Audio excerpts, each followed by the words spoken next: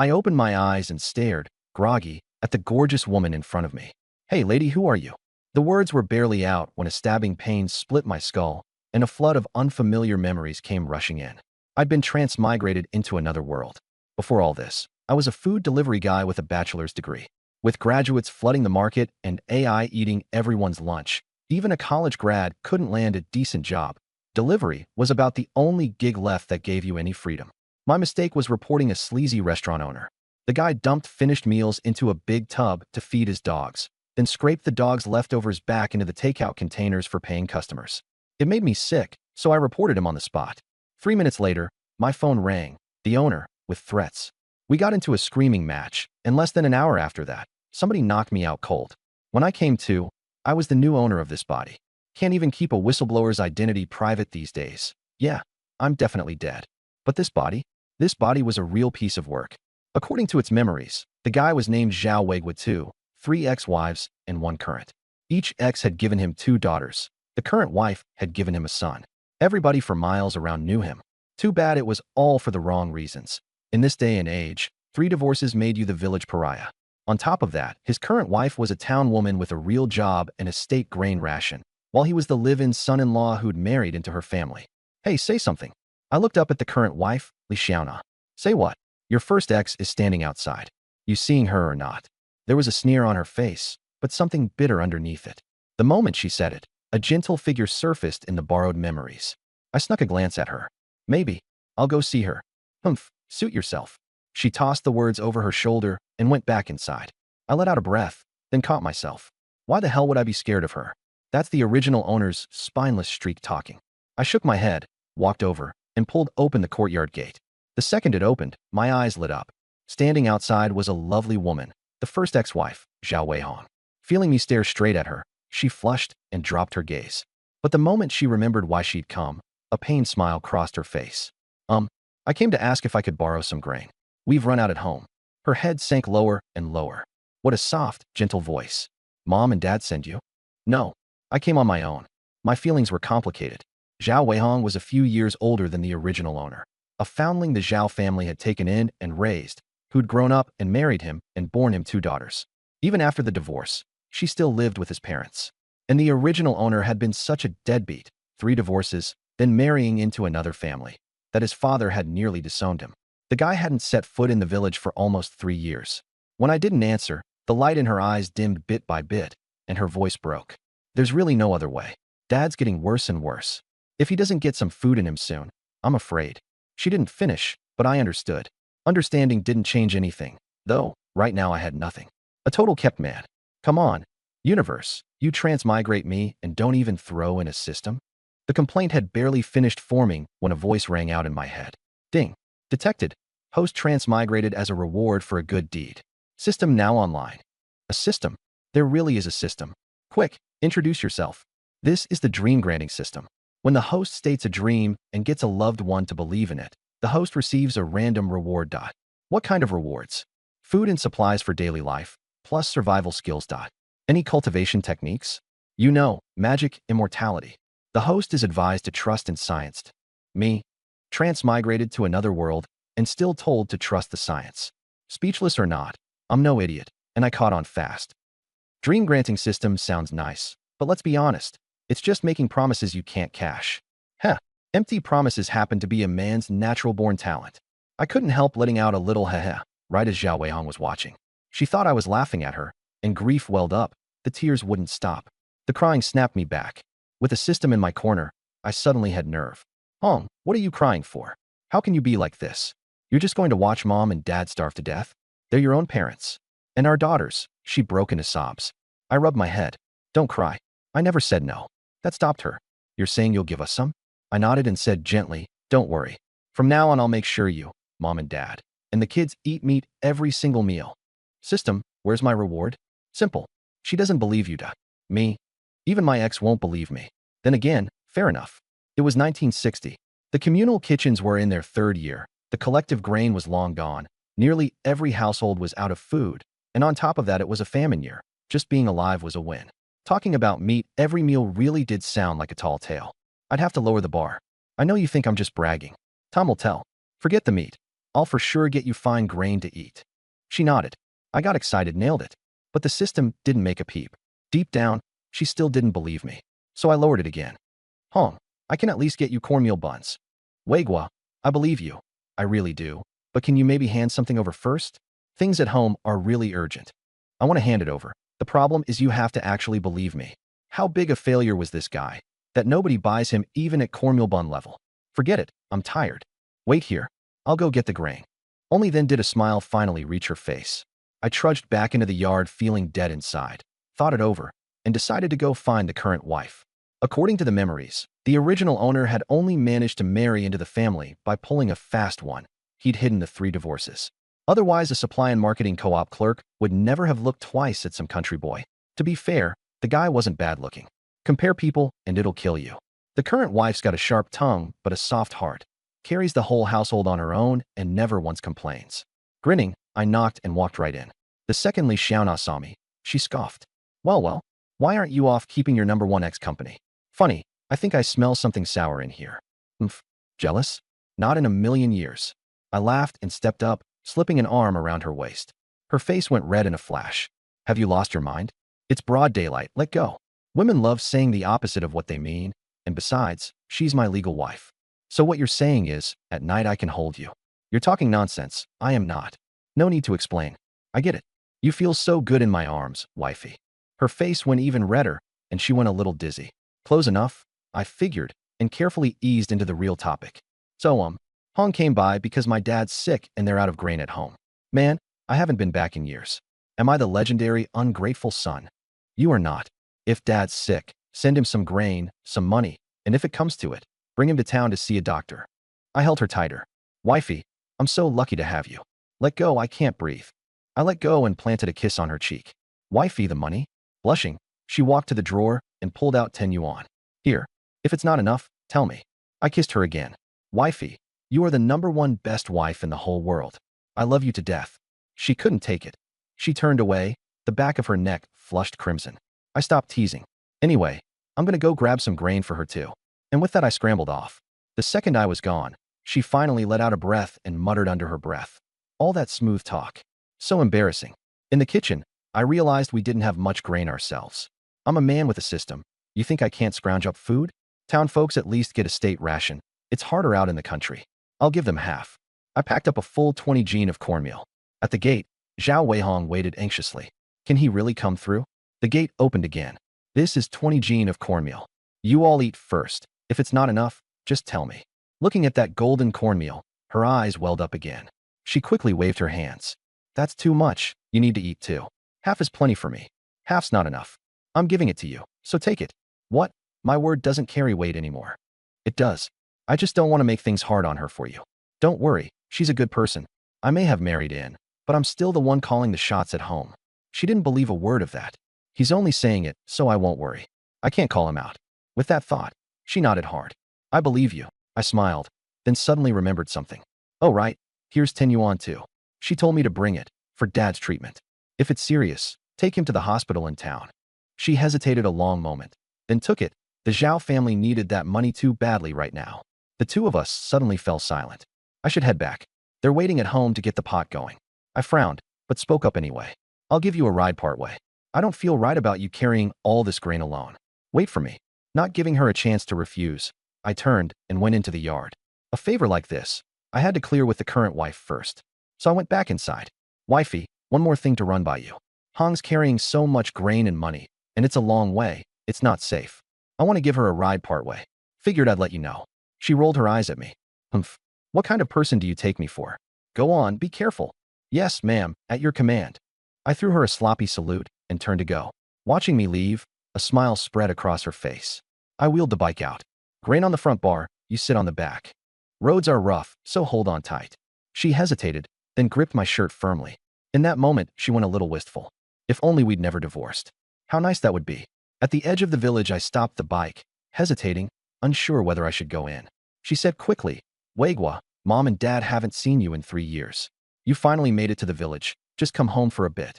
Under her hopeful gaze, I nodded. She took my hand and pulled me inside. Soon enough, we'd drawn the villagers' stairs. Well, if it isn't the Zhao family's live-in son-in-law. Even worked his way up to a bicycle. What? Suddenly remembered you had parents. Zhao Weihong was scared, but she planted herself in front of me anyway. Don't talk about Weiguo like that. He's had it hard too. Watching her, my heart swelled. What a good woman. How did the original owner not know what he had? Zhao Weihong, are you stupid? Things are this bad, and you're still sticking up for him. Scum like this is a disgrace to our whole brigade. I pulled her behind me. Hong, ignore them. These people are just jealous. The villagers blew up instantly. Jealous of you? Because of you. Our whole brigade can't hold its head up. My son went to find a match, and the moment the girl's family heard the village had a deadbeat like you, the whole thing fell through. Same with my son. No girl will dare marry in. I was about to fire back, then choked. I had no idea the original owner's fame ran this deep. I leaned close to Zhao Weihong's ear. Get on. We'll slip out when there's an opening. She climbed obediently onto the back seat. I suddenly pointed. Look, wild boar. The crowd's faces changed, and every head whipped around. Where's the boar? Where? By the time they snapped out of it, I'd already pedaled far down the road. We got played. Zhao Weiguo tricked us. Sneaky bastard.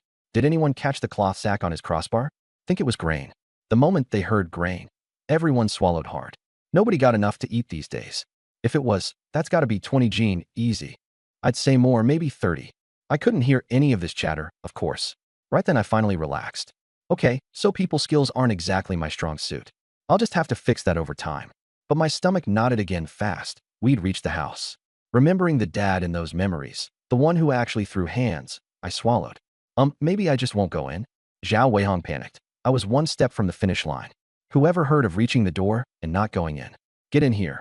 She hauled me toward the yard with all her strength, shouting as she pulled.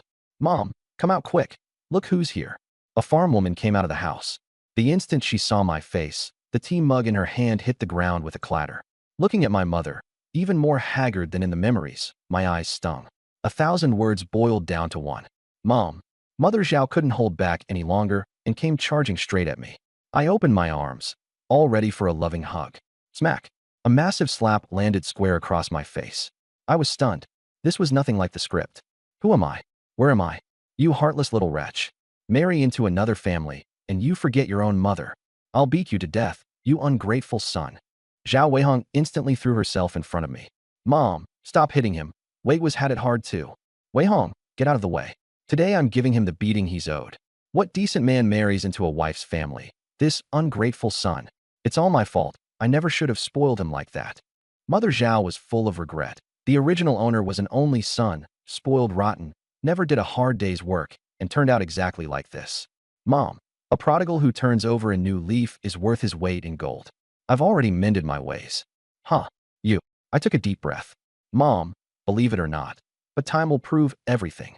It had better be true. And another thing, no more divorces. You pull off a fourth marriage, and your father will keel over from the rage. Awkwardly, I said, Mom, I have no plans to divorce for the time being. What do you mean, for the time being? Don't you ever have that thought again? Yes, yes, yes. I hurried to change the subject.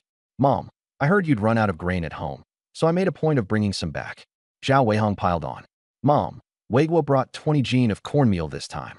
Mother Zhao sucked in a sharp breath and rushed to unload the grain. She opened it up, saw that golden cornmeal, and finally a smile broke across her face. Good, good, good. When she looked at me again, there was a flicker of relief in her eyes. Guess you've still got a shred of conscience, kid. With that, she hurried the grain into the kitchen and tucked it away carefully. A violent fit of coughing suddenly came from inside the house. Cough, cough. Who's out there? I think I heard that ungrateful son's voice. My mother's face froze. I swallowed and said quietly, Mom, maybe just tell him it isn't me? She rolled her eyes at me. You wait here. I'm going in. I nodded quickly. On the bed inside lay a gaunt old man, my father, Zhao Laojian. The moment he saw my mother come in, he got worked up. Is it that ungrateful son? Is he here? Dear, don't get yourself worked up. I asked you a question. Is he or isn't he? Answer me. My mother hesitated, then nodded. My father got even more agitated. Tell him to get lost. I don't have a son who marries into a wife's family. No. Grab the rolling pin. Give him a good thrashing, and then run him off. Come now, he's still our son. I have no such son. Tell him to get lost. Cough, cough, cough. All right. I'll send him off right now. Calm down. Don't make yourself sick. My mother came back out to the yard and gave me another whack on the head. Look at you. Look how worked up you got your father. We'll let it go this time. There's always next time. I let out a long breath. I'd heard every bit of that racket inside, and there was no way I was going in there right now. Fine, let's do that. How's Dad's health these days? How do you think? It was never good to begin with, and going hungry every day on top of it. How could it get better? I frowned. Looks like I need to speed things up. Try to squeeze some good medicine out of the system. Another roar came from inside. Tell him to get lost. Mom, I've got things to do. I'll head back. She nodded, her expression complicated. Go slow on the road. Sweeten up your words as a son-in-law, and if things ever get truly unbearable, come home. Moved, I nodded. I know, Mom. Take care of yourself too. Oh, and I gave Hong 10 yuan. Take Dad to the hospital and get him looked at. Dragging it out like this isn't going to work. Her eyes welled up. She walked me out, and only once I was out of sight did the tears finally start pouring down. Zhao Weihong quickly comforted her. Mom, don't cry. I think Wei was changed a lot. Maybe he really has turned over a new leaf. Let's hope so. I pedaled fast through the village, not wanting to run into those villagers again. Back home, I dropped the bike and flopped onto the bed. Pedaling that far just about killed me. Wifey, come rub my legs. Li Xiaona's face went dark in an instant, but after a moment's hesitation, she came over and started rubbing anyway. I groaned with pleasure. Oh yeah. Her face flushed red in a flash. What are you moaning about? Haha. Can't help it. Your technique's just too good. Praise for her technique. A flicker of smugness crossed her eyes. No more moaning, or I'll stop. Okay, whatever you say. Enjoying the massage, my head was full of the day's events. Looking at my frail mother had left a bad taste in my mouth. No good. I have to land that system reward and improve my family's lives. The empty promises route doesn't work on the grown-ups, so switch targets. Kids are way easier to fool. Once life gets better, I'll make promises to the women, and they'll definitely buy it. Haha. I, Zhao Weigua, really am a genius. A sleazy grin crept onto my face without my noticing, right as Li Xiaona caught sight of it. Furious, she gave my leg a vicious pinch. The sharp pain yanked me out of my daydream. Ow. What was that for? What was that for? I should be asking you. What was that sleazy grin about just now? I coughed awkwardly. No way. You must have seen it wrong. She shot to her feet and looked at me with contempt. There's no way I saw it wrong. Ahem, don't sweat the details. Come on, wifey, keep going. In your dreams. I've got something to tell you.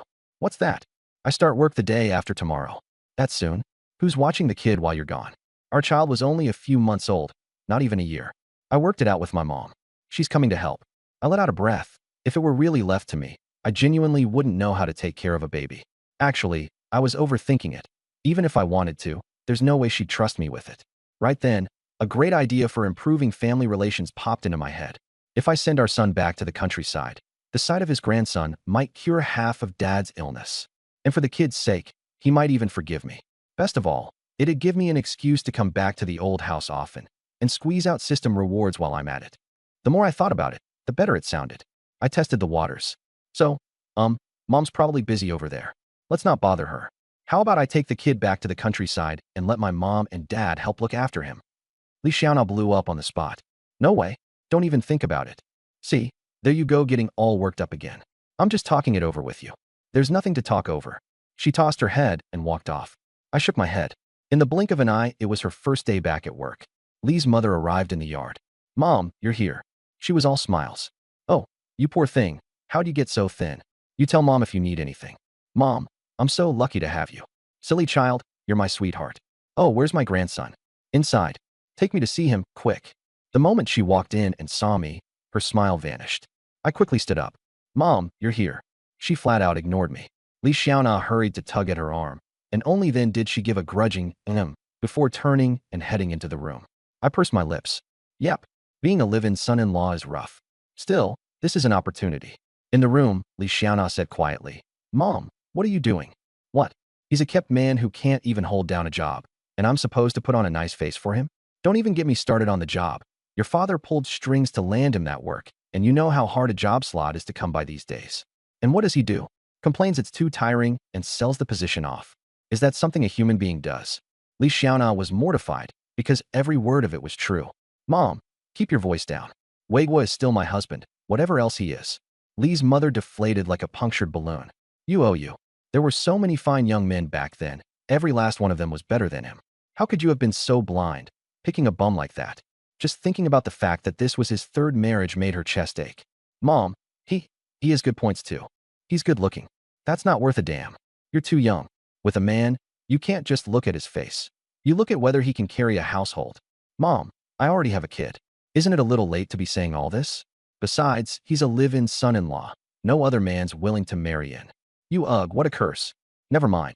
Once I start work, I'm leaving the baby to you. Go on, don't worry. Mom's got it. Li Xiaona hugged her arm and cooed. I knew Mom loved me best. Li's mother poked her on the forehead. You, still acting like a child. In front of Mom, I'll never grow up. Soon Li Xiaona left for work, and it was just me and the mother-in-law at home. No matter how she looked at me, she didn't like what she saw. Some people, I tell you, don't act like men at all. Living off a woman, of all things. My eyes lit up, and opening.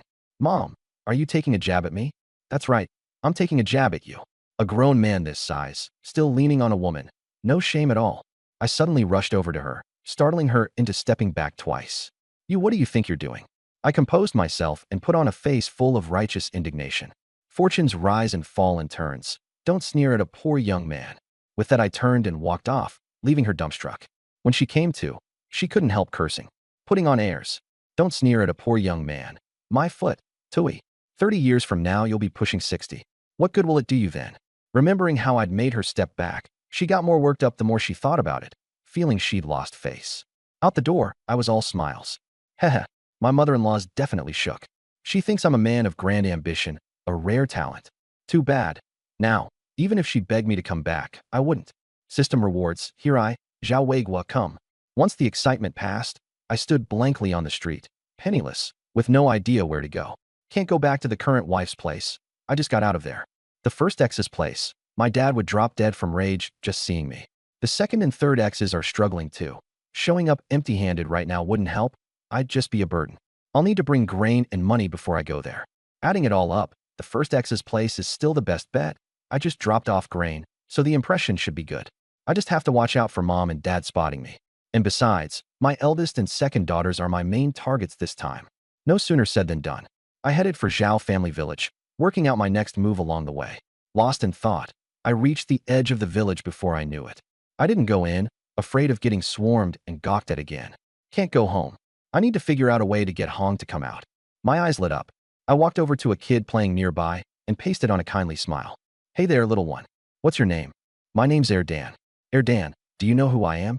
Yeah, you're the live-in son-in-law. My smile froze. Do you know what a live-in son-in-law is? I do. My mom says a live-in son-in-law is the most worthless man in the whole world, and to never, ever turn out like you. Oh, right.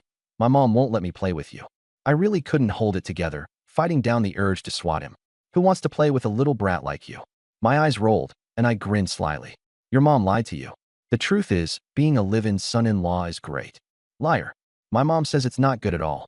Then tell me, why isn't it good? Because. Can't come up with anything, huh? Let me tell you. When you're a live-in son-in-law, you don't have to work. Your wife earns the money for you to spend, and you even get to ride a bicycle. When I came back a couple days ago, I rode a bicycle. Dan's eyes lit up instantly. A live-in son-in-law really gets to ride a bicycle. Of course. Then when I grow up, I want to be a live-in son-in-law too. I immediately gave him a thumbs up. Good man. You've got a future. Praised. Dan puffed out his chest. Didn't expect you to be a pretty decent guy. I laughed even harder. I'd like to give you a mission. What mission? Go to my house and bring Zhao Weihong out here. Remember, just her, no one else. Dan said nothing and simply stuck his hand out in front of me.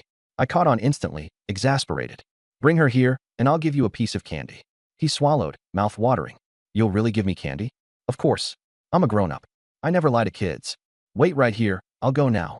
Dan tore off toward the village like a shot. Before long, he'd brought Zhao Weihong over. The moment she saw me, her eyes lit up and she quickened her pace. She'd assumed the kid was making it up. Weigua, what are you doing here? I came to see you. Dan got anxious. The candy? Give me my candy. What candy? You promised. Bring her, and you'd give me candy. Relax, your candy's coming. I'll bring it next time. Liar. Big fat liar. When did I lie to you? I said I'd give you candy once you brought her. I never said when. Hold on to that candy I owe you. Next time, I'll give you 2 pieces. 2 pieces. Dan's eyes lit up. You'll really give me 2? Of course. I never lie. Dan's face twisted with conflict. Then, reluctantly. Fine. I'll believe you one last time. Don't you dare trick me again. Don't worry, I promise I won't. The boy walked off, glancing back over his shoulder every few steps. Back home, he ran proudly to find his mother. Mom, when I grow up, I want to be a live-in son-in-law. The woman sweeping the yard stopped dead, disbelieving. Say that again. I said, when I grow up, I want to be a live-in son-in-law. The woman grabbed the broom and started swinging. I'll show you live-in son-in-law. I'll beat the worthlessness right out of you. Erdan's shrieks rang through the yard. Once she'd beaten her fill, she stopped. Tell me, why do you want to be a live-in son-in-law? The live-in son-in-law said so. He said if you're one, you get a bicycle to ride. The woman immediately thought of me. I was the only live-in son-in-law in the whole village, and the bicycle business from a couple days ago had long since gotten around. Zhao Weigua, you bastard. How dare you corrupt my Erdan? Don't let me catch sight of you, or I'll claw your face off. She glared viciously at her son again. Didn't I tell you not to play with him? Another shriek rose from the yard. Meanwhile, I sneezed hard. Zhao Weihong looked at me with concern. Weigua, you okay? Did you catch a chill? I'm fine. Tell me, were you just thinking about me? Her face flushed in a flash. What are you talking about? I was not. If not, why are you blushing? I must have hit the nail on the head. She blushed deeper. I'm not speaking to you anymore. Seeing she was about to bolt, I grabbed her. Oh, don't go. I came to see you about something. Let go. It's not good if people see. I'll let go, just don't run off. She nodded helplessly, and only then did I release her. Where are Xin and Huan? My two daughters, 1 8, 1 7. At the mention of the girls, a smile crossed her face. They went out to dig wild greens. That's so dangerous. They're with the grown-ups. They stay on the edge. They don't go deep into the mountains. It's still dangerous. Take me there. I'll keep them company. Sure, I was about to go find them anyway. Happily, she led the way. We found them in a flat patch of woodland, with plenty of other villagers digging greens nearby. Looking at the two little girls, covered in patches, rear ends up in the air as they dug, my eyes stung a little. Kids who should be in school, shouldering the family's burden instead. The original owner really was no good. Zhao Weihong walked over. Good girls, so capable. Look who's here. Following her gaze, the two little ones saw me. The smiles vanished from their faces in an instant, and they instinctively ducked behind her. My heart ached. How big a failure was I? It's like neither of my daughters remembers who I am. Awkwardly, Zhao Weihong pushed them forward, but the two of them fought to hide behind her. Xin, Huan, this is Daddy. Say hi to Daddy. Neither of them would. She could only give me a helpless smile. It's been too long. They're shy around you. It's okay, I understand. Just then, the villagers spotted me too. Well, if it isn't our village's live-in son-in-law, why aren't you living it up in town instead of crawling back to this mountain hollow? Don't tell me you got kicked out. I hear live-in son-in-laws have it rough. They even eat after the dogs. So he can't even get the leftovers while they're warm? A line went dark across my face, then I smiled. Yep, you're absolutely right. I really do have it rough in town. Every day it's nothing but eating and sleeping, totally idle. See, I've put on a few pounds again, so I came back to the village to slim down. The doctor even said, getting heavy puts you at risk for the 3 highs. With that, I clasped my hands behind my back and gazed up at the sky at a 45-degree angle. Losing weight is so hard. The villagers, the women ground their teeth, practically itching to rush over and eat me alive. They were starving and malnourished day in and day out, and this guy was talking about losing weight. Was that something a human being says? Even Zhao Weihong wanted to smack me. Way too much. Watching the villagers fume, she grabbed me and the kids and beat a hasty retreat. Curses trailed behind us. That damn Zhao Weigua, so infuriating. A live-in son-in-law living cushier than an immortal. Is there any justice in this world? I bet he's lying. But just look at his complexion, it really is good. The crowd fell silent, the same question popping up in everyone's head at once. Could it be that live-in son-in-laws in town really have it that sweet? Once clear of the crowd, Zhao Weihong let go of me. You shouldn't have said that just now. You got the aunties all riled up. They started in on me first. I just played along. She looked at me, a flicker of gloom in her eyes. I never imagined he had it so good in town. No wonder he left me. In that moment, she felt a stab of inferiority, hating herself for not being able to give Zhao Weigua a better life. No wonder he didn't want us. Turns out he went off to live the good life. The eldest, Xin, said it quietly. My smile froze, and I hurried to explain. What I said back there was all fake. Live-in son-in-laws actually have it really rough. She warned, I don't believe you look. You're still trying to fool us, even now. All these years. Why didn't you ever come see us? Every family has its own hard-to-read scripture. You'll understand when you're older. Xin turned her head away, plainly not wanting to deal with me. This girl's a tough nut. Squeezing a reward out of her is going to be a long shot. Looks like I should focus on the younger one. I looked toward Zhao Huan, and she immediately darted behind her mother. Zhao Weihong tried to smooth things over. It's still early. Why don't we dig wild greens together with Daddy? No, I don't want to be with him. I don't want to either. Zhao Weihong instantly pretended to wipe away tears. So you won't listen to mommy anymore, is that it? Xinxin gave in. Fine, fine, we'll dig. Zhao Weihong smiled at once. I knew Xinxin was the most obedient. Huan got anxious. Me too, I'm willing to. Huan's obedient as well. I breathed a sigh of relief and shot Zhao Weihong a grateful look. She blushed, and the family of four set to digging wild greens. My mind wasn't on the greens at all. It was full of system rewards. I deliberately got chummy. Sweet girls, do you know where there are lots of wild greens? I know, Huan blurted. Xinxin shot her a fierce glare, and she clammed up immediately. I laughed. Huan's amazing. Will you take us there? Huan stole a glance at her big sister. I quickly steered her. Dig up a lot, and nobody has to go hungry. You'd be the family's big hero. The moment those words, big hero, were out, Huan's eyes lit up. Okay, I'll take you. And off she went, leading the way. Behind us, Xinxin stamped her foot in frustration, but followed along anyway. I didn't waste any time on the walk. Let me tell you a story. A long time ago, the two little ones were soon lost in it. And in the end, the ugly duckling turned into a beautiful white swan. I asked Xinxin on purpose. Well, pretty good story, huh? It was okay. Sis, I think it was amazing. The best story I've ever heard. Xinxin shot her ungrateful, undercutting little sister a withering glare. The corner of my mouth curved up. After a while longer, we reached the little one's secret base. My sister and I dig here a lot. This is our secret little base. Impressive. Then let's dig here. We all set to digging. I deliberately stuck to the two girls like a leech, going wherever they went. Xinxin finally couldn't take it. Why are you standing so close to us? You two are so good at digging. I'm just following along to learn. She gave me a look of pure contempt. Can't even dig wild greens. What good is it having you tag along? Me? My paternal authority had been gravely insulted. I'm a man. Digging wild greens is beneath me. Let me tell you, your dad's incredibly tough. I could take down a wild boar in minutes. Inwardly, I was sweating. Surely the kids would believe that? I was disappointed. What a bragger. Even Uncle Brigade Captain doesn't dare shoot a wild boar with his gun. And you think you can? Don't think we're easy to fool just because we're little. Huan chimed in. Yeah, don't try to trick us. You've never even seen me do it. So how do you know I can't? I run faster than a rabbit. I used to catch rabbits all the time. Huh. The grown-ups all say only a dog can catch up to a rabbit. Right? Only a dog. I had the nagging feeling there was a deeper meaning to that, but no proof, so I had to plow ahead. Not just rabbits. I can catch pheasants too. Pheasants can fly. Where are your wings?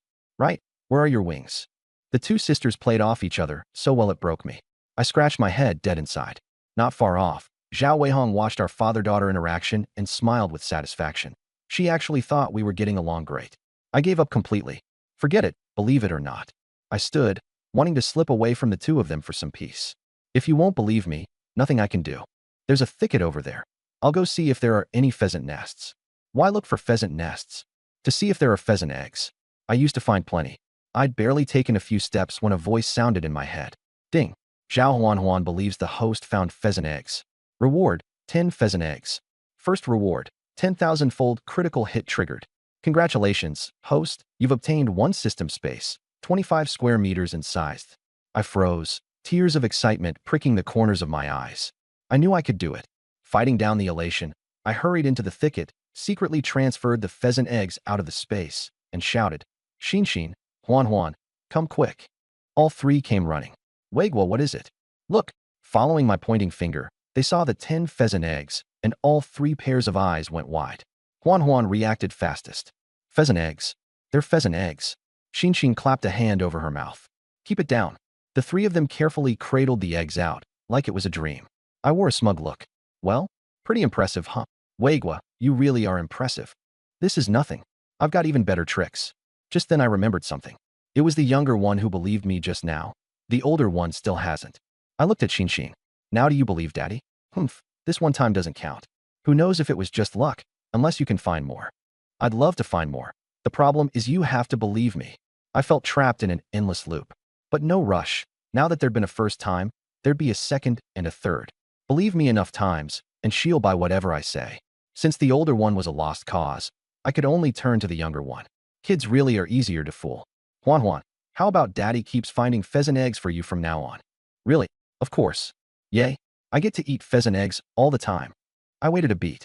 No response from the system. System, get out here. Huan Huan clearly believed me. Why no reward? Don't tell me you pocketed it. Host, do not slander the system. Each family member can provide only one reward per day. Please switch targets. You've got this. Me? Why didn't you mention something this important sooner? Why didn't you ask sooner? I couldn't be bothered to argue with it. Mentally exhausted. I could only look toward Xin and Zhao Weihong. Oh, from now on I'll be sure to bring you pheasant eggs often and fatten you up nice and plump. I believe you. I got excited, but that ding still didn't come. Deep down, she didn't believe me. So I had to look to Xin again. This little brat is way sharper than her sister.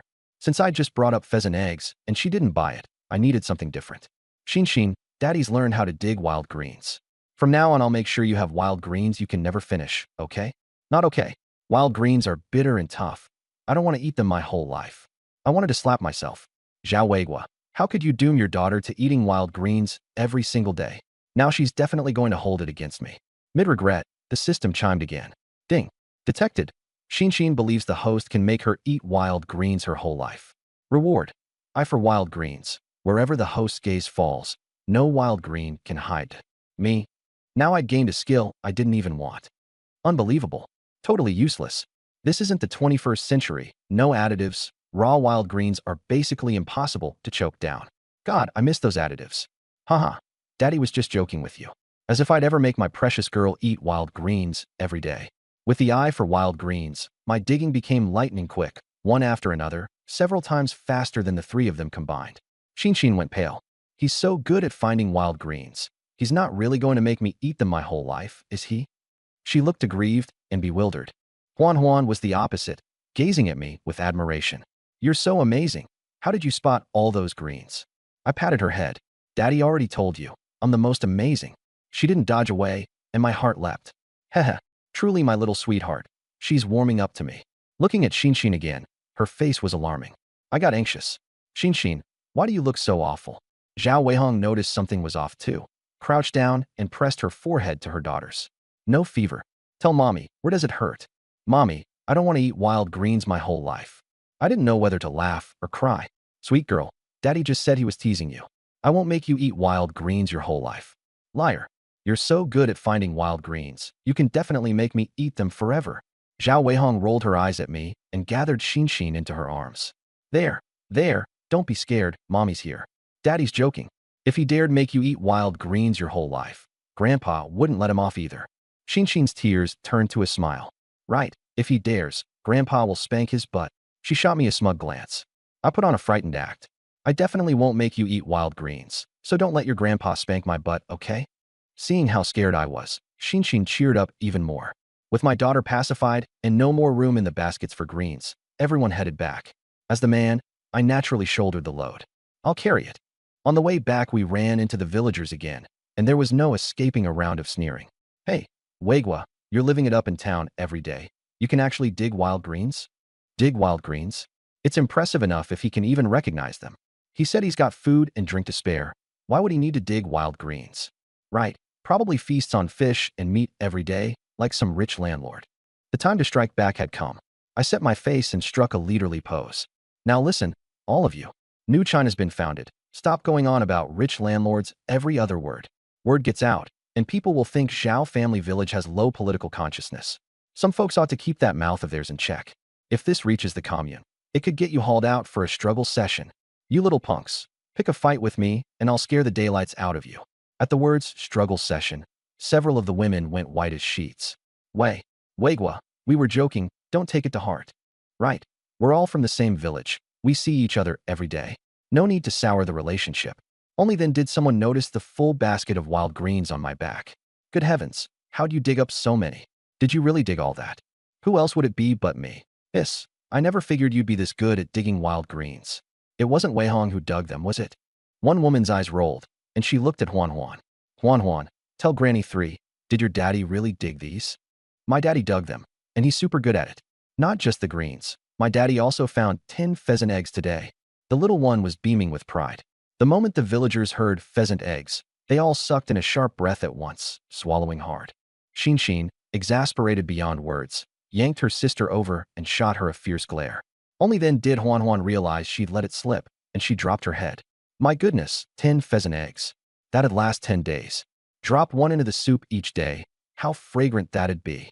Zhao Wei's luck is just too good. Zhao Weihong hurried to smooth it over. As you all know, my father's ill. These 10 eggs are perfect for building his strength back up. The crowd nodded. Weigua, Annie watched you grow up from a baby. I even changed your diapers.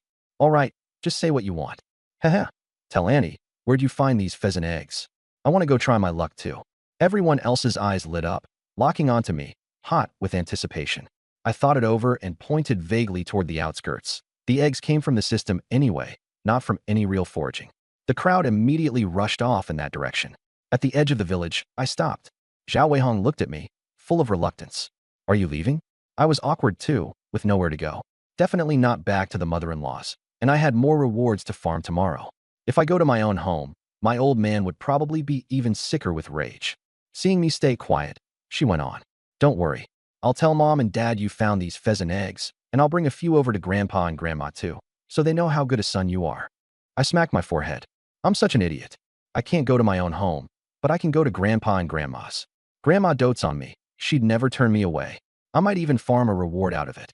At that thought, I threw my arms around Zhao Weihong. Hong, thank you. I'm so lucky to have you. Her face flushed in a flash. You let go of me. Only then did it register, and I quickly released her. Sorry, Hong. I got too carried away just now. It's fine. I'm not leaving today. I'll go stay the night at Grandpa and Grandma's. Don't tell Mom and Dad about this, especially my dad. He's still sick, and I'm afraid he'll get worked up. Hearing that I was staying, Zhao Weihong felt a rush of excitement. Don't worry. I know what to do. I set the wild greens by the gate, took 4 pheasant eggs, and headed for Grandpa and Grandma's. Zhao Weihong kept her eyes on my back until I was out of sight before she turned around. Seeing her eldest staring at her, she flushed. Xin, why are you looking at me like that? Mom, are you still thinking about him in your heart? Zhao Weihong stiffened and said nothing. Xin got upset. Mom, he's just a big jerk. Whatever you do, don't let him fool you again. What jerk? He's your father. You're not to talk like that. I don't want a jerk like that for a dad. With that, she ran off into the yard. Zhao Weihong sighed and followed. Hearing the commotion, Mother Zhao came out to meet them. One look at the full basket of wild greens, and surprise flickered in her eyes. Weihong, how'd you dig up so many today? Mom, I didn't dig these. Not you? Then the 2 girls did it. That's my granddaughters for you. So capable. Mom, it was Weigua who dug them. What Weigua? What on earth is going on? Zhao Weihong told the whole story in vivid detail. Mom, besides the wild greens, Weigua also found 10 pheasant eggs. He took 4 over to Grandpa and Grandma's. Mother Zhao's mouth fell wide open. No one knows a son like his mother, and she knew exactly what her boy was made of. That good-for-nothing son of mine could never come up with all this.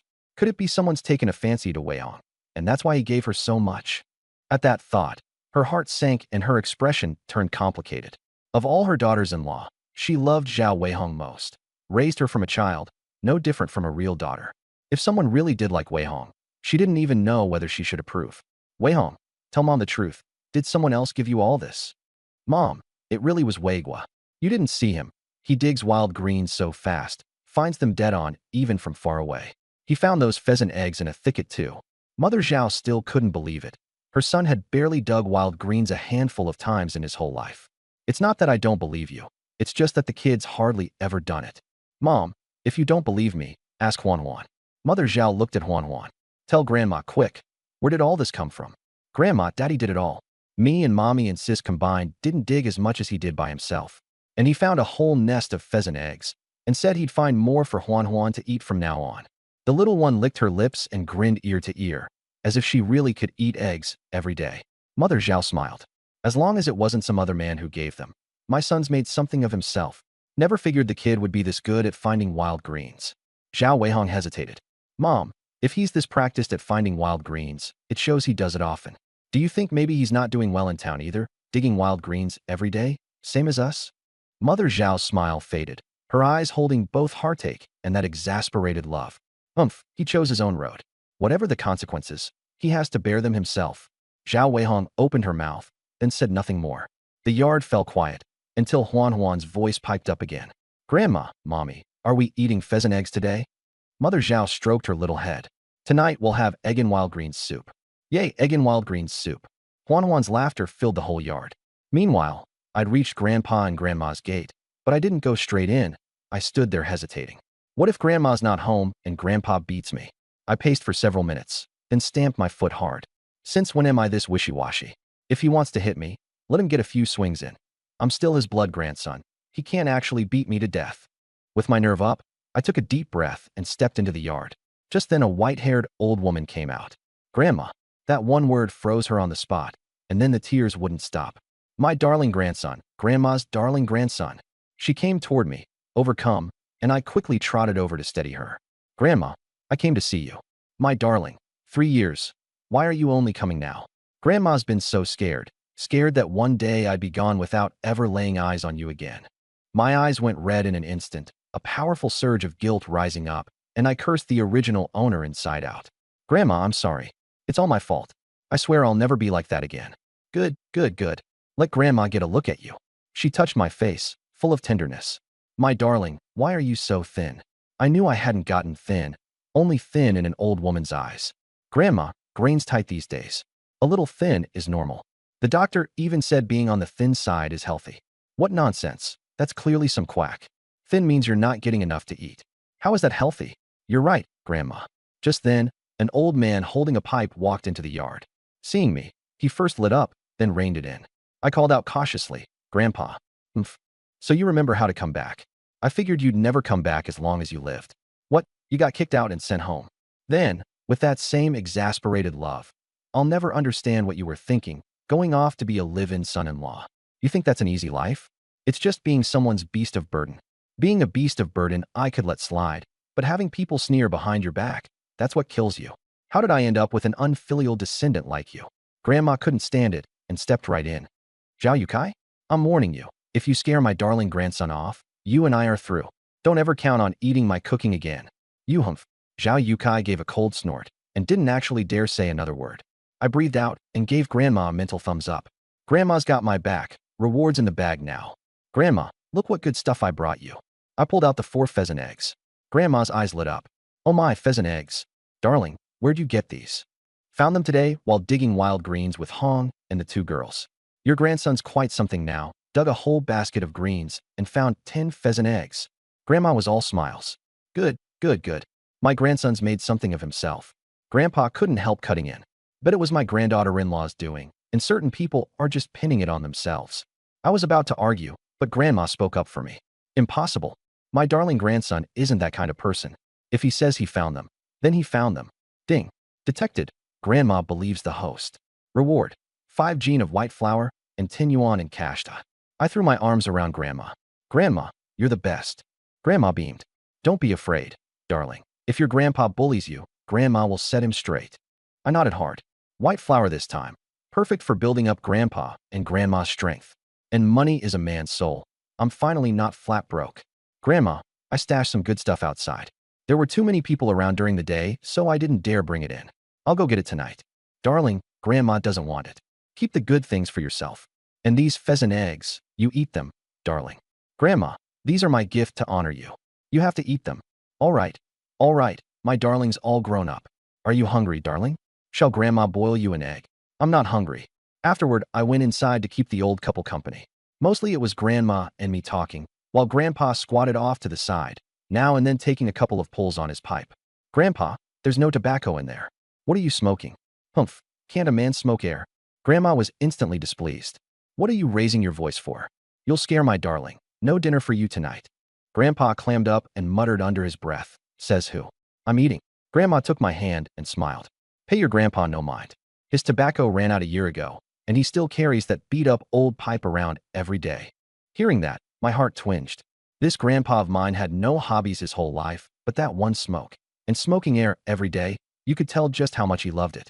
Grandpa, someday I'll make sure you get to smoke filtered cigarettes.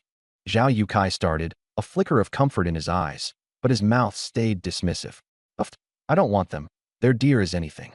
Smoking air suits me fine. Next time I come, I'll bring you a pack of Great Front Gate for sure. What kind of household smokes Great Front Gate? You're dreaming, kid. Grandpa, you even know about Great Front Gate? Who do you think you're looking down on? Today I'll open those eyes of yours. He went back into the room and brought out a small wooden box. Grandpa, don't tell me there's a treasure passed down from the ancestors in there. We're our forebears' big landlords or something. What are you thinking? Trace our line back 10 generations, and they're all poor peasants. Only in the 11th generation did we have one remarkable figure. He was a eunuch in the imperial palace. Me. Grandpa, a eunuch counts as remarkable? What do you know?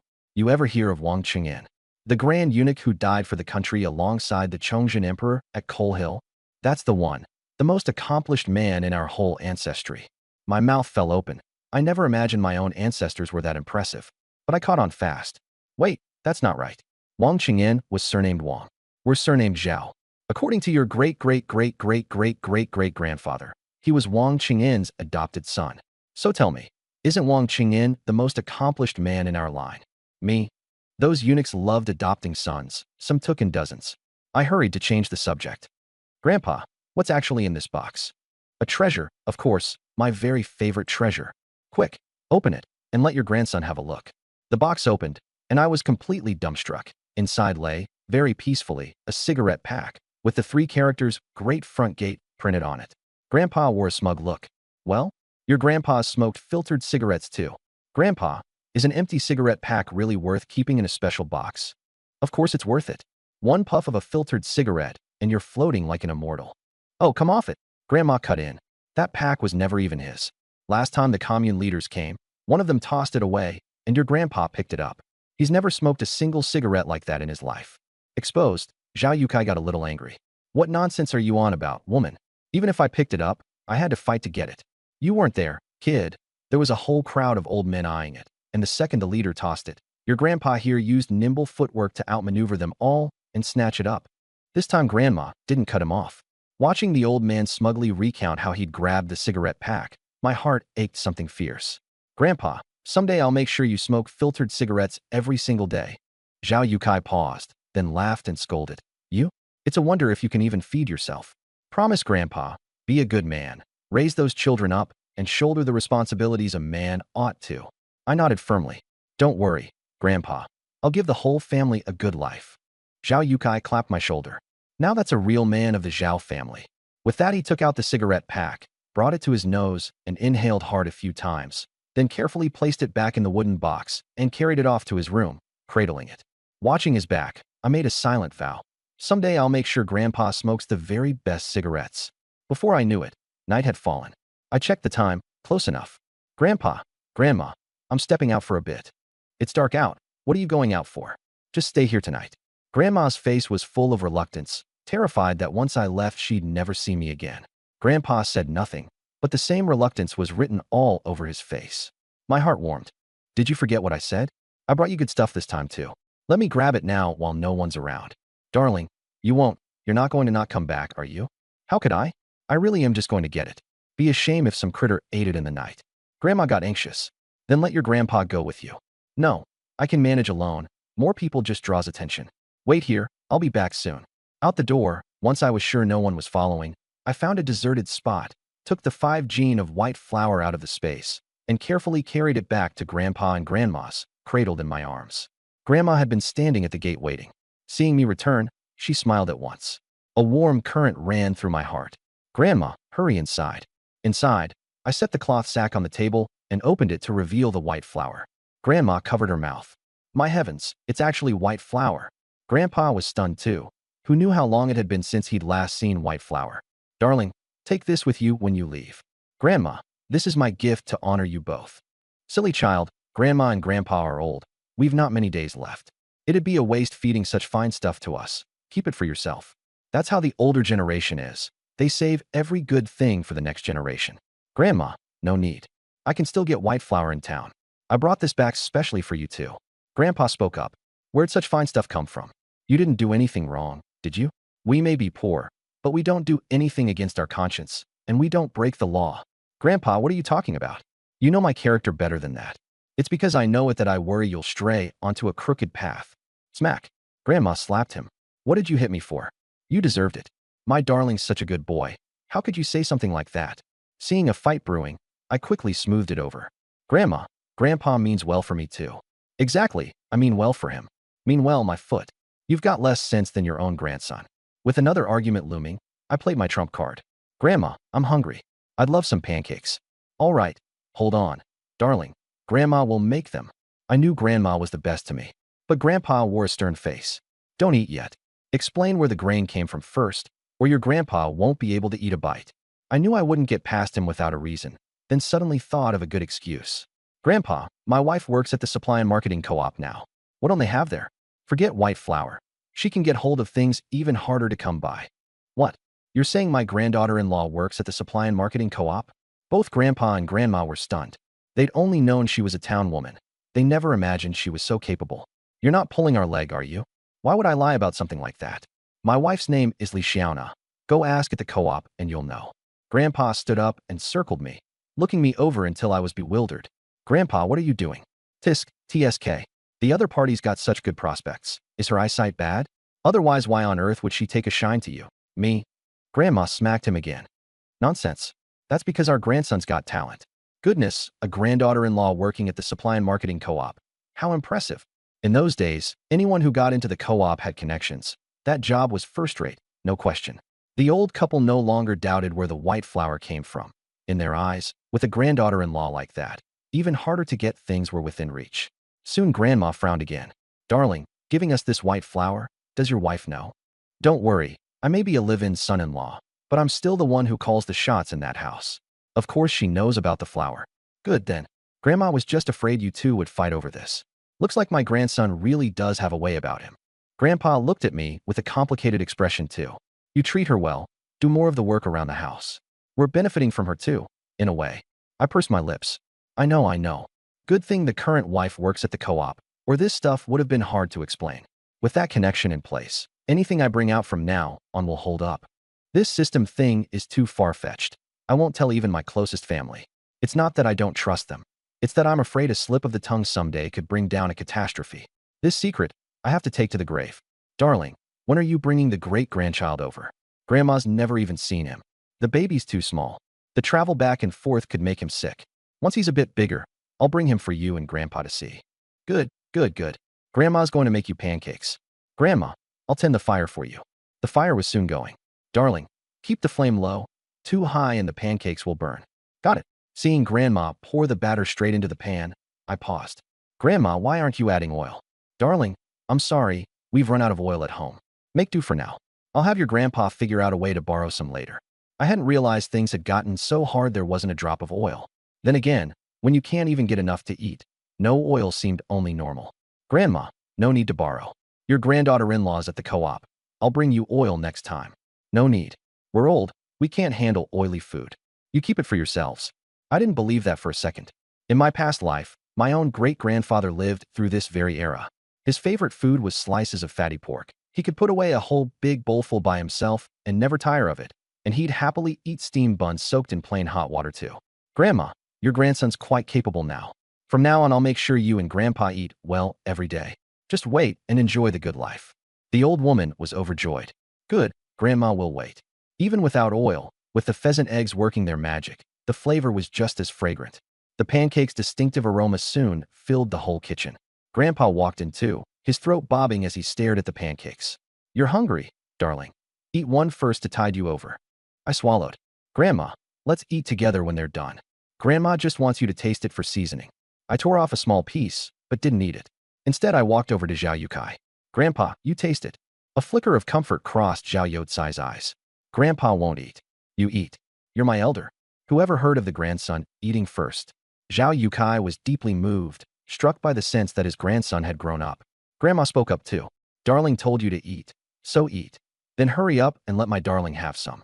Zhao Yukai rolled his eyes at her, took the pancake, and carefully placed it in his mouth. The instant it touched his tongue, his eyes flew wide. Good gracious, it's so good it makes you tremble. Hold it together. The grandson's still here, can't lose face. So he chewed with his whole body tensed up, in a strange contorted posture. I was a little puzzled.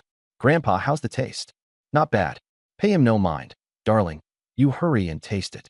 I picked one up and ate it. The fragrance of egg mingled with the clean scent of wheat shot straight to my head, and in 2 or 3 bites that small piece was gone. Darling, how's the taste? I immediately gave a thumbs up. Grandma, this is the best cooking I've ever had, better than the head chef at a state-run restaurant. These egg pancakes are so good I nearly swallowed my own tongue. Getting to eat Grandma's cooking in this life, I could die happy. Grandma grinned so wide she couldn't close her mouth. Nothing made her happier than having her cooking praised. Still, she rolled her eyes at me. Pa, pa, pa. What's all this about dying? How unlucky. Heavens, my darling's talking nonsense. Don't hold it against him. Darling, since you love it, come often from now on, and Grandma will make it for you. I knew Grandma was the best to me. Look at my darling. Always knows the right thing to say, so much better than your grandpa. Can't squeeze a single word out of him in half a day. Zhao Yukai didn't like that, shot me a fierce glare, and muttered under his breath, "Bootlicker. What are you mumbling about?" "Nothing." The smell of the pancakes soon drifted from the kitchen into the yard, and from there into the neighbors' yards. Huh? What's that smell so fragrant? I smell it too. Seems like pancakes. My goodness, whose house is that? Quite a few people were drawn by the aroma and came out of their yards, noses sniffing for the source, and soon they gathered outside Grandpa and Grandma's yard. Seems to be wafting from Grandpa Yotsai's place. That overpowering smell, it's definitely pancakes. I think I even smell white flour. No way. It's got to be cornmeal. No, cornmeal doesn't smell like that. The children couldn't hold back any longer. Grandma, I want pancakes. There, go home. Grandma will make you some later. No, I want them now. And down he went, rolling on the ground, throwing a tantrum.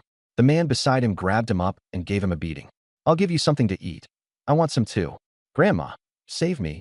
Daddy's going to beat me to death. Stop that, he's only a child. The commotion outside alerted us. Grandma knew they'd come following the smell, but the old couple were high in the village's generational seniority and advanced in age, so they had nothing to fear. Darling, you eat. Grandma will go take a look. I followed her out too.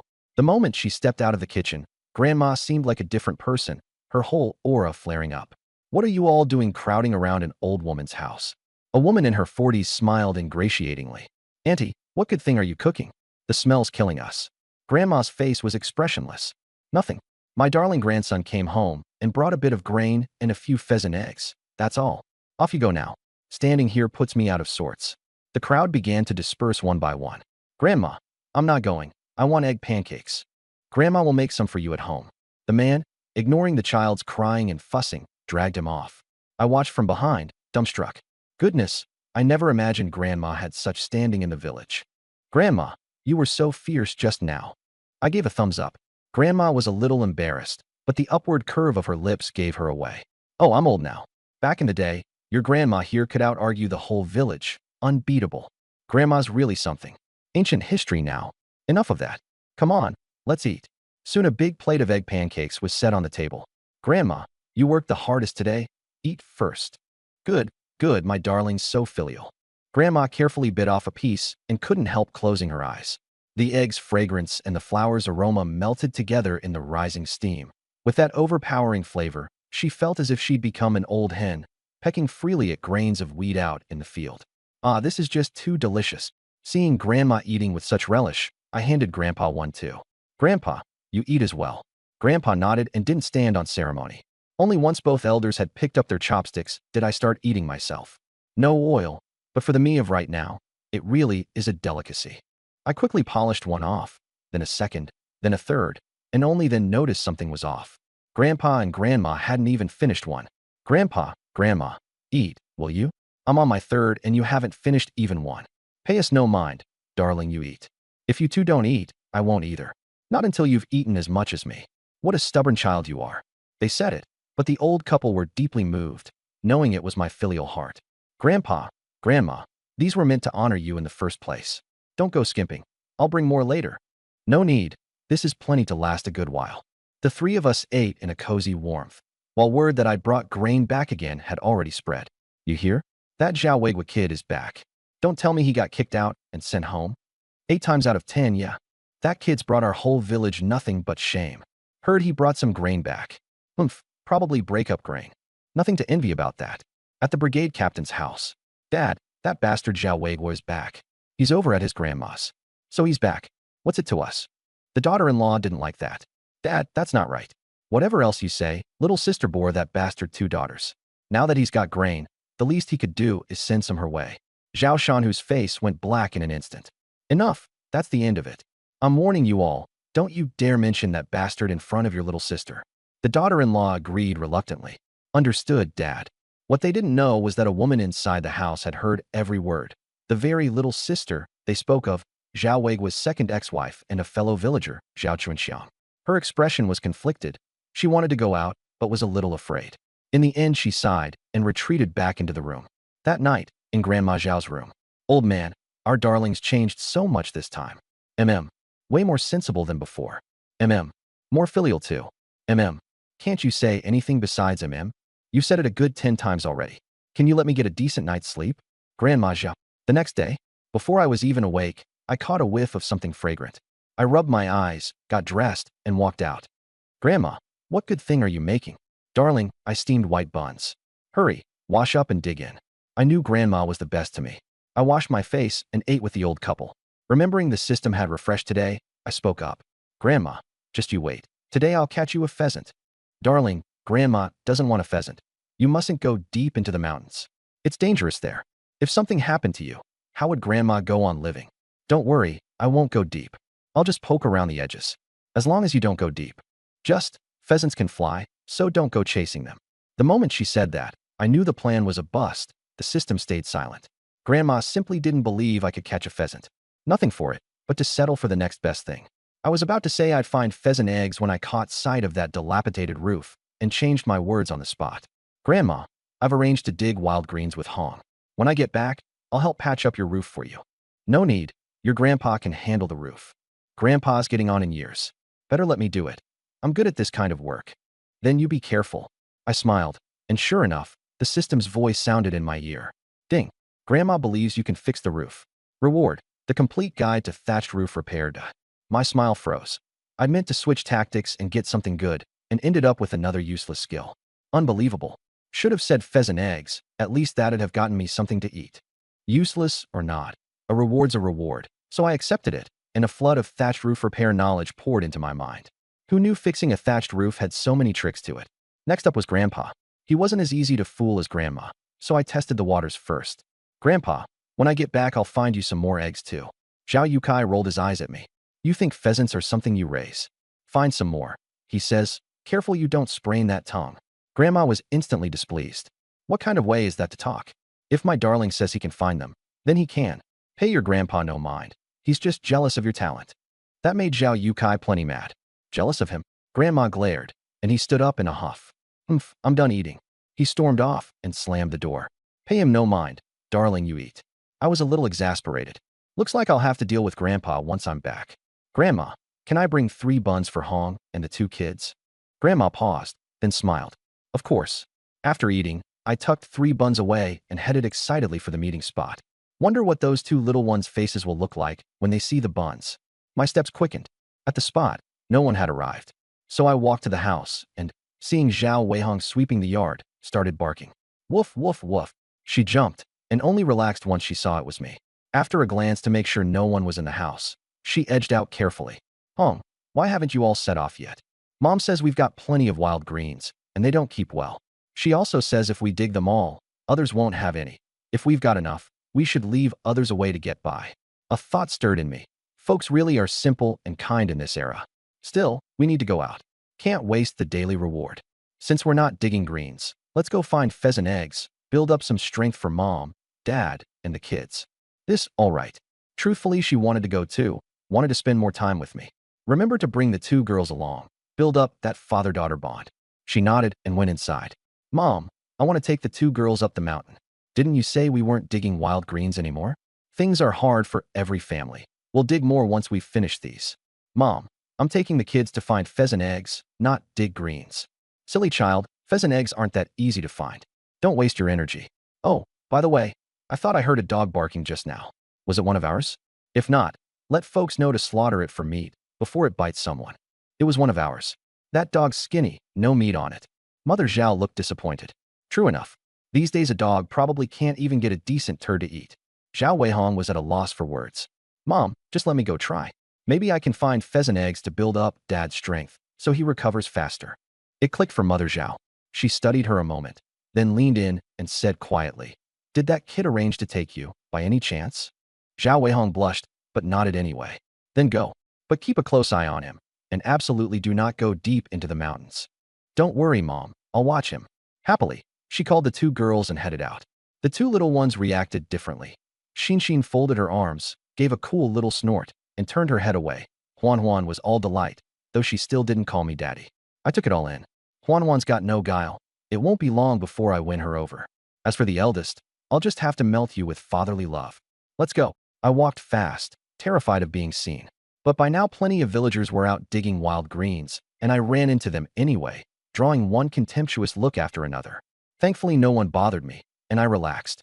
We'd just left the village when someone behind us called out to Zhao Weihong. Big Sister Weihong, wait for us. I turned to see two women whose bearing was clearly not that of country folk. Hong, who are these two? He's. For a moment Zhao Weihong didn't know how to introduce me. I smiled. Hello there, I'm Hong's ex-husband. The two immediately wore looks of disdain. So you're the jerk who's been married 4 times. Me? Big Sister Weihong. How can you be going around with him? You need to stay far away from scum like this, or who knows how he'll ruin you. Hey, can you trash talk me out of earshot at least? I'm still standing right here. Humph, so what if you hear it? What? You can dish it out, but can't take it. I've been putting up with you for a while now. Who are you, anyway, butting into our family business? We're sent-down educated youth, answering the call to build up the motherland. I pursed my lips. You, build up the motherland? It'd be something if you didn't just add to the mess. You? That's discrimination against women. I'll go report you to the brigade captain. Zhao Weihong hurried to hold her back. 1-1, don't go. He's got no filter on his mouth. Don't stoop to his level. Humph, for Big Sister Weihong's sake, I'll let it slide. I couldn't be bothered with these two educated youth. I just wanted to grab my reward quick. Hong, let's get going. The two of them flanked Zhao Weihong, one on each side, muttering, no prizes for guessing they were bad-mouthing me. These two women are a real pain, holding up my business. Sooner or later I'll make you pay. We soon reached the mountain's edge. Seeing them still tagging along, I frowned. Hey, why are you two still following? Who's following you? We're following Big Sister Weihong. What if someone bullies Big Sister Weihong? We're not digging wild greens today, just finding pheasant eggs. We're not headed the same way as you. But the moment those words were out, both their eyes lit up. Great, we want to find pheasant eggs too. Wonderful. Can't even remember the last time we ate eggs. I wanted to slap myself twice. Why'd I have to run my mouth? Now it all comes down to Hong. I shot Zhao Weihong a meaningful look, signaling her to ditch the two of them. She got it, but hesitated. Weigua, why don't we let them tag along?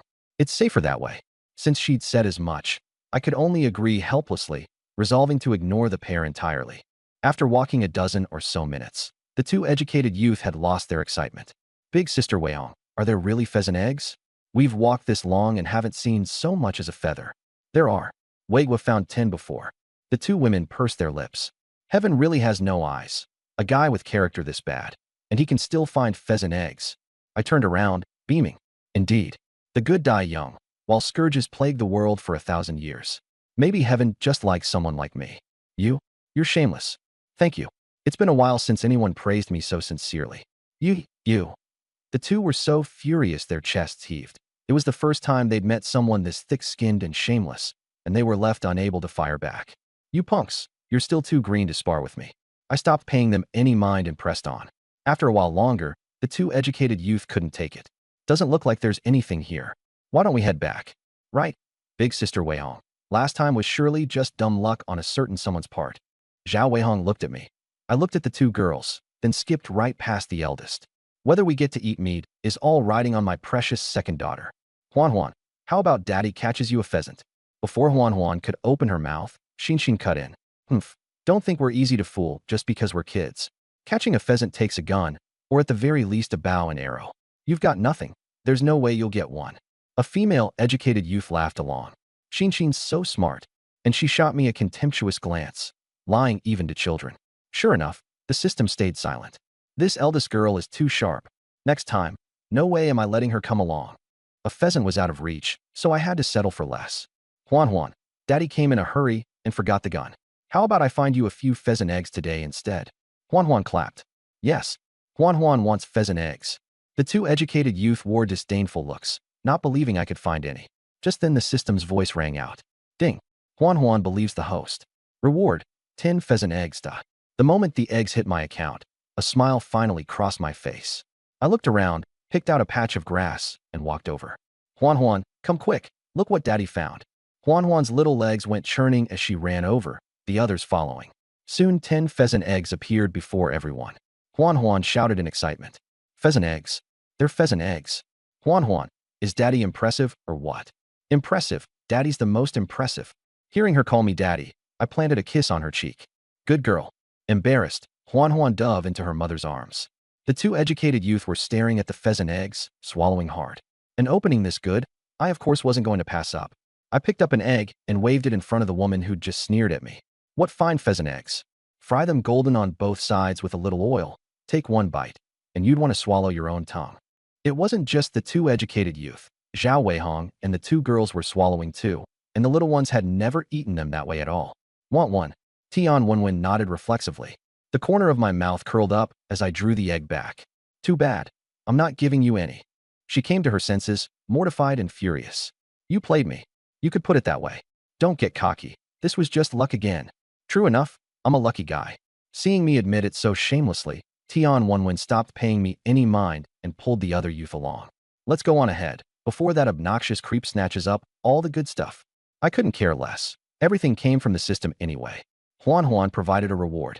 Next up are Hong and Xin. Hong, Xin, my luck and my eyes are both sharp. I'll definitely find more pheasant eggs. Ding. Zhao Weihong believes the host. Reward, 20 pheasant eggs. The eldest daughter believes the host. Reward, 10 da. Surprise flickered in my eyes. I hadn't expected Zhao Weihong to give 20 this time. Not bad. A pleasant surprise. Looking at the 30 on my panel, I was all smiles. Then I glanced at the buns in the space. Those two educated youth are such a pain. I'd meant to use the buns to farm goodwill and fill the girls' bellies along the way, but now there are 2 extra third wheels. No way I can bring out white flour buns, or who knows what the village will start saying. The 2 women went on ahead, diving into every patch of grass to check, until they were half dead from exhaustion. And not just no eggs, not a single feather either. Completely deflated, they slowed down, and I soon passed them. Oh, why have you 2 slowed down? Speed up, or I'll snag the pheasant eggs again. Don't come crying to me. Humph. Go on and keep finding them, then. Last time was pure blind cat stumbling on a dead mouse luck. I just smiled and said nothing, retaking the lead. To needle the pair, I deliberately picked the patch right in front of them to find eggs, parting the grass to pull them out. Oh my, there are some here too. Good thing I retook the lead, or I'd have missed them. The 2 women's eyes went wide in disbelief. A few more steps forward, and that patch would have been theirs, and the eggs with it. They were choked with frustration. My luck is just too good. Even heaven's on my side. Huan ran over in excitement and counted, then pouted. Why are there only 6 this time? Only 6? I'd done it on purpose. Afraid that 10 every time would rouse suspicion, I figured varying the count would keep anyone from reading into it. I gave her nose a tweak. Be glad there's any. And here you are turning your nose up. The little one smiled, embarrassed. I'm not turning my nose up. Seeing me find eggs again, the 2 educated youth rushed back to the front and still came up empty-handed. I discovered eggs 2 more times on purpose. For one time, 5 the next. Now Zhao Weihong's basket held 25, and the remaining 15 I planned to bring back for Grandpa and Grandma. At noon, I hit on a good idea. Xin, Huan, are you 2 hungry? Huan nodded. If you're hungry, how about Daddy roast some eggs for you? The 2 girls' eyes lit up. Roasted eggs. Huan wants roasted eggs. Zhao Weihong hesitated. Weigua, that's too wasteful. Better to bring them home and put them in soup, so everyone can have some. I wasn't having that. Done that way, nobody would get much, and besides, to economize, the family surely dropped just 1 egg into a whole pot of water. Hong, I found these eggs, so I decide how we eat them. Naturally, she didn't argue. Hearing that we were roasting eggs, the 2 educated youth were practically drooling. I gave a half smile. Our family's having a picnic, so we won't keep you 2. The pair flushed. Oomph, who wants your eggs? Tian Wenwen pulled her companion away. Watching them go, I muttered. Didn't think they had that much backbone. Zhao Weihong had wanted to keep them, but since I, the head of the household, had spoken, she didn't argue. Once they were far off, Tian Wenwen cursed. What a stingy man. Wenwen, those eggs were his to find, after all. It's not strange he wouldn't share. How about we go back and buy some with money? Tian Wenwen's eyes lit up, then she shook her head. Forget it. He ran us off. It'd be too embarrassing to go back now. Educated youth Zhang opened her mouth, then in the end said nothing more, and the 2 reluctantly headed down the mountain. I turned to the 2 girls. Daddy's going to test you. Where should you pick to roast pheasant eggs? Huan jumped in. I know. You find a spot with no grass, so you don't start a fire. I rubbed her head. My Huan's so smart. Envy flickered in Xin's eyes. I know that too. The words were barely out when her face stiffened. My hand was already on her head. My Xin's smart too. She moved to swat it away, then in the end didn't. Only when I lowered my hand did she relax, the corners of her mouth ticking faintly upward. I soon found a bare slab of rock, perfect for roasting eggs. Wait here, I'll go gather firewood. Before long, I came back with an armful and got a fire going. Huan was about to toss the eggs straight into the flames. I quickly stopped her. You can't throw them right into the fire. Why not? All three were puzzled. The eggs might explode. Huan exclaimed. Eggs can explode too. Of course. There's sealed liquid inside. Hit it with a big flame and it could blow up. Huan's head drooped. Then we can't eat them. We can. Burn more wood. Let the fire die down. Then bury the eggs in the embers and roast them over the coals. The flavor's even better. Huan smiled again. Daddy, hurry and burn it. Hearing that, Daddy, I smiled with quiet satisfaction. All right, Daddy will roast them for you. When the fire had burned down enough, I took out 8 pheasant eggs to bury. Zhao Weihong was alarmed. That's too many. 3 is plenty, 1 each for you and the kids. I won't eat. Inwardly, I marveled at what a good woman she was. Hong, anyone else can skip it, but you have to eat. You've had it hard all these years. That one line, and her eyes brimmed with tears. She turned away to wipe them. He really does still have me in his heart. He understands how hard it's been for me. I buried the 8 in the coals. Truthfully, I wanted to roast them all, since pheasant eggs are nearly half the size of regular ones, 1 bite each, but I had to leave some for Mom and Dad, so I held back. The aroma seeped out bit by bit. Huan kept sniffing, eyes glued to the coals. Daddy, can we eat them yet? Little glutton, that's 3 times you've asked. Wait a bit more. Do you know the most fragrant way to eat pheasant eggs? Huan shook her head. You tuck them inside a white bun. 1 bite, and oh, the fragrance. All 3 women were drooling at the description. Haha, I've got exactly 3 buns in the space. I'll give them a little shock in a moment. I really need to get my hands on a watch somehow, or I won't even know the time. When the time was about right, I raked the 8 eggs out with a twig. Huan reached straight for one. Quick-handed, I caught her. Little glutton, they're hot now. You can't touch them. Wait a bit. Okay. While she waited, she peppered me with questions nonstop. I pinched one to check the temperature. Just right. I picked up 2 and handed them to Zhao Weihong. Hong, you've had it hardest. Here's 2 for you first. Her eyes went red again. I hurried to add. I know you're touched. Hold off on being touched. Eat first, then carry on. She rolled her eyes at me, and now really couldn't cry. I then gave Xin and Huan 2 each. Just as they were about to eat, I suddenly spoke up. Wait, I've got something good for you too. I reached into my coat, really, into the system space, and pulled out 3 white flour buns one by one. Buns. They're buns. Huan exclaimed, and Zhao Weihong and Xin's eyes went wide too. Weigua, where'd these come from? When I came back, I brought some white flour over to Grandpa and Grandma. Grandma made these buns. I brought 3 on purpose for you all to try. Zhao Weihong's eyes welled up again.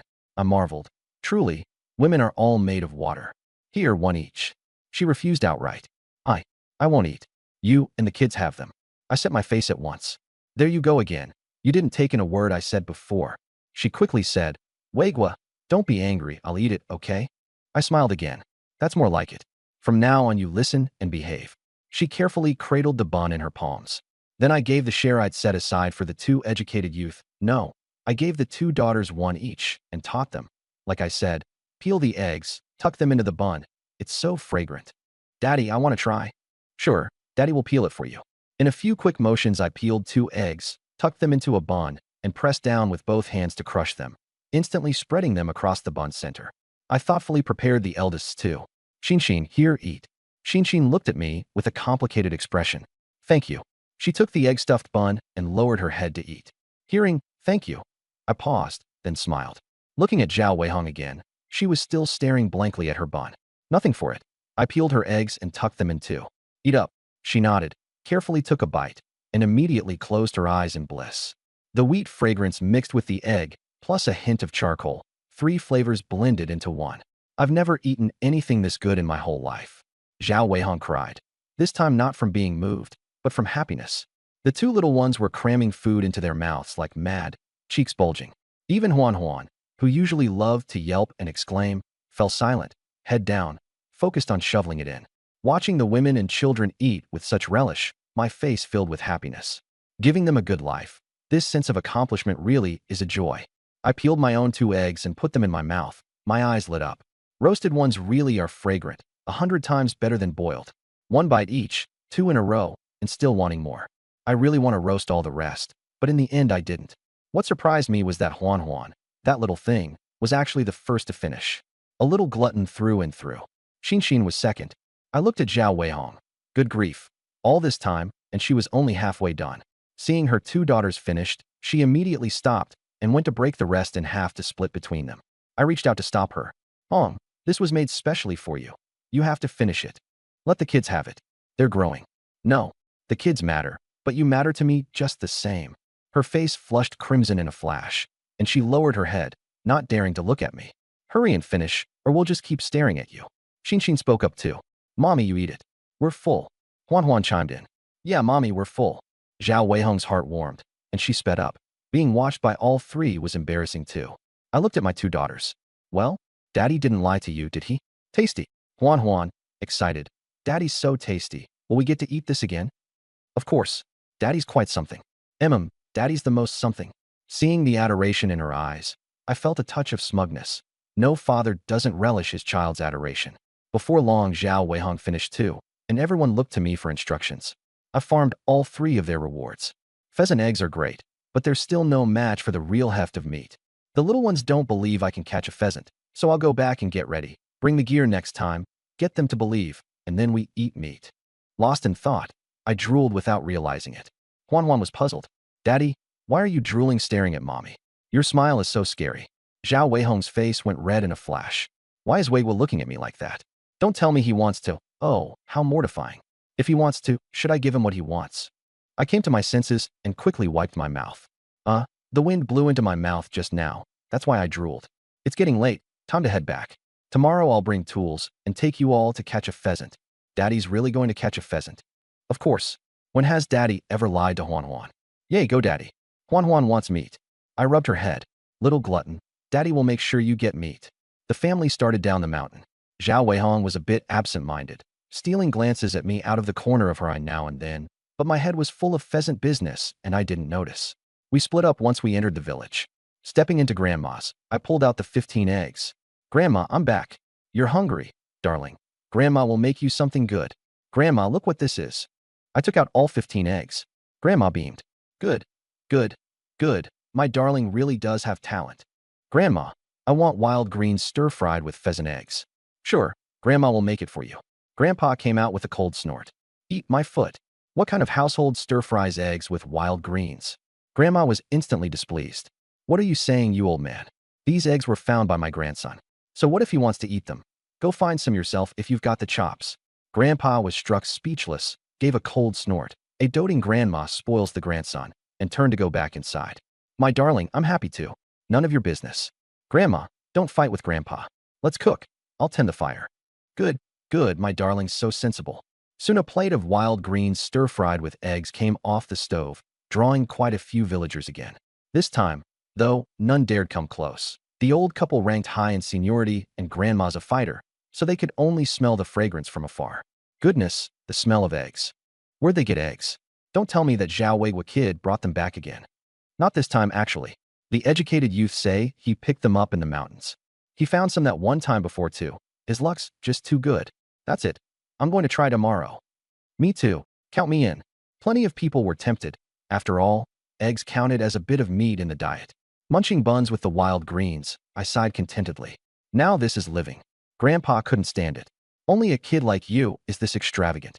Even a landlord's family wouldn't squander like this. From now on, you've got to economize. There are a lot of days ahead. Grandma rarely nodded. Darling, your grandpa's right. Save the good things and eat them little by little. Finishing it all at once is too wasteful. Don't worry, Grandpa and Grandma. Your grandson's got talent now. I'll bring good things to honor you often from now on. Just wait and enjoy the good life. We'll talk once you actually bring it back. For now, economize where you can. Grandpa clearly didn't believe me. I didn't explain, believe me or not. Once I keep bringing back good things, he'll come around on his own. After the meal, Grandma, I'll go fix the roof. Be careful, don't fall. If you can't manage, let your grandpa do it. Don't worry, I'm a pro. This time it wasn't a lie. I had the complete guide to thatch roof repair, after all. My movements were quick and deft, and Grandpa, watching from the side, had surprise flicker in his eyes. Didn't think the kid had such good hands. Done. Grandma, not bad, huh? My darling really does have talent. Grandpa nodded too. Didn't know you had this skill. With a trade in hand, you won't starve down the road. Inwardly, I was at a loss. Some trade this is. The state's going to swap thatched huts for brick and tile houses sooner or later. I was only good at fixing thatched roofs, clueless about other buildings. Besides, with the system around, I had no desire to build houses. Grandpa, do you know whose family has a gun? Grandpa turned serious instantly. What are you up to? I found several nests of eggs, so there must be grown pheasants around. I want to bag one while it's in the nest, to build up your and Grandma's strength. You hunt a pheasant? More likely the pheasant hunts you. Don't go hurting yourself before you've shot anything. Grandma advised too. A gun's too dangerous. Don't go near it. I'll just give it a try. I'm a grown man, not a child. I won't get hurt. Grandpa thought it over and still shook his head. Forget it. Picking up eggs is good enough for you. Grandpa, you know my dad's condition. The doctor said he needs nourishing food. Bag a pheasant and Dad can build up his strength too. Grandpa wavered. I pressed my advantage. With my dad the way he is now, it pains me as his son. Grant me this. Let me show a little filial devotion. Grandpa sighed. Fine. Aside from the militia, the only household in our village with a gun is the brigade captain's. I frowned. No other family has one. No. Even if they did, they turned it in. I hesitated. Grandpa sneered. What? Scared to face your former father-in-law? He had me. The brigade captain's daughter was my second ex-wife, so calling him former father-in-law wasn't a stretch. My nerve faltered. Who's scared? I'm just thinking about how to bring it up. Grandpa shot me a contemptuous glance. I immediately pasted on an ingratiating smile. Grandpa, how about you borrow it from me? Say you need it? No way, don't even think about it. Help me out. You'll get a share of any pheasant I shoot. Oh please, with skills like yours, hunting a pheasant. I'm your own grandson. Can you bear to send me over there to get bullied? That's your business. Sort it out yourself. Seeing he wouldn't budge an inch, I gave up entirely. No good. I have to get that gun. With a gun, the little ones and Hong will believe I can hunt pheasants. Once there's a first time, the rest gets even easier to pull off. I have to go to the former father-in-law's. I took a deep breath. Since Grandpa won't help, I'll go myself. The moment I was out the door, Grandma complained. What were you thinking? Helping your grandson out wouldn't have been hard. Grandpa tapped his tobacco-less pipe. Think about it. The grandson's been back 2 days. The brigade captain surely knows by now. Whatever else, he's the father of 2 of his grandchildren. Coming back and not going to see them. Does that look right? I'm helping him. Some things have to be faced. Grandma opened her mouth, then sighed. I soon reached the brigade captain's gate, but didn't dare go in. Truth be told, I was a little scared. The former father-in-law's got the law on his side. He wouldn't put a bullet in me, would he? A voice suddenly sounded behind me. Well, who do we have here? If it isn't Chin Shimmy, the man who ditched his wife and daughters. No, wait. In your case, it should be Zhao Shimmy. What are you doing standing at my gate? I jumped and turned to see my former brother-in-law, Zhao Dazhuang.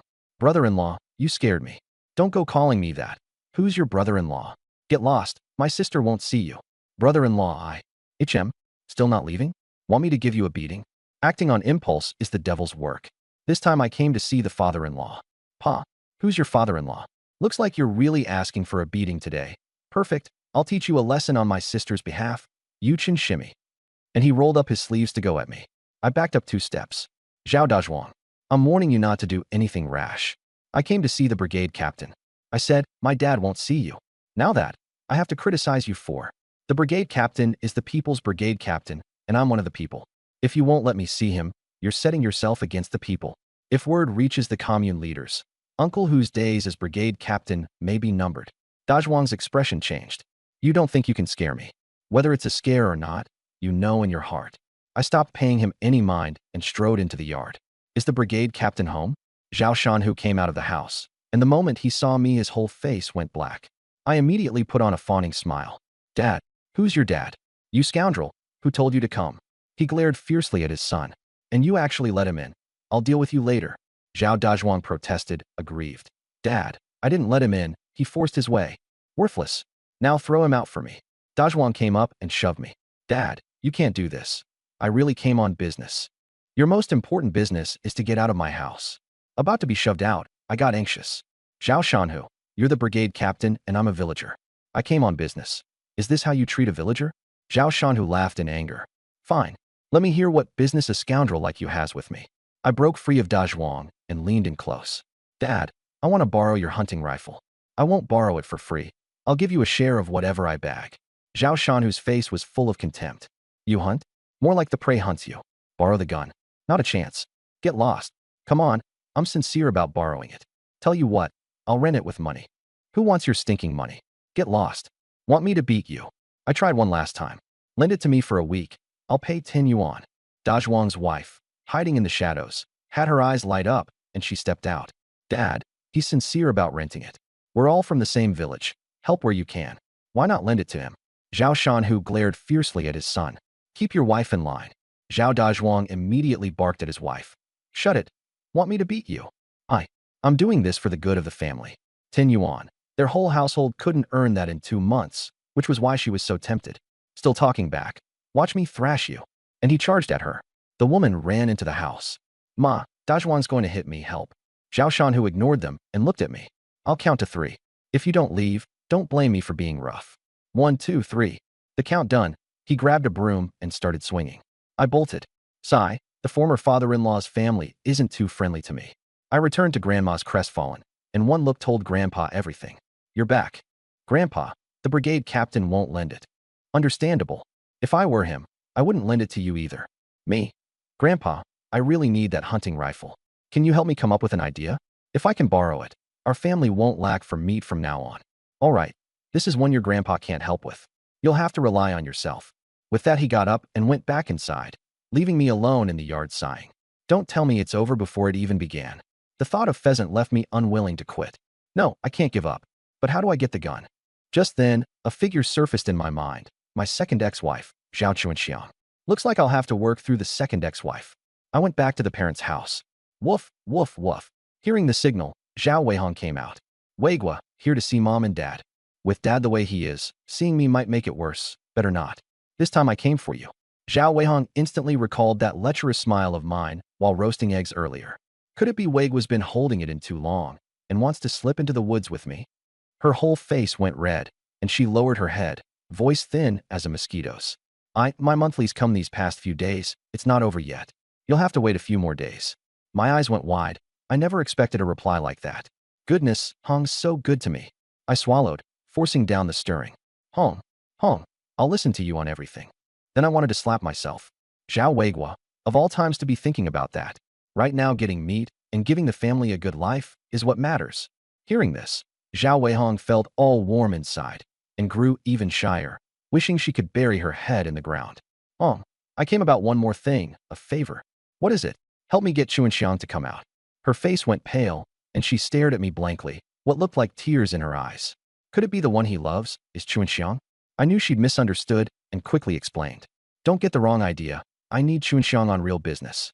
I just went to the brigade captains to borrow the hunting rifle and got thrown out. Getting Chuanxiang to come out is so I can see if she can help me borrow the gun.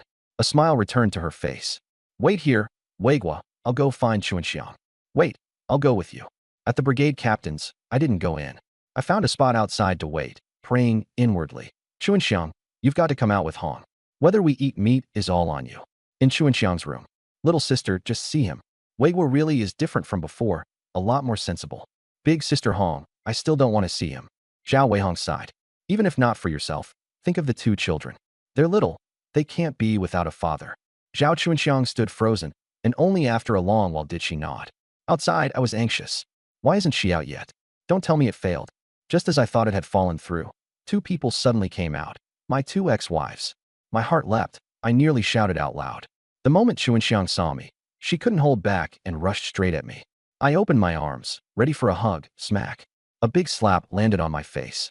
Before I could react, she threw her arms around me and started crying. I wasn't angry. I patted her back, cried out, "You'll feel better once it's out." She cried even louder. I was exasperated. I really didn't want to draw a crowd of gawkers, so I kept shooting Zhao Weihong meaningful looks. Zhao Weihong had felt a bit conflicted inside, but seeing me wink and gesture, she smiled. We'd grown up together. She knew me best. She stepped up to comfort her. Chuanxiang, there now. Cry any more, and uncle who will come. That did the trick. Chuanxiang stopped crying at once, pushed me away, and wiped her tears. Tell me, what do you want? Chuanxiang, I want to borrow your family's hunting rifle. Don't worry, I'm a great hunter. I'll send you some of whatever I bag. Chuanxiang knew exactly what I was made of. My dad treasures that gun. He won't lend it to you. And you've never hunted in your life? It's dangerous. Take my advice and give it up.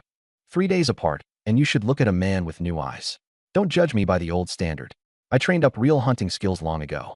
Chuanxiang thought it over and still nodded. Even if I asked, Dad wouldn't agree. Give it up. I put on a disappointed face. Sigh, a body full of skill with nowhere to use it. How pitiful, how lamentable. Then I pulled out the 10 yuan the system had rewarded. This is all my savings. Not seeing the 2 children before was my fault. This money's for you. Call it a little compensation. From now on, I'll be a good dad. Seeing her stunned, I simply pressed the money into her hand, gave her no chance to react, grabbed Zhao Weihong, and left. By the time we were far off, Chuanxiang came to her senses, looked at the 10 yuan, eyes welling with tears, and stood there a long while before going home. Afraid Zhao Weihong would be jealous, I quickly explained. Hong, I gave you 10 before, and Chuanxiang 10 this time. I can't help it. I owe you both too much. Weigua, no need to explain. I understand. Hong, you're so good. After seeing her home, I went back to Grandma's. That night, lying in bed, I couldn't sleep no matter what, all because I hadn't gotten the gun. Sigh, if I can't get a pheasant tomorrow, I'll just have to pick up eggs. Just then came a knock at the door. Who is it? Grandma, I'll get it. I opened the door and froze. It was my second ex-wife, Zhao Chuanxiang. Before I could say a word, she shoved the gun straight into my hands. Here's the gun. I'll try to stall for you as long as I can. With that, she turned and ran, giving me no chance to speak. I wanted to call out a thank you, but afraid of disturbing the neighbors, I could only say quietly, "Thank you. I won't let you down." Then, full of joy, I looked at the gun in my hands. A little pouch was tied to the grip. Opening it, I found bullets. Nice, 20 rounds, that'll do. Weigua, who was it? It was Chuanxiang. Grandpa looked at the gun in my hands and understood something at once. Chuanxiang's a good girl. Such a shame, such a shame. I was a little awkward, not knowing what to say. Meanwhile, Zhao Chuanxiang had returned home too, carefully pushing the door open and slipping in. Only seeing no one did she relax. What she didn't know was that her father, Zhao Shanhu, walked out from behind, looked at his daughter's door, and let out a long sigh. The next day, I got up early and took the gun to find Zhao Weihong. Woof, woof, woof. Hearing the familiar barking, she knew at once it was me and came to open the door. Weigua, how come you're here so early today? Haha, I'm just excited. Look what this is. Oh my, how do you have a gun? Chuanxiang brought it last night. Little sister Chuanxiang really is a good person. She is indeed. Seeing the look in her eyes turn a bit off, I quickly changed the subject. Oh, shall we set off now? Sure. Let me tell Mom. Oh, should we bring Huan? Not bringing Xin anymore. I thought about it. If I didn't bring her, my relationship with the eldest might only get worse. Forget it, bring her along too. Zhao Weihong went inside. Mom, I'm going out to find pheasant eggs. Mother Zhao leaned in and said quietly, I heard a dog barking. It's got to be that bad kid. Going with him again. Zhao Weihong nodded. Mother Zhao smiled. The kid's had good luck lately. Go on, keep an eye on him, don't go deep into the mountains. She was so agreeable because Weihong could bring back pheasant eggs every day, and the family's meals had improved by a wide margin. Of course, she hadn't dared tell Father Zhao that the son had found them, afraid he wouldn't eat. The moment the 2 little ones heard mountain, they were even more eager than Weihong. Mommy, can we eat roasted eggs again today? Depends if we can find any. Daddy's so amazing, he'll definitely find some. Weihong didn't argue, she believed me too. The family of 4 headed into the mountains. This time was different from before. We ran into quite a few villagers on the way. Is that Zhao Weigua? Looks like a gun on his back. Where'd the kid get a gun? Someone hailed me. Weigua, heading into the mountains. Yeah, see if I can bag some game to build up my dad's strength. What a filial child. Where'd you get this gun? I thought it over and didn't tell the truth, afraid the brigade captain would find out and come asking for it back. Buy a day where I can. A friend hooked me up. The people around looked surprised. Weigua, not bad. You can even get hold of a gun. Wide connections. Going to town really does make a difference. He's met some big shots. The way plenty of them looked at me changed. Inwardly, I mused. Sure enough, out in the world your status is whatever you make it. Weigua, we hear you find pheasant eggs every day. How do you do it? Tell us, would you? My family hasn't eaten eggs in months. It's all luck.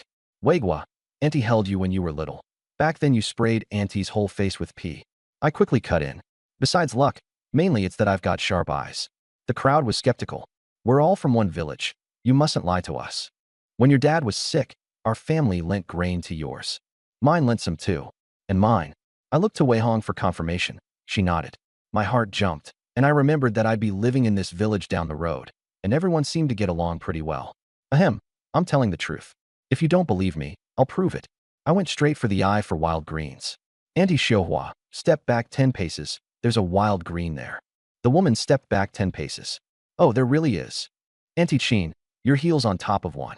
She lifted her foot and looked, sure enough. About 50 meters ahead, there's one. Under that big tree, a bit to the left, there are 6. The crowd searched, and everyone checked out. My heavens, it's true. Waigwa's eyes are incredible. No wonder he can spot pheasant eggs. The way the crowd looked at me changed completely, now tinged with envy. I breathed out. Good thing I've got this eye for wild greens. After a couple more words, I took my leave. There was more important pheasant business to handle. The villagers didn't insist on tagging along. After all, with me there, what chance did they have at picking up eggs? After I left, they were still buzzing. How did we never notice the kid had such good eyesight before? He rarely comes to the mountains. It was always Wei Hong and his mom digging greens. What a waste of a gift. If we'd found out sooner, his family could have eaten pheasant eggs every day. We can't go the same way as him. With eyes that sharp, he'll pick clean every pheasant egg around. Good point. Let's switch directions. And the crowd headed off the other way. Here, I started my performance, fixing my gaze on my second daughter, Huan Huan. Huan Huan, do you think Daddy's impressive?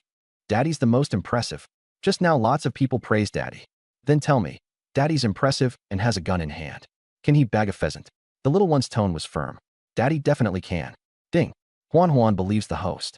Reward, 1 pheasant. I was thrilled. I checked the system space, and sure enough, there was 1 more pheasant. And even better, the bird looked like it had been shot dead. This system really is thoughtful. Killed by gunshot wound. Must have to do with what I said. With a pheasant in hand, my nerve was up, and I looked at the eldest and Wei Hong again. Hong, Xin, do you believe in me? Weigua, I believe you'll do it. Ding. Zhao Wei Hong believes. Reward, 1 pheasant. I got excited, then felt something was off. System, this isn't right, is it? Last time Hong believed and gave 20 eggs. Shouldn't this be 2 pheasants?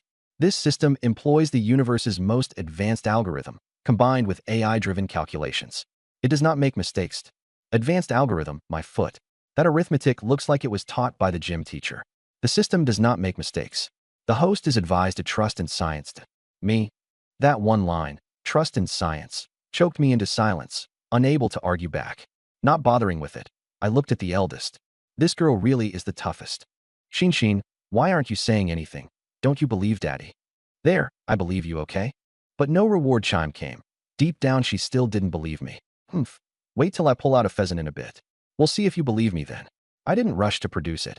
Instead, I wanted to push in a little farther to find an opening. After walking a while longer, Wei Hong spoke up. Weigua, we can't go any deeper. It's too dangerous. All right. Shoo, don't move. Everyone instantly tensed. I played it convincingly, bending low and easing forward bit by bit, raising the gun and chambering around, then firing in one direction. Bang. Wei Hong was so startled she crouched on the ground clutching the 2 girls. Suddenly, my delighted voice rang out. Haha, I hit it. She stood up and saw me carrying a pheasant.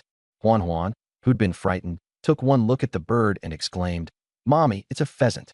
Daddy shot a pheasant. Wei Hong was just as excited. It really is a pheasant. Weigua, you're amazing. Of course. I told you. Bagging a pheasant is a breeze.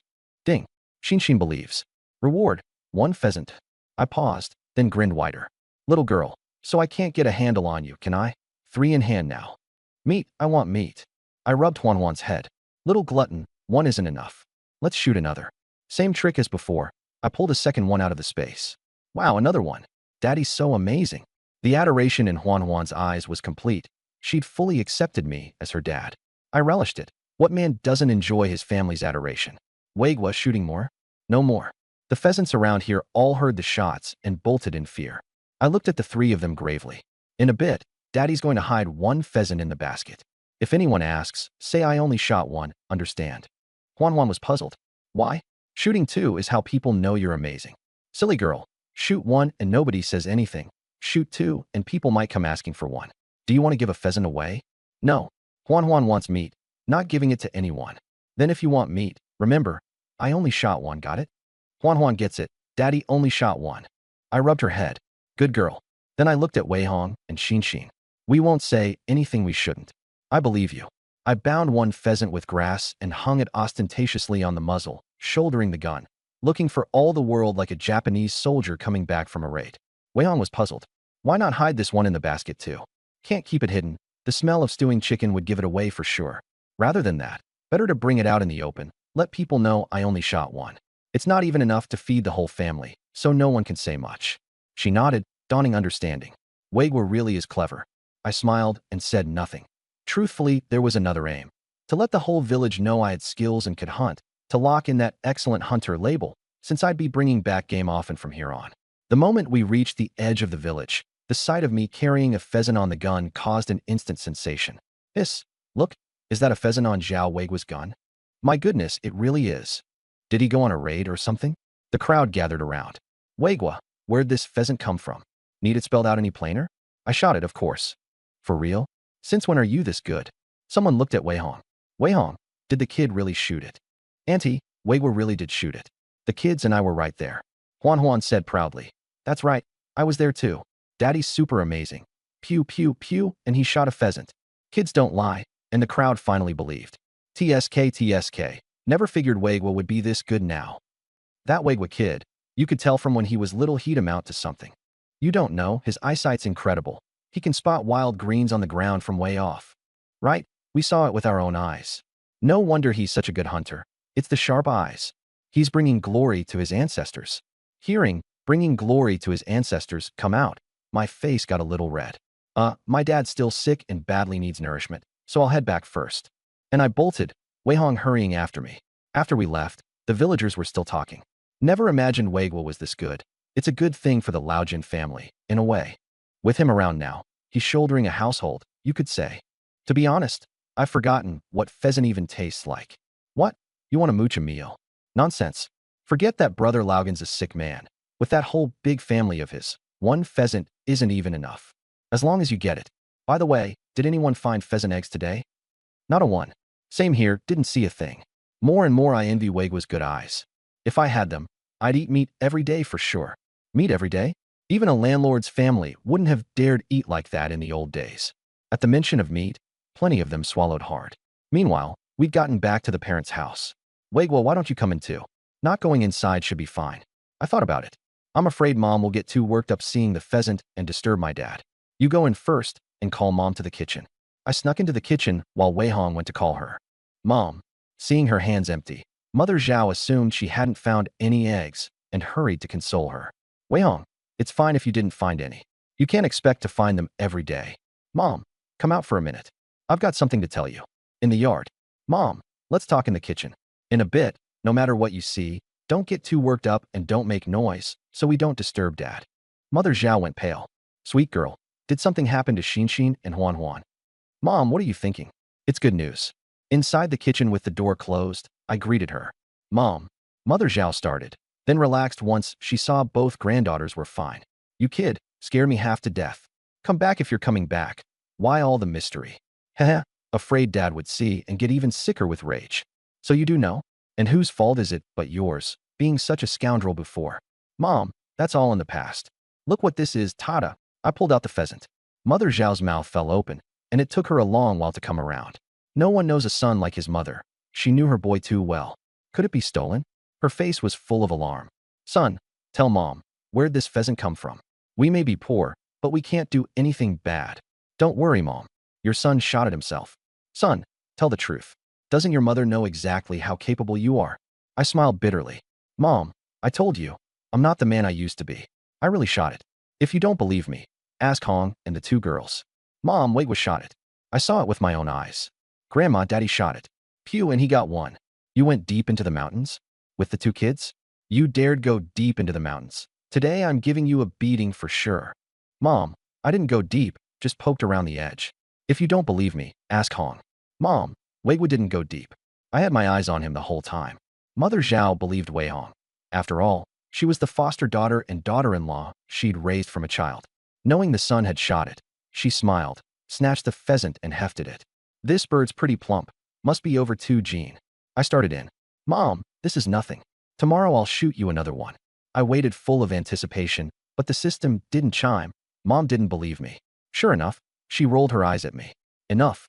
You really think pheasants are something you raise, that you can just shoot one whenever you like? This time it was luck. I have to say, your luck really is good these days.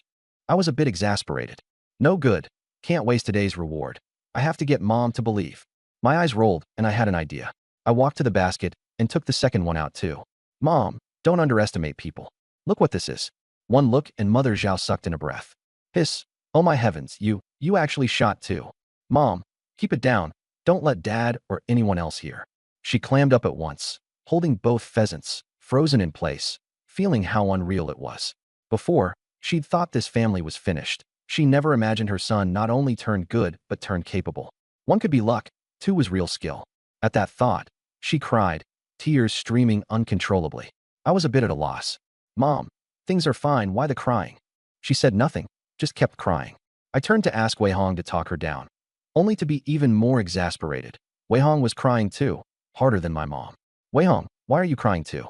Hurry and help me calm Mom down. She stepped forward, but instead of consoling her, she fell into a tearful embrace with my mom.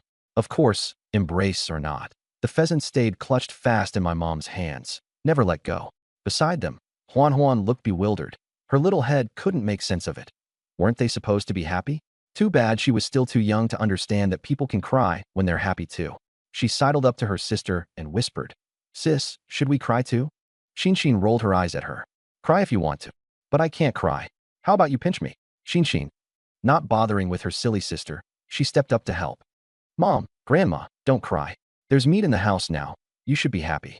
I shot the eldest an appreciative glance. When it counts, the eldest does come in handy. Mom, Hong, Xin's right. This calls for joy. From now on I'll bag game often. Our family will eat meat every day, and life will get better and better. Ding. Mom believes the host can bag game often. Reward, 1 pheasant. I broke into a smile. Heh, 2 pheasants in the space now, and I can farm another round over at Grandpa and Grandma's later. Life's looking more and more promising. Only then did Mother Zhao part from Wei Hong. Mom's just happy. My son's really made something of himself this time. Mom, we'll eat chicken tonight. Good luck and good fortune. Mother Zhao hesitated. Son, why don't we trade the pheasant for some grain? No, your son worked hard to bag this, just to build up Dad's strength. Look at these 2 girls, every one of them malnourished. Mother Zhao looked at her 2 granddaughters and gritted her teeth. Fine, then we'll eat half. I was exasperated. There were still 2 in the space, and more coming tomorrow. Mom, half's not enough. Both of these get cooked. What? Both? No way, absolutely not. Wei Hong was alarmed too. Son, bagging 2 isn't easy. How can we eat such fine stuff all at once? Eat half, add lots of water, and there'll be some chicken broth to drink. Right? Weigua, your mom's right. Mom, Hong, if I can shoot 2 today, tomorrow I'll shoot 3 or 4. With skills this good, our family won't lack for meat. This time listen to me. We eat it all, build everyone up. Mother Zhao still wouldn't agree. No, 1 at most. Save the other. Mom, don't forget about Grandpa and Grandma. Besides, this gun is the brigade captain's. Borrowing someone's gun, the least I can do is send some meat. We'll cook it up and send a bowl over to the brigade captain's. Mother Zhao wavered. Chuanxiang is still a daughter-in-law, after all, and there are 2 granddaughters too. Sending a bowl counts as a bit of compensation. At that thought she stopped resisting. Fine, then we'll cook it all. With that, her heart twinged and twinged. That was heartache. Thanks, Mom. I knew you were the best. Actually, I'd thought of sending 1 to Grandpa and Grandma's, but the smell of stewing chicken is too strong. Cook it in 2 places at once, and people will get jealous. Cook it all here, and people will assume I only shot 1. Mom, don't let it slip later. Just say I shot 1. My son's right. Don't worry, your mom's mouth is the tightest there is. Soon Mother Zhao ran into a new problem. Son, in a bit, how do we explain this chicken to your dad? I had a headache over it too. If we tell Dad straight, will he eat it? Knowing your dad, he'd starve to death before he'd eat it. My brow furrowed deeper. Then I hit on a good idea. Mom, just say Grandpa shot it. Mother Zhao's eyes lit up. Grandpa had been a soldier, so the excuse fit. It was precisely because I remembered Grandpa had fought the Japanese that I cooked up this cover. Then I took my leave. Mom, I'll head back to Grandpa and Grandma's. Tell me when it's ready. I broke into a run for Grandpa and Grandma's, afraid of being stopped for a chat on the way. Grandma, I'm back. Seeing me safe, Grandma smiled. Good, good, you're back. Seeing me empty-handed, Grandpa consoled me. Don't lose heart. Marksmanship isn't something you train up in a day or 2. Even the militia doesn't always bag game when they go up the mountain. Grandpa, that's other people. Your grandson's a born prodigy with the makings of a crack shot. This time I shot a full 2 pheasants. Impossible. Nothing impossible about it. If you don't believe me, go to your son's place and see. I've already had my mom stew them. You really shot 2? Absolutely true. They'll come call me when it's done, or you can go look now. Grandma smiled.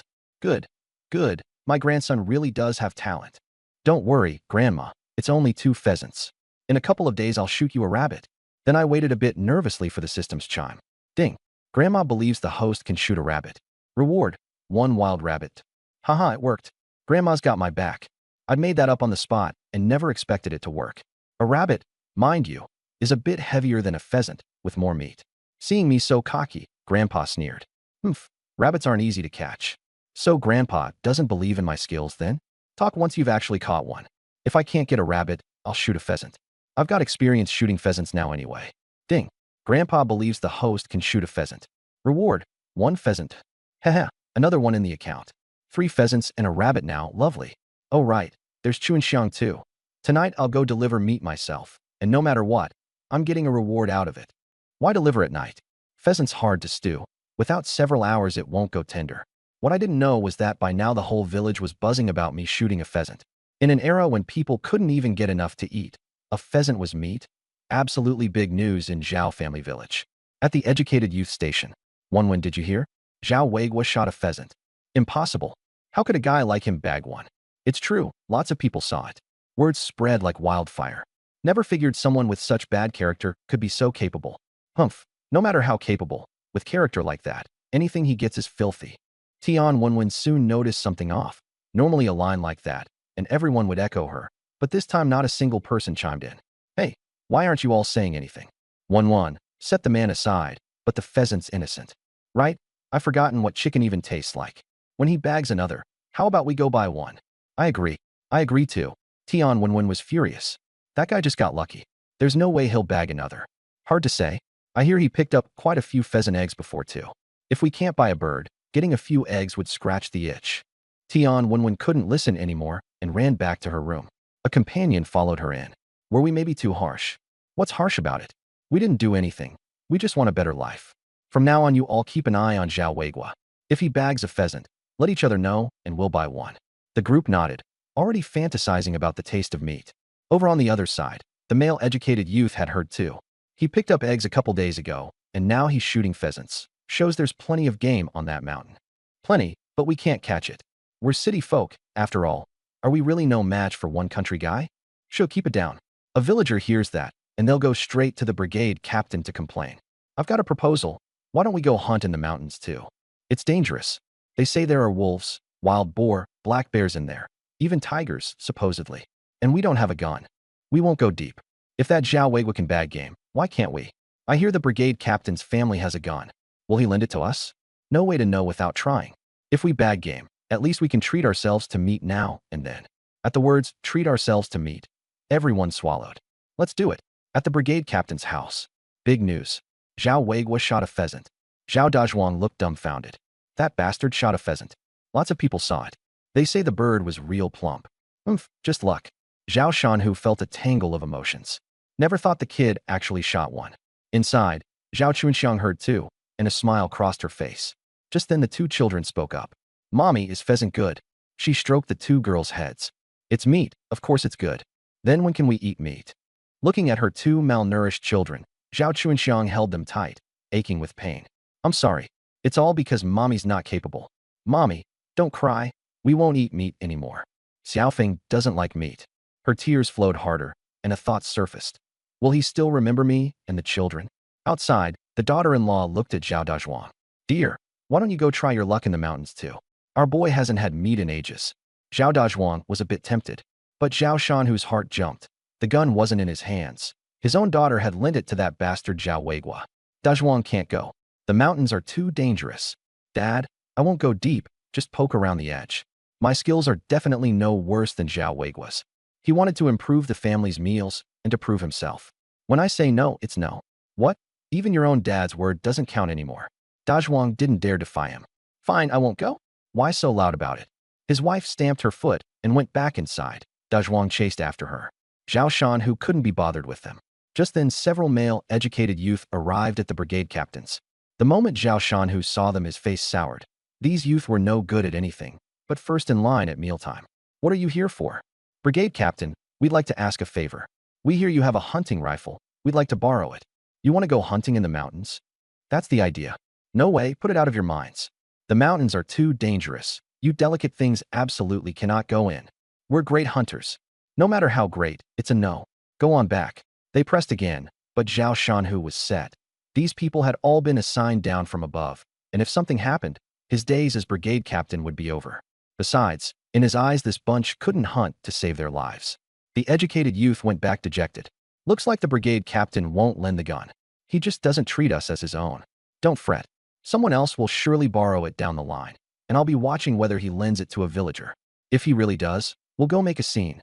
Right, that's the plan.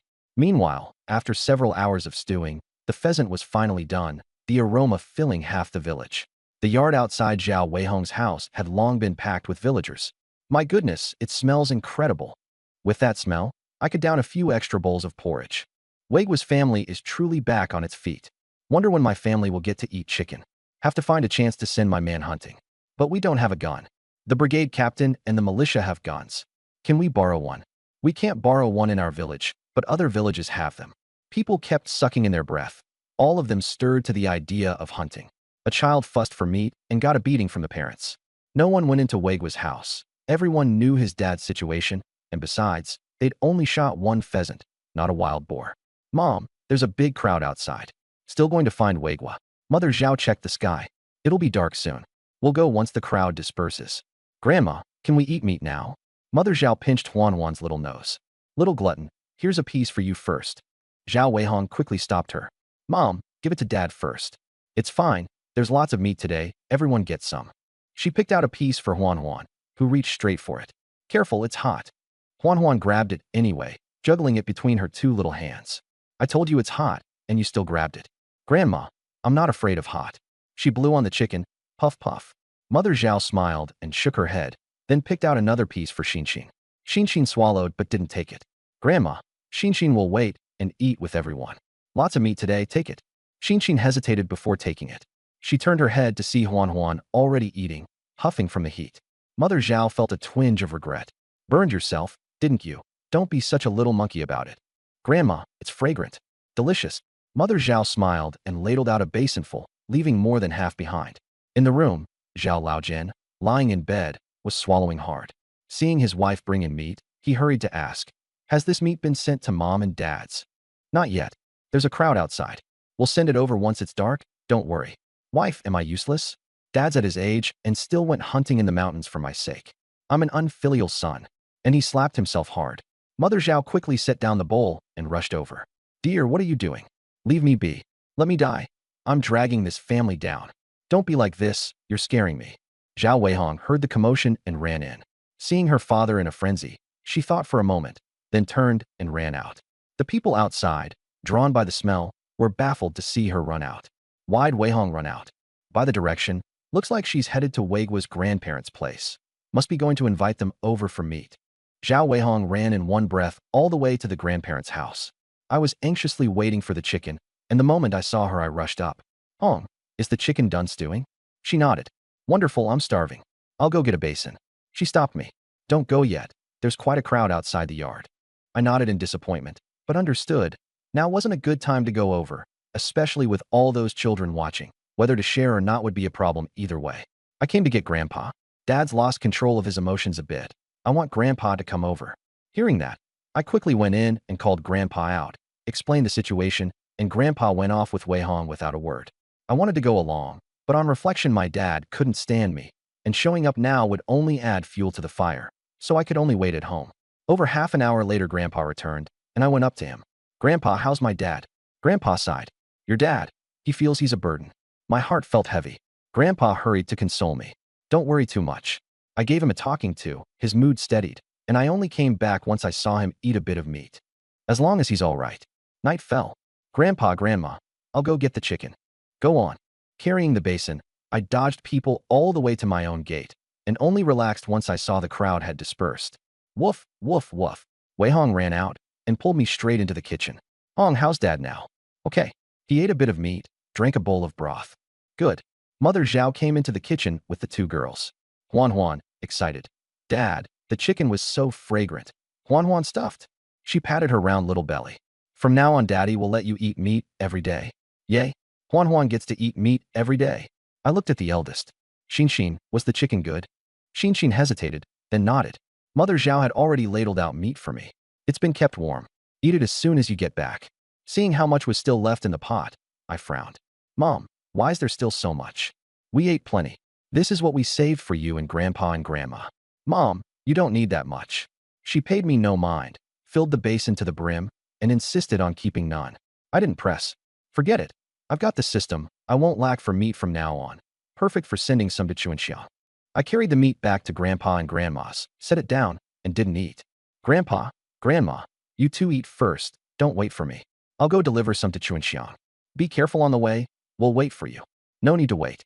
I ladled out a big bowl of meat and headed out. At the brigade captain's, they were eating dinner. The daughter-in-law complained. Zhao Weigua's stewed chicken smells amazing. Who knows when we'll get to eat meat? The grandson, Sherdan, immediately clamored. I want meat. I want meat. Zhao Shan, who shot the daughter-in-law a displeased glare. Of all the touchy subjects to bring up, Dazhuang was already irritated, and hearing his son cry made it worse. No crying. Cry again, and I'll thrash you. His wife wasn't having it. What are you barking at our son for? If you've got the chops, go shoot a pheasant yourself. You? Me what? No skills of your own, and you won't even let your son cry. How long has it been since he ate meat? Then she shot a glance at Zhao Chuanxiang, her tone laced with mockery. Chuanxiang, don't take it the wrong way, but Xiaofeng and her sister are Zhao Weigua's own daughters too. Fine if he doesn't usually look after them, but eating meat today, why didn't he send some over? Zhao Shan, who slammed a hand on the table and roared. Enough, shut it. Everyone jumped, and the daughter-in-law didn't dare say another word. Zhao Chuanxiang's face was pale, deeply wronged, head down, fighting back tears. Just then I was standing outside, and I'd heard every word the daughter-in-law said. This ex-wife of mine must feel terribly wronged right now. As a man, a ball of fire smoldered in me too. I'd meant to call Chuanxiang out when she was alone, but now all I wanted was to go in and back her up, to let them know. I hadn't forgotten Chuanxiang and the children. I knocked straight on the door. Bang, bang, bang. Who is it? Dazhuang opened the door, took one look at me. His face went black, and without a word he shut it again. Who was knocking? Nobody. Just a dog. I was exasperated. I knocked again. Bang, bang, bang. Dazhuang got mad and came back. Are you done or not? My family doesn't welcome you. Get lost. Brother-in-law. I came to bring chicken for Chuanxiang and the two kids. I pushed the bowl of meat forward. Dazhuang stared at the chicken, swallowing hard, and only after a long while managed to tear his eyes away. Get lost. My family doesn't need it. You don't need it, but Chuanxiang and the children do. Zhao Shan, whose voice came. Dazhuang, who's outside? Dad, it's Weigua. Zhao Shan, whose face went black. Tell him to get lost. Zhao Weigua, you heard my dad. Get lost, or I'll thrash you. The daughter-in-law suddenly remembered something, rushed to the door, took one look at the chicken in my hands, and her eyes shone green with greed. Oh my, Weigua's here. Come in, come in. She reached out to take it. I shifted the meat away. Her smile froze. I said expressionlessly, I was afraid if I didn't come, I'd turn into a big jerk who abandons his wife and daughters. She was a bit awkward, clearly realizing I'd heard her earlier words. With the chicken right there, she didn't dare get fresh. Listen to you. Who in our village doesn't know Zhao Weigua's got talent now? Shot a pheasant and brought over a whole brimming bowl. Shows you're a good man who looks after his wife and daughters. If a man like that is still a jerk, I'll be the first to object. Seeing his daughter-in-law fawn over me like a lapdog for the sake of meat, Zhao Shanhu was furious. Eldest wife, shut your mouth. Zhao Weigua, take your meat and get lost. You're not welcome here. Dad, don't call me dad. I'm not your dad. Your dad's in town. He's a city man. I'm just a country bumpkin. Uncle Hu, calm down. I did wrong before, I admit it. This time I came to make up for it. Look how thin the two girls have gotten. As their father, sending a bit of meat is only right and proper. I looked at the two little girls, who gazed at me blankly. Clearly they hadn't recognized me as their dad. My heart ached a little. No need. They're my own granddaughters, Zhao Shanhu's. As long as I've got a bite to eat, they won't go hungry. Now get out of my sight. I don't want to see you. My goal was accomplished.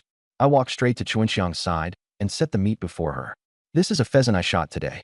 Figured you and the kids needed building up, so I brought it. Eat plenty. Look how thin you and the children are. Those words were like a ray of winter sun cutting hard into Chuanxiang's heart, and she could no longer hold back her tears. I looked at the two little girls again. You must be Xiaofeng and Xiaohua. I'm your daddy, Zhao Weigua. Daddy shot this pheasant just for you, and from now on I'll bring you good things to eat often. The two girls looked at their mother, bewildered and afraid. Zhao Shanhu's expression was complicated. I smiled at him. Dad, I'll be going. And I made a clean exit, not taking so much as a wisp of cloud. After I left, everyone's eyes stuck fast to that bowl of chicken, swallowing hard. Sherdan was the first to break. Meat, I want meat. Everyone looked to Zhao Shanhu. He was the head of the household, after all. Zhao Shanhu was deeply conflicted. He really didn't want anything of Zhao Weigua's, but it was meat, and a whole big bowl, and reason told him he couldn't give it back. The daughter-in-law's eyes rolled. Dad, that big Zhao Weigua wronged Chuanxiang and the two kids.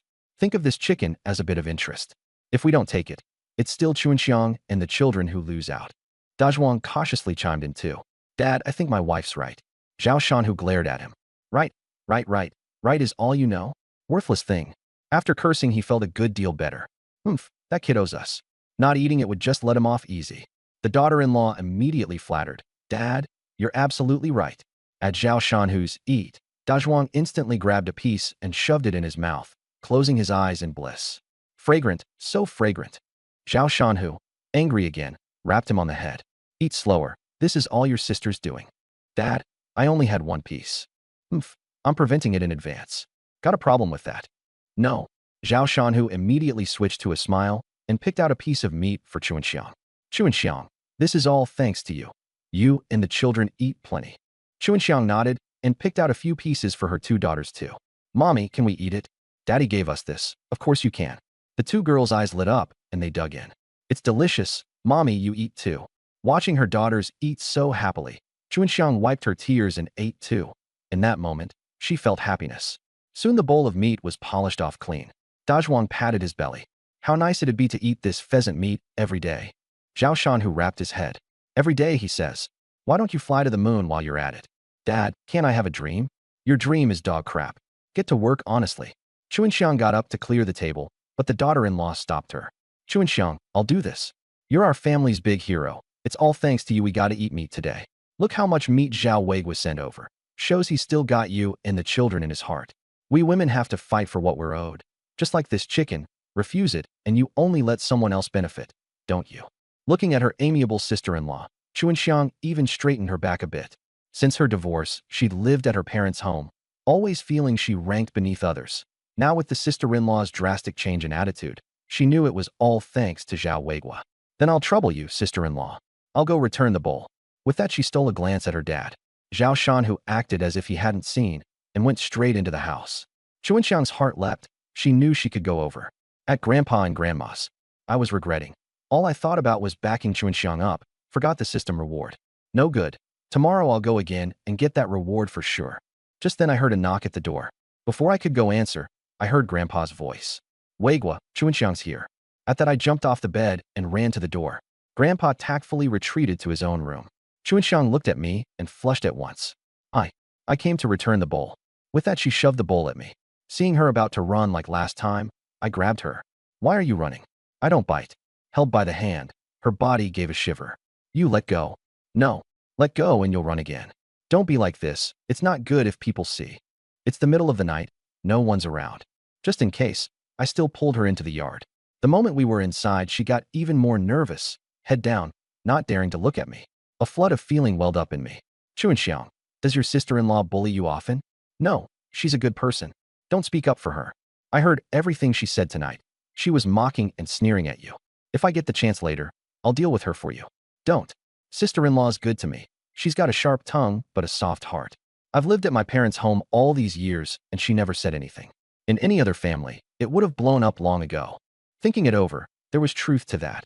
In this era, most people still held to the "a married daughter is like spilled water" mindset. Good then. From now on, if anyone dares bully you, tell me, and I'll get revenge for you. She nodded, blushing. Was the chicken good today? It was good. From now on, I'll let you eat it every day. No need. Getting to eat it once leaves me content. You shouldn't have sent me so much this time. Haha. Let me tell you a secret. Don't tell anyone. I shot 2 pheasants today. Well, impressive, huh? 2 pheasants. She hadn't imagined I was this capable, her eyes full of adoration. I relished it. Knew the reward was in the bag. Chuanxiang, tomorrow I can shoot another pheasant too.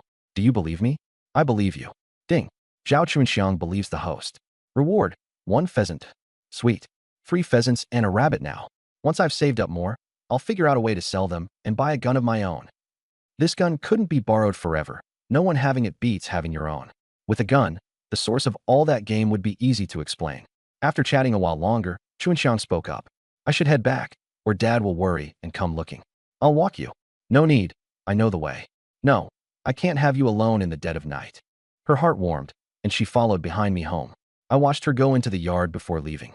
On the way, I planned for the future. Got Chuanxiang's reward too. Next are the third and fourth daughters. Handle those two little ones, and I can collect 2 more shares. Once I've got money someday, I'll build a big courtyard for sure, gather all the wives together, so I can collect every reward each day. Lovely. At that thought, I was full of energy. First order of business, though, was still getting a gun of my own. The next day, I got up bright and early. You're up, darling. Breakfast will be ready soon. Thanks, Grandma. Today I'll shoot you a rabbit. Good, good, my darling's the most amazing. Ding. Grandma believes the host. Reward, 1 wild rabbit. With Grandma's reward in hand, I looked at Grandpa. Grandpa, today I'll shoot you a pheasant, so you can feast like last night. Humph, listen to you brag. Be careful, and absolutely do not go deep into the mountains. Don't worry, I treasure my life. Ding. Grandpa believes the host. Reward, 1 pheasant. I was in a great mood, 5 pheasants and 2 rabbits now. After eating, I went to find Zhao Weihong. I hadn't wanted to bring the 2 little ones, but since I wasn't going deep anyway, and I needed to build the bond, I agreed. Huan, how about Daddy shoots you a rabbit today? Yes, yes. The little one bounced up in excitement. Ding. Huan believes the host. Reward, 1 wild rabbit. My eyes rolled, and I asked the system, can we switch up how I get rewards? Like, I fire a shot at random and the rabbit runs into the bullet on its own. Host, you're rather high maintenance. What do you mean high maintenance? This is forward planning. You don't want me getting found out and sliced up for study, do you? You'd lose me as your host then. Request detected as reasonable. A new method has been added. Game can be placed directly into the system space or appear in a reasonable manner. I knew you were a good system. System. With the new method, my nerve was up. Huan, eyes wide open. Daddy's about to start. The 2 little ones and Wei Hong all stared wide-eyed. The corner of my mouth quirked, and I fired at a patch of grass. And at the very instant I fired, a rabbit darted out. Bang! The bullet caught the rabbit right in the head. A rabbit. Daddy shot a rabbit. I walked over and picked it up. Wei Hong and the 2 girls wore looks of adoration. Daddy, you're so amazing. It's only 1 rabbit. I'll shoot you another in a bit. Ding. Zhao Weihong believes the host. Reward, 1 wild rabbit. Xin believes the host. Reward, 1 wild rabbit. Too easy. Got all 3 of their rewards just like that. Weigua, put the rabbit in the basket. I nodded and handed it over. Weihong found some wild greens to cover it, and we pressed on. After a dozen or so minutes, I pulled the same trick again, this time producing a pheasant. With the reward collected, I wanted to head back. Bag 2 today, time to go back. Daddy, it's still early, hunt a bit more? Then we'll search another half hour. If we don't run into anything, we go back. Okay, next I turned my attention to the ground, wanting to see if I might come across ginseng or the like, but no such luck. Just as I was about to head back, a pheasant suddenly flew out of the grass beside me. I froze for a moment. Huan shouted, Daddy, a pheasant, shoot it quick. Silly child, a pheasant in flight is hard to hit. Can't waste the bullet. Oh, Daddy, let's keep looking, we'll surely find another pheasant. I really did want to go back, but seeing the mother and 2 daughters raring to go, I could only nod. Truthfully, I was surprised too. I hadn't expected to actually run into a pheasant. Pheasant, oh pheasant, I beg you, don't show up in front of me. Heaven just had to toy with me. As we walked, Xin suddenly grabbed my leg. Look over there. Following her gaze, I was at a loss. A pheasant was perched on a tree trunk. Huan spotted it too and was about to shout when Xin clapped a hand over her mouth. Shoo, keep it down, don't scare it off. I was mortified. The very reason I didn't want to deal with a real pheasant was that my marksmanship was hopeless. But given the situation, hopeless or not, I had to grit my teeth and go for it. I took a deep breath, raised the gun, closed one eye to aim, and after a few breaths squeezed the trigger. Bang! The pheasant flew off in fright. No surprise, I'd missed. Seeing the 2 girls' disappointed faces, I cleared my throat. Ahem, Daddy was just off his game. That's why it got away. Don't doubt Daddy's skills. Don't forget I've already shot a rabbit and a pheasant. The 2 girls thought it over and figured that was fair, so they let it go. Daddy, then let's keep looking. No more. Daddy's hungry, and when I'm hungry I get dizzy and can't aim at all. Oh, no wonder you missed just now. Turns out you were hungry. Then let's go home now. But what are we eating today? I smiled. Little glutton, tell me, what do you want to eat? I want to eat bunny. Why? Because bunnies are so cute. They must be tasty. Me? Xin, do you want pheasant or rabbit? Rabbit, it's got more meat. Now that was a normal answer. Sure, then today we eat rabbit. Truthfully, I wanted rabbit too. A pheasant is only a little over 2 gene, while a wild rabbit is at least 5, a full doubling. And in these times more meat is what matters most. Remember, if anyone asks, say I only shot one rabbit. Got it, Daddy. Wei Hong said hesitantly. Weigua, why don't we put them all in the basket? I shook my head. No need. Let the villagers get a look. I, Zhao Weigua, am no kept man. I've got real skills. Mainly, I wanted to plant a notion in everyone's heads. Zhao Wei was a great hunter, so whatever he bags later, no need to be surprised. Wei Hong's eyes went a little red. Weigua must be hurting inside, or he wouldn't be so eager to prove himself. Weigua, in my heart, you'll always be the most capable man. I rubbed her head and led them back to the village. The sensation this time was even bigger than last. Look quick, Zhao Wei was back. My goodness, he shot a rabbit. Heavens, it really is a rabbit. There was no avoiding it, so I gritted my teeth and went over. The crowd gathered around. This rabbit's so plump, must be 5 or 6 gene. Wei was really something. Pheasant yesterday, rabbit today. Wei was the most capable in our whole village. I was a bit embarrassed. Actually, I'm not as good as you say. Can't claim first place, just top 3 or so. The crowd. Wei Hong covered her mouth and laughed softly. She liked the me of right now. Weigua, did you shoot this rabbit deep in the mountains? No, just spotted it at the edge and got it. Lucky. Wei was just being modest. Seems the edge is pretty rich in resources. Who'd have thought? I always assumed the game was all deep in the mountains. I really wanted to say, you assumed right. The game really is deep in the mountains, but I couldn't and wouldn't. Uncles, aunties, my dad's in poor health and I've got to hurry back to build him up, so I'll go first. Go on, what a filial child. Aside from being a philanderer, this kid seems to have no real faults. Hearing that, I walked off fast. Back at the parents' house, the moment Mother Zhao saw such a big rabbit, she exclaimed, My goodness, you shot a rabbit. Sure, Mom, keep it down. She covered her mouth and said quietly, Weigua, did you really shoot it? Of course. Who but me has this kind of talent? By the way, this time it's not just the rabbit, there's a pheasant too. I took out the pheasant as well. Looking at the pheasant and rabbit, Mother Zhao's eyes went wet again. Good. Good. My son's really made something of himself. Mom, I told you. From now on, I'll let you eat meat every day. Ding. Mom believes the host. Reward. 1 pheasant. I frowned. System, why isn't it a rabbit? It's random. If you want a rabbit, change the wording. For instance, from now on, I'll let you eat rabbit every day. I understood and was rather satisfied. This way I can precisely control what I want. Son, this time we can't eat it all. Take it to trade for some things. Weihong advised too. Right? Weigua, eating it is a waste. We could trade for a lot of grain. Don't worry about grain. With my talent, getting hold of grain is a piece of cake. Weigua, your mom believes you've got talent. We ate chicken yesterday, so don't eat these. Trade them all for grain. Mom, Dad's health has been poor all along. It's just that his nutrition can't keep up. Now that your son's capable, of course I have to get Dad back in good shape. We eat both the pheasant and the rabbit, and the ones I bag later I'll trade for grain. Mother Zhao wavered, then gritted her teeth. Fine, then keep one. Let's cook the pheasant. The rabbit's got more meat, might trade for more. Weihong nodded. I shook my head. Mom, there are a lot of us. 1 pheasant isn't nearly enough. And don't forget the guns borrowed from Chuanxiang's family. Naturally, we have to send them a share. Mother Zhao, with no choice, could only agree to cook the rabbit. Mom, what do we do with the rabbit pelt? Keep it. When it gets cold, it can make a pair of gloves. Sure. Same as last time, call me when it's done. I'll head back to Grandpa and Grandma's first, so they don't worry. Seeing I was fine, Grandpa and Grandma both relaxed. Kid, how was the haul today? Take a guess. Zhao Yotsai's face went black. You asking for a beating, kid? Out with it. What's gotten into you, old man? Looks to me like you're the one asking for a beating. Grandma fired back in one line. Zhao Yukai snorted in anger, squatted on the ground, and went quiet. Grandma looked at me, doting. Darling, tell Grandma, did you bag any game?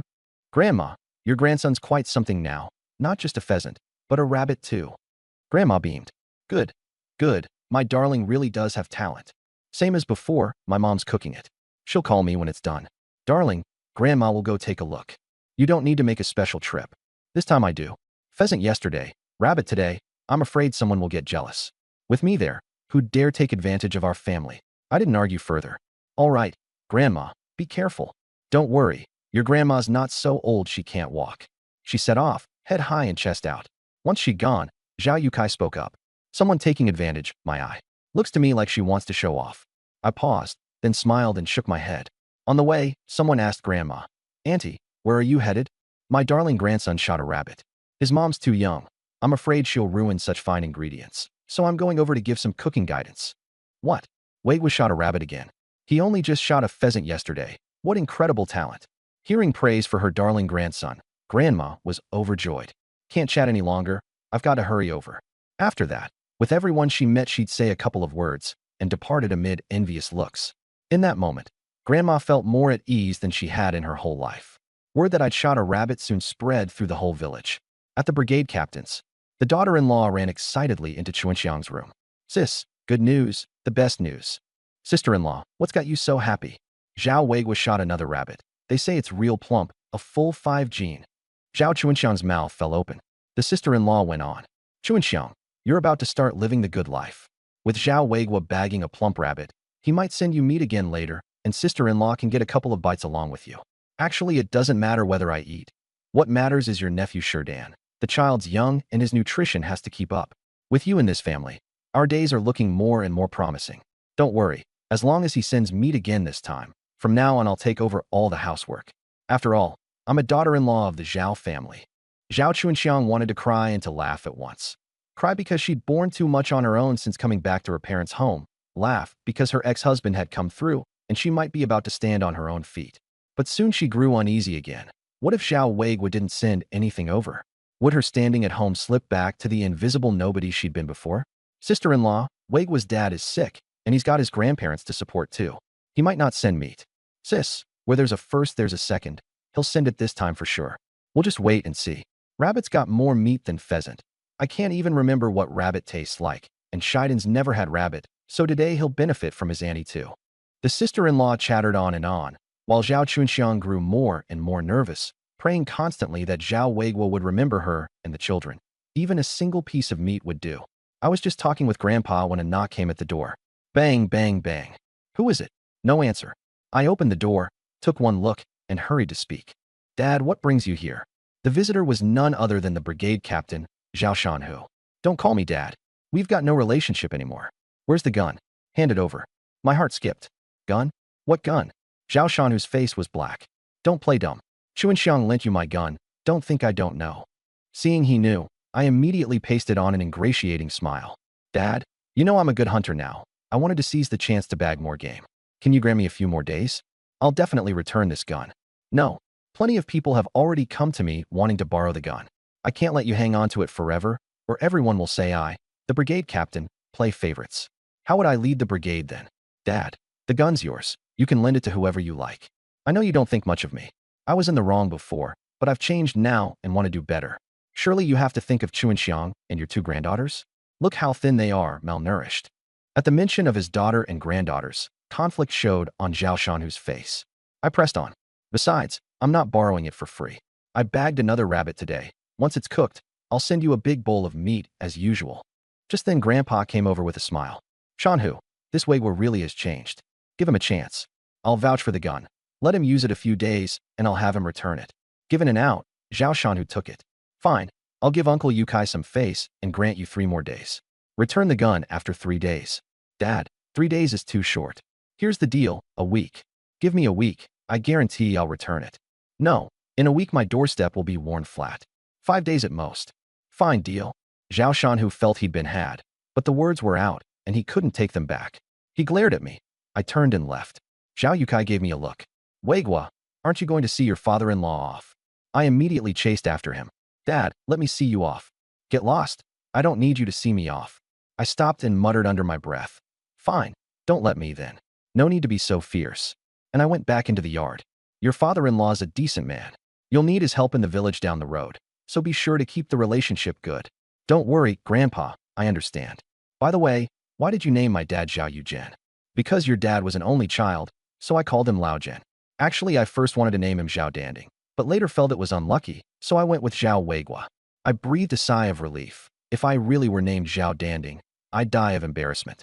Weiguo at least sounds nicer than Danding, and has more vision to it. Before I knew it, Grandma came back carrying the rabbit meat. I hurried to take it. Grandma, why'd you bring it back yourself? You should have called me to go get it.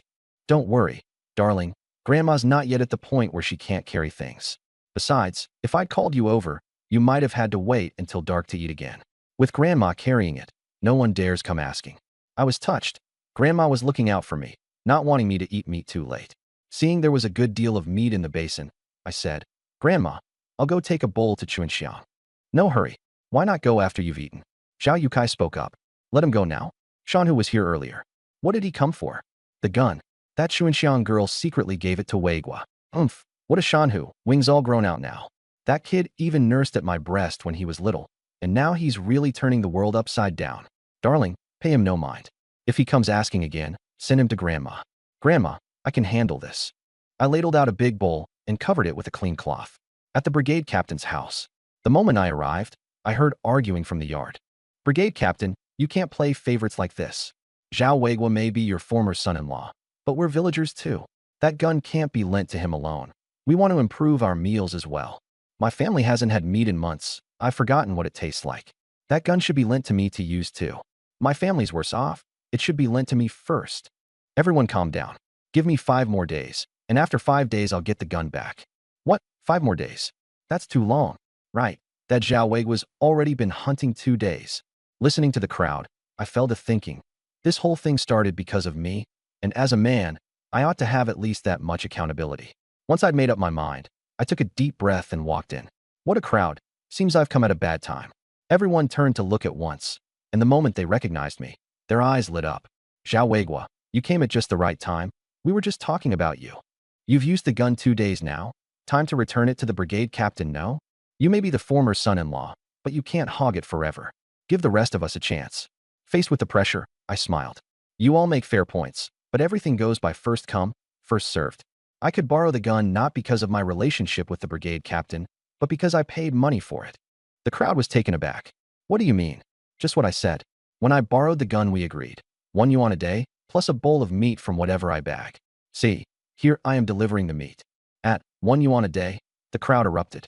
1 yuan a day? Are you crazy? Do you know how much 1 yuan can buy? Fake, it's definitely fake. Zhao Weigua, are you trying to hog the gun and deliberately lying to us? Never figured this guy not only fools women, now he fools us men too. Me? Don't go talking nonsense. Careful, I sue you for slander.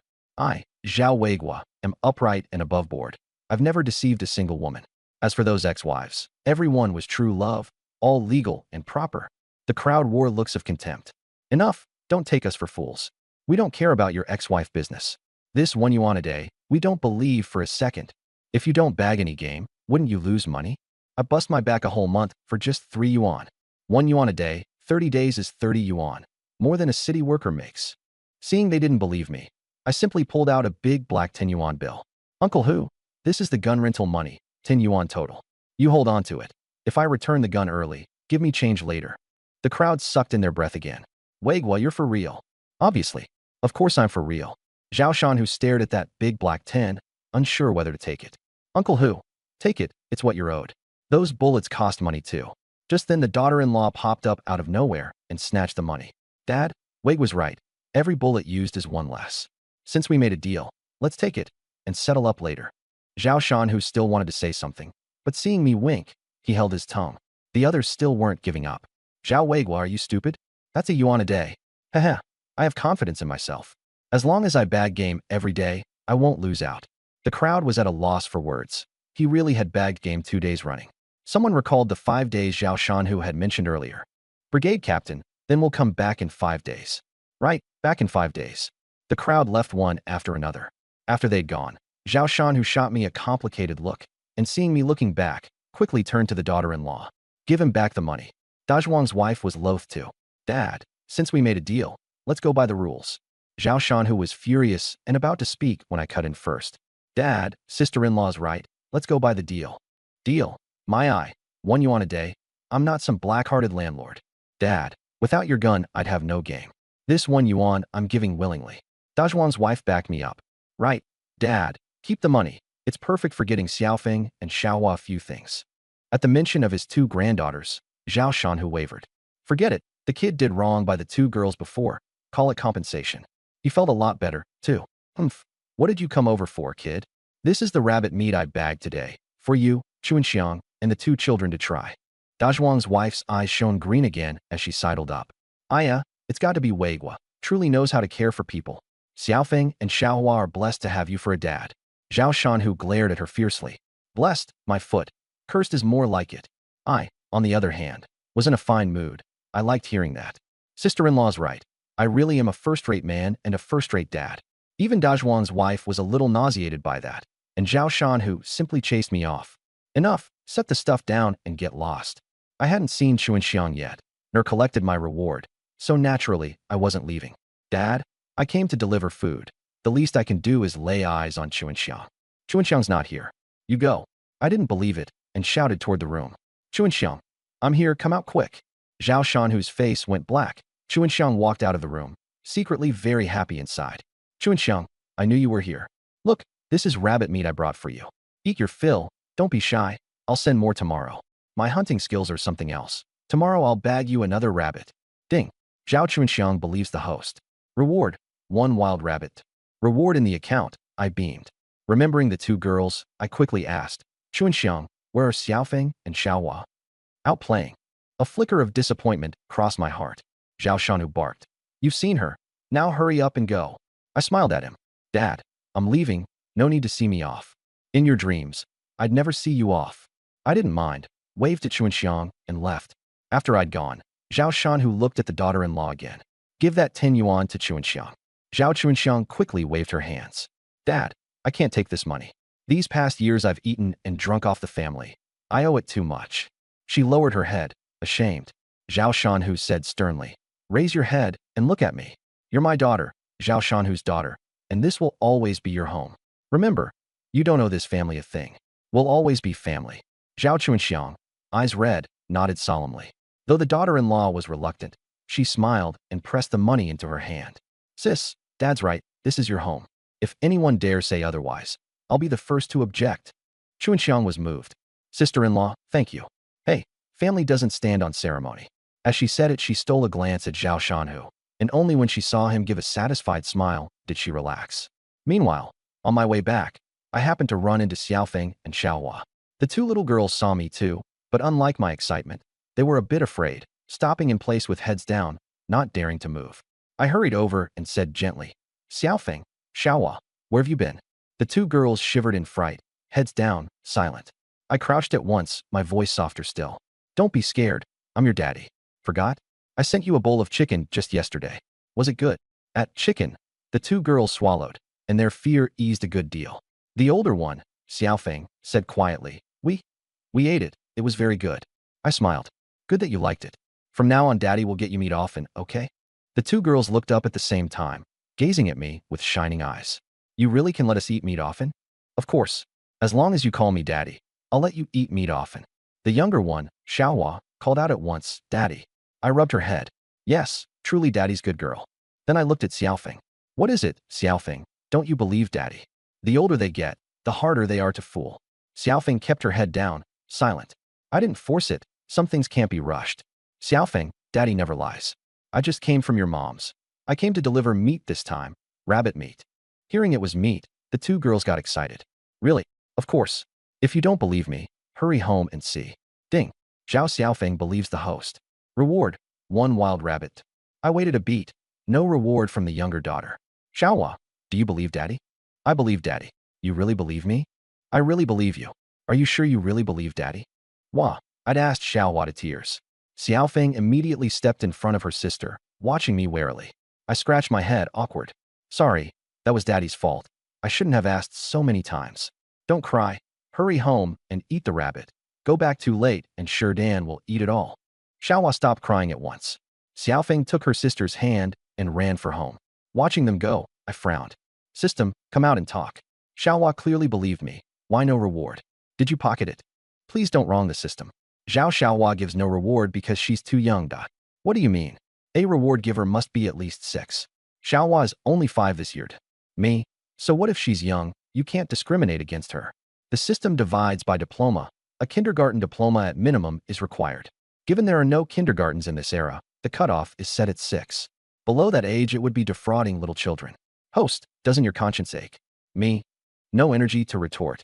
I'd been planning to farm rewards off even younger children. Looks like that's a bust now. Over on the other side, the 2 girls got home. Wow, there really is meat. Daddy didn't lie to us. Zhao Chunxiang paused and looked at Xiaohua. Xiaohua, what Daddy? Daddy's just Daddy. Xiaofeng cut in. Mom, on the way back we ran into him. He said he came to deliver meat. Seeing Xiaofeng hadn't called him Daddy, Zhao Chunxiang stroked her head with a complicated expression.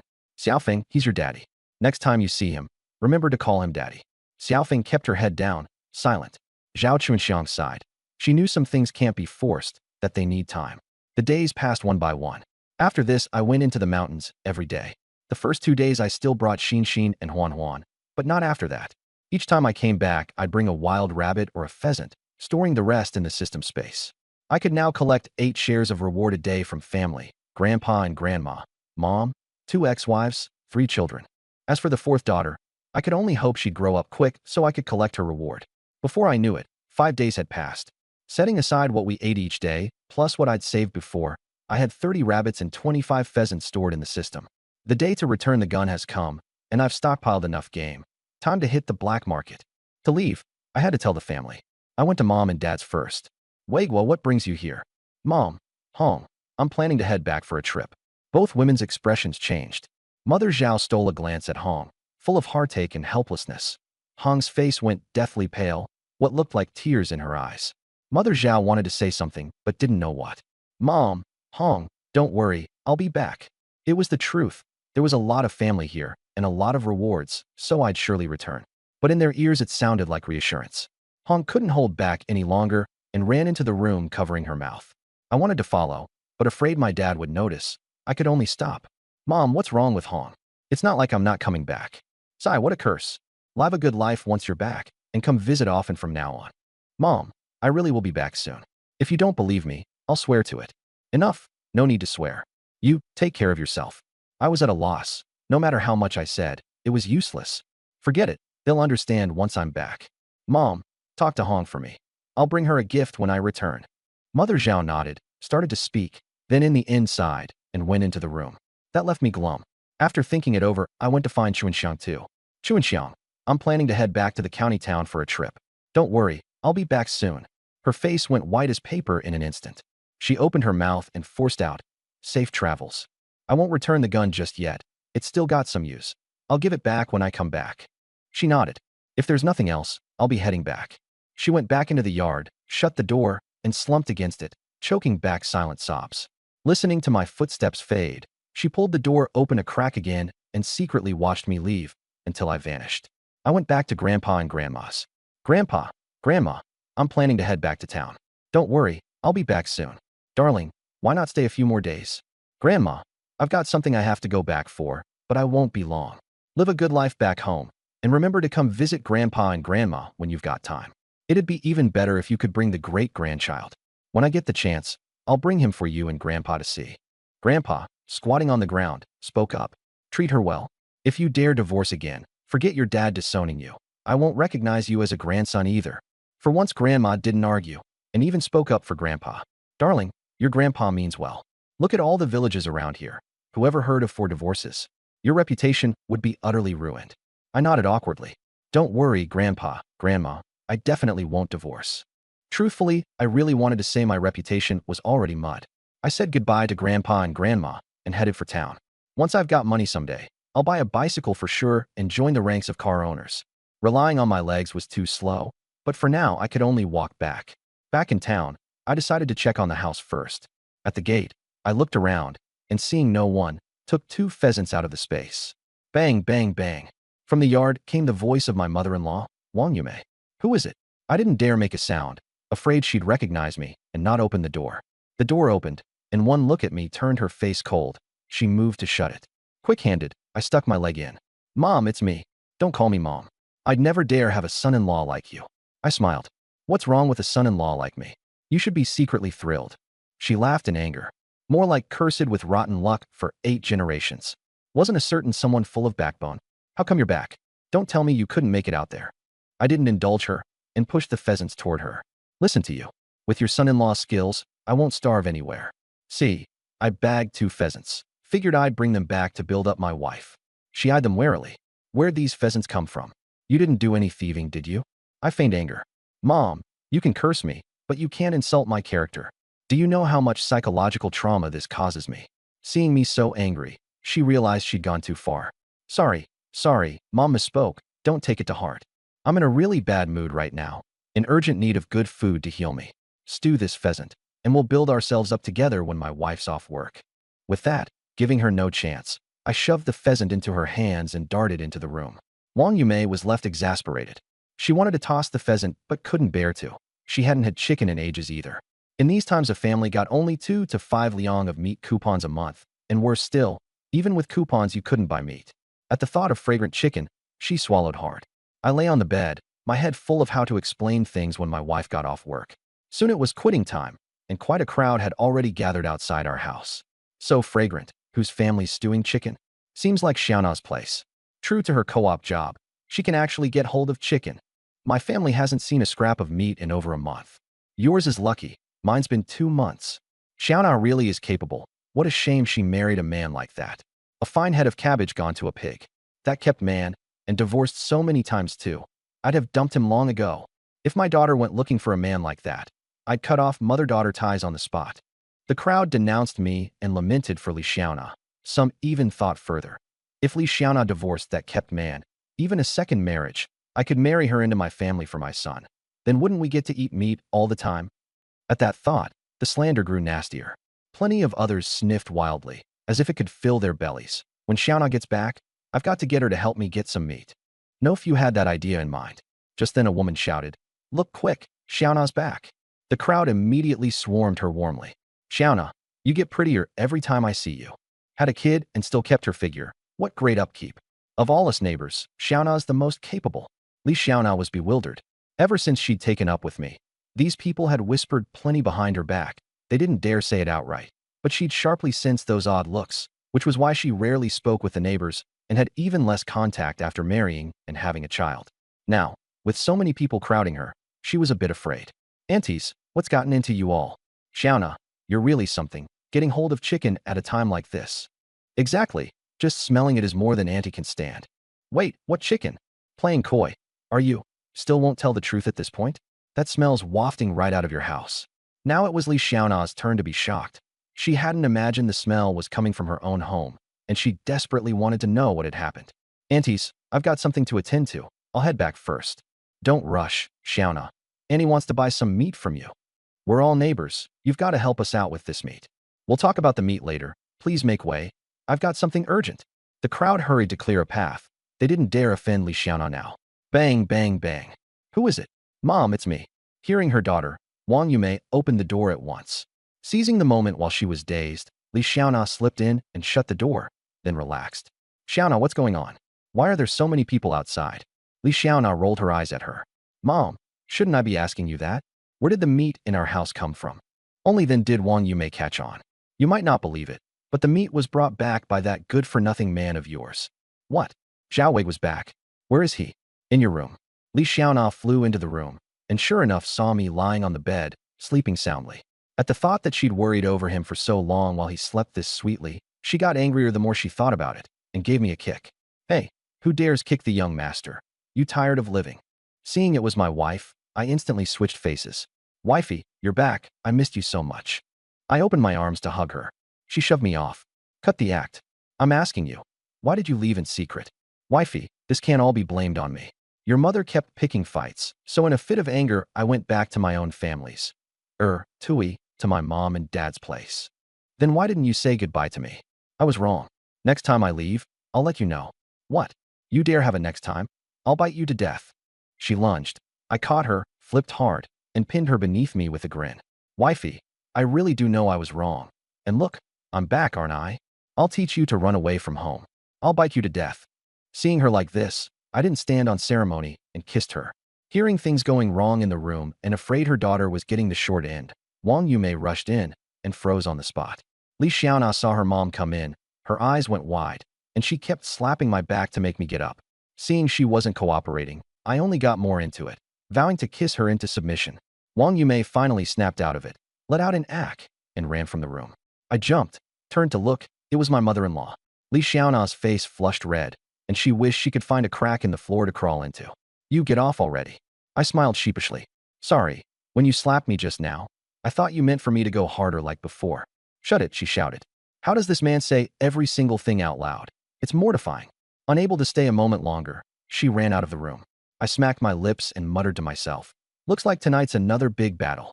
Li Xiaona ran out, and met her mom, immediately lowering her head. Wang Yumei's face was a little red too, but she quickly composed herself. Daughter, don't go getting fooled by that kid's sweet talk. He brought back a pheasant. Who knows what scheme he's got? You be careful and find out exactly where that pheasant came from while you're at it. She didn't believe for a second that I could bag a pheasant.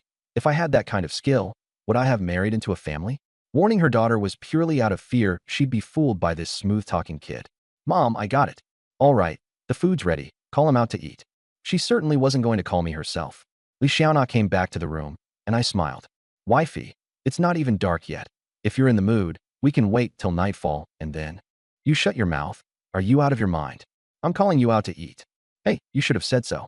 I thought you couldn't hold back any longer. She ran off, forcing down her fluster. Soon the family of three sat around the table. Smelling the fragrant chicken, mother and daughter both swallowed hard. I found it funny. Eat. Don't stand on ceremony with me. The two rolled their eyes at me. Taking the hint, I picked out a piece for Li Xiaona. Wife, you've had it hard. Eat plenty. You don't need to serve me. I can do it myself.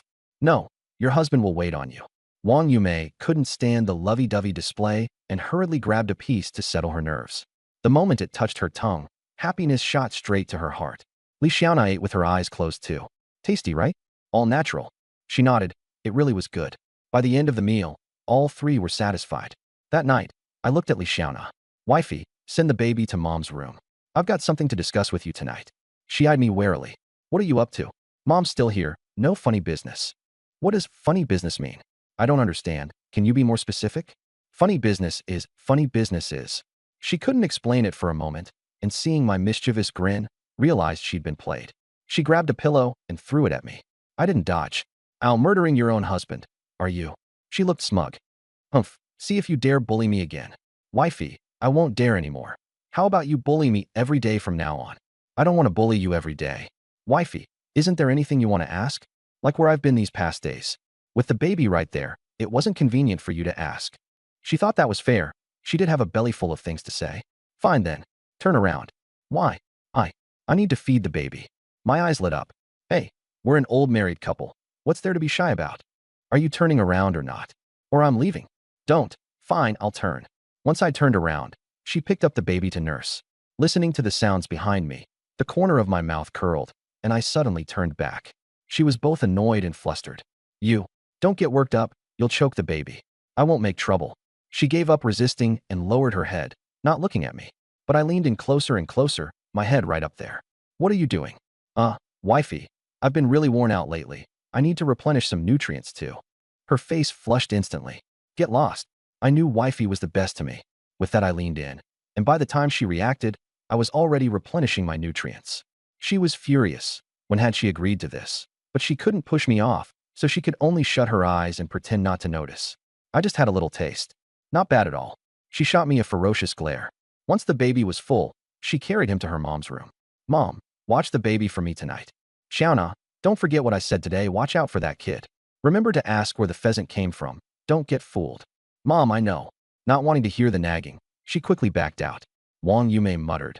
Leaving in such a hurry, I wasn't even done talking. Li Xiaona came back to the room and lay down. Out with it. Where have you been these past days?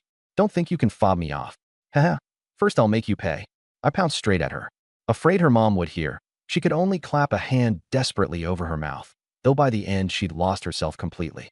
Over in the other room, Wang Yumei was just about to fall asleep when she heard the sounds from her daughter's room, all that suppressed noise. As someone who'd been there, how could she not understand? She was furious. That wretched girl, I told her to dig up information, and this is how she digs it up? No wonder she sent the baby over. It was all for this.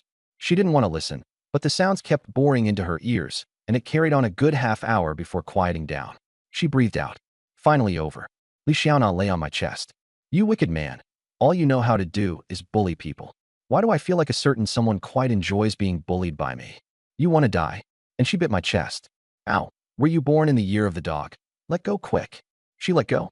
See if you dare provoke me again. Her mouth was fierce, but her hand was gently rubbing the spot she'd bitten. Wife, I really did go back to my old home this time. You know Dad's gravely ill, so I stayed a few extra days. What's the deal with that pheasant? I shot it. You? Still won't tell the truth even now. I really shot it. Otherwise, with meat this scarce, who'd give a pheasant to me? You really shot it. Absolutely true. Truer than solid gold. She still didn't quite believe it. She hadn't seen it with her own eyes. Since when are you this good at hunting? I've got a talent for hunting, I just never had the chance.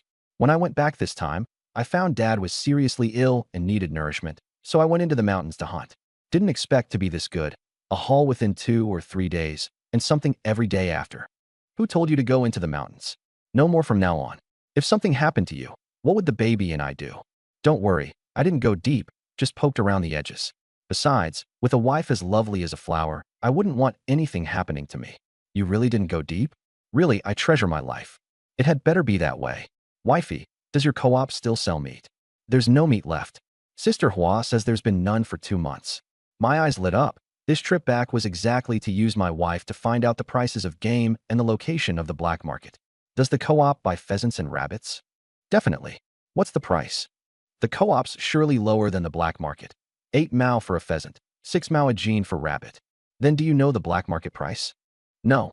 I only just started working, before that I was home. Do you know where the black market is then? She looked wary. What are you up to?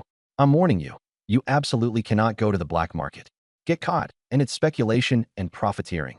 You'll be paraded through the streets, and in serious cases, locked up. I won't go. I'm just asking. I haven't been to work in ages. I don't know where the black market is either. A flicker of disappointment crossed my face. What she said next made my eyes light up. I don't know, but Sister Hua and the others surely do.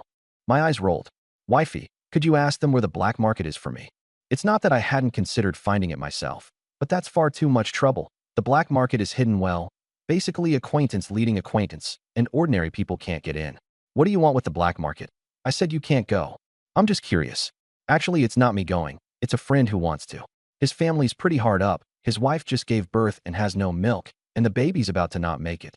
So he wants to try his luck at the black market and get some formula. Li Xiaonao felt for them.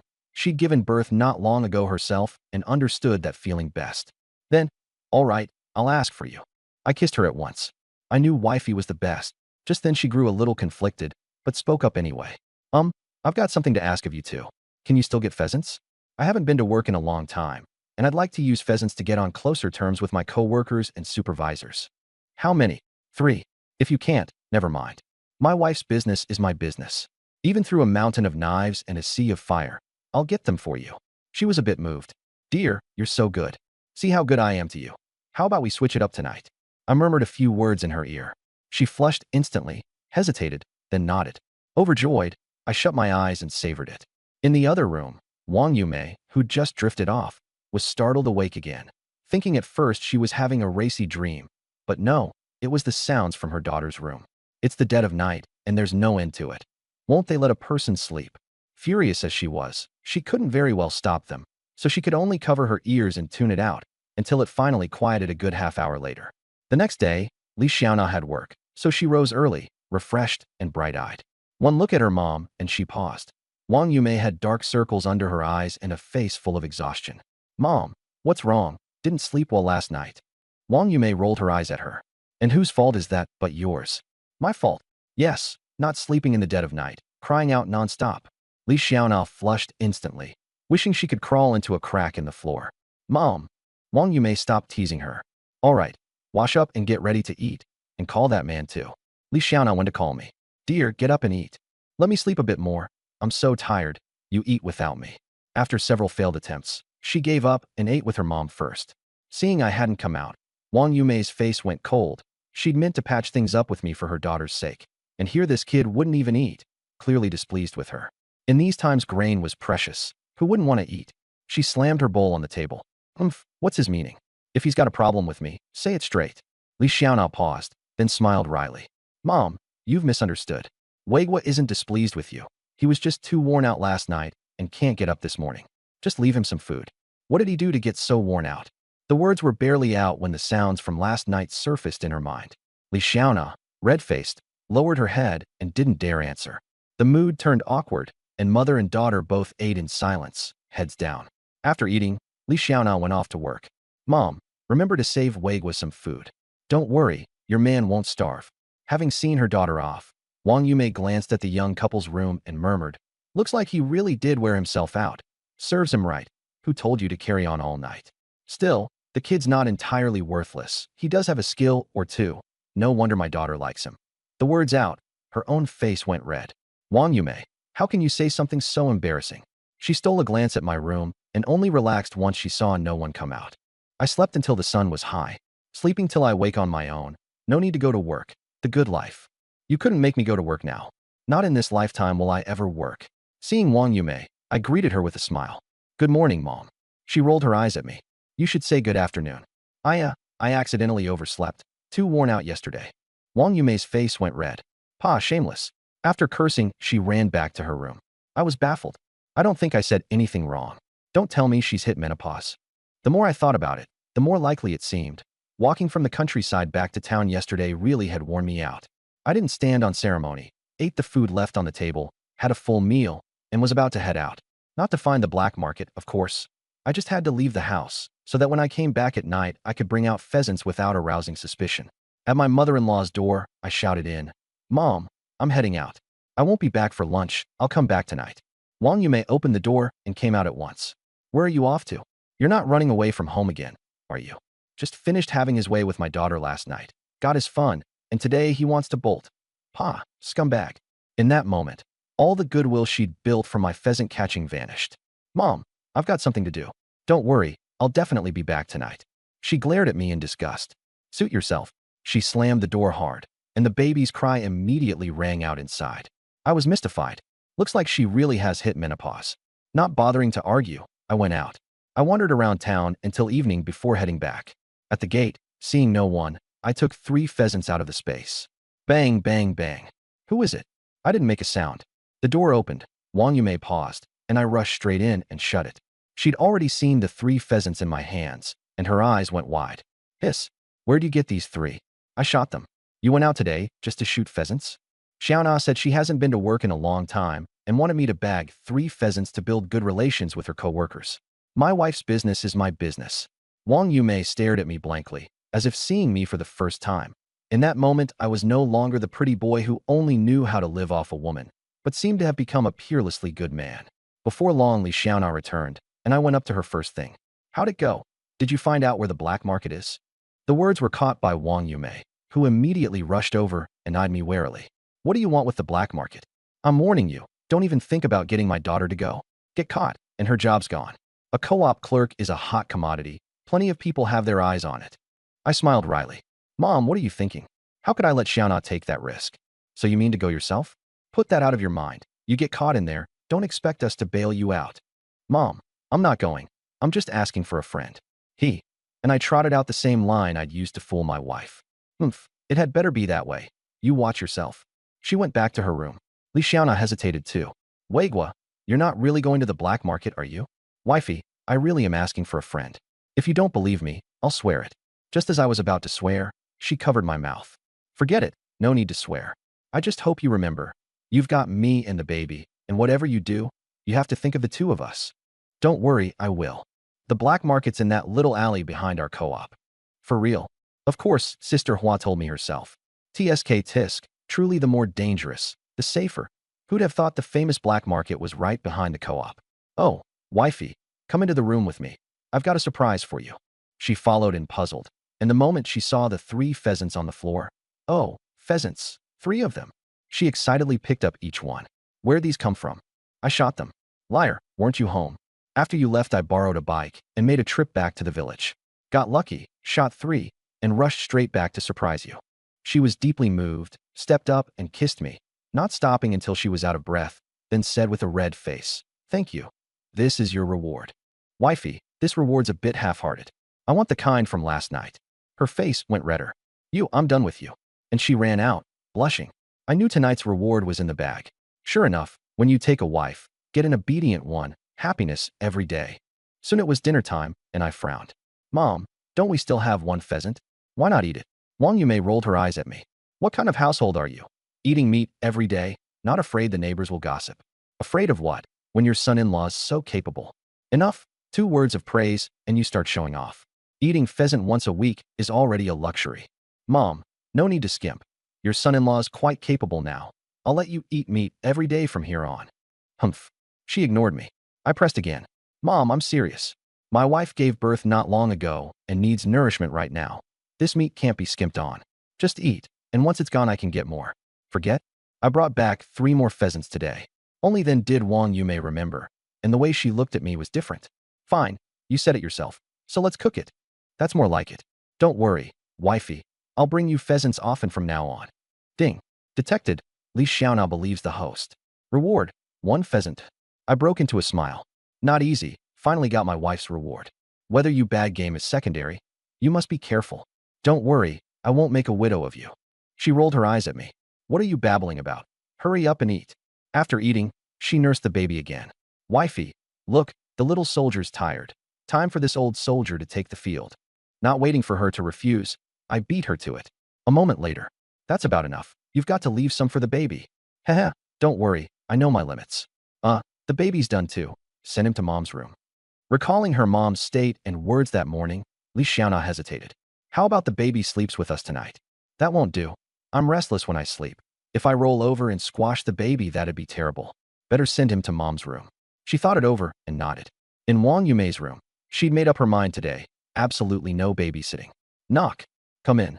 Seeing her daughter come and holding the baby, her face went black. What's this? Li Xiaona smiled sheepishly. Mom, sorry to trouble you to watch him one more night. No way. You two watch him yourselves. I want to sleep. Mom, Wei was restless when he sleeps. If he rolls over and squashes the baby at night, that'd be bad. Wang Yume, originally firm, grew conflicted at this, mulled it over, and sighed. Sigh, I really do owe you. Fine, leave him here, but I've got one condition. Whatever the condition, just say it. Your daughter agrees. I have only one condition. You two behave yourselves tonight. No doing that sort of thing, and absolutely not a single sound. Li Xiaona's face turned into a red apple in a flash. Mom, what are you saying? You know perfectly well what. You kept me up all night last night. Today you'll behave yourselves, and let me get a decent sleep too. Li Xiaona nodded. Mom, I promise, all right. Wang Yume relaxed. That's more like it. It's not that Mom won't let you have your fun. You're young, there'll be plenty of chances. Once I'm gone someday, you can carry on however you like, and no one will care if you scream the roof down. Li Xiaona stamped her foot. Mom, I'm done with you. And she ran from the room. Wang Yume shook her head. Already has a kid and still so thin-skinned. Doesn't even know to shut the door. She walked over and closed it. Li Xiaona ran back to the room, her little face still red. I was baffled. Wifey, what's wrong? Are you sick? Why's your face so red? Her face went redder, and she put on a tough front. Nothing. Why are you minding so much? She dove under the covers and ignored me. I rubbed my hands and said leeringly, I knew you couldn't wait, wifey. But hold on. The clothes still have to come off. She flung off the covers and grabbed a pillow to throw. Are you crazy? Zhao Weigua, you're not allowed to touch me tonight. Quick-handed, I caught it. Look at you getting worked up again. Didn't we agree before dinner? Backing out at the last minute is no way for a gentleman. I'm not a gentleman. I'm a lady, and either way you can't touch me tonight. Give me a reason, or, you know. She hesitated, then said quietly, last night we were a bit loud and disturbed Mom. She didn't sleep all night. Her voice got smaller and smaller, her face redder and redder. I was a bit exasperated, but also very proud. That's my combat power. At the thought of how this mother-in-law had always looked down on me, the little devil inside me swelled rapidly. Tonight, not even Jesus could stop me. This time I'll make my mother-in-law understand exactly why her daughter likes me.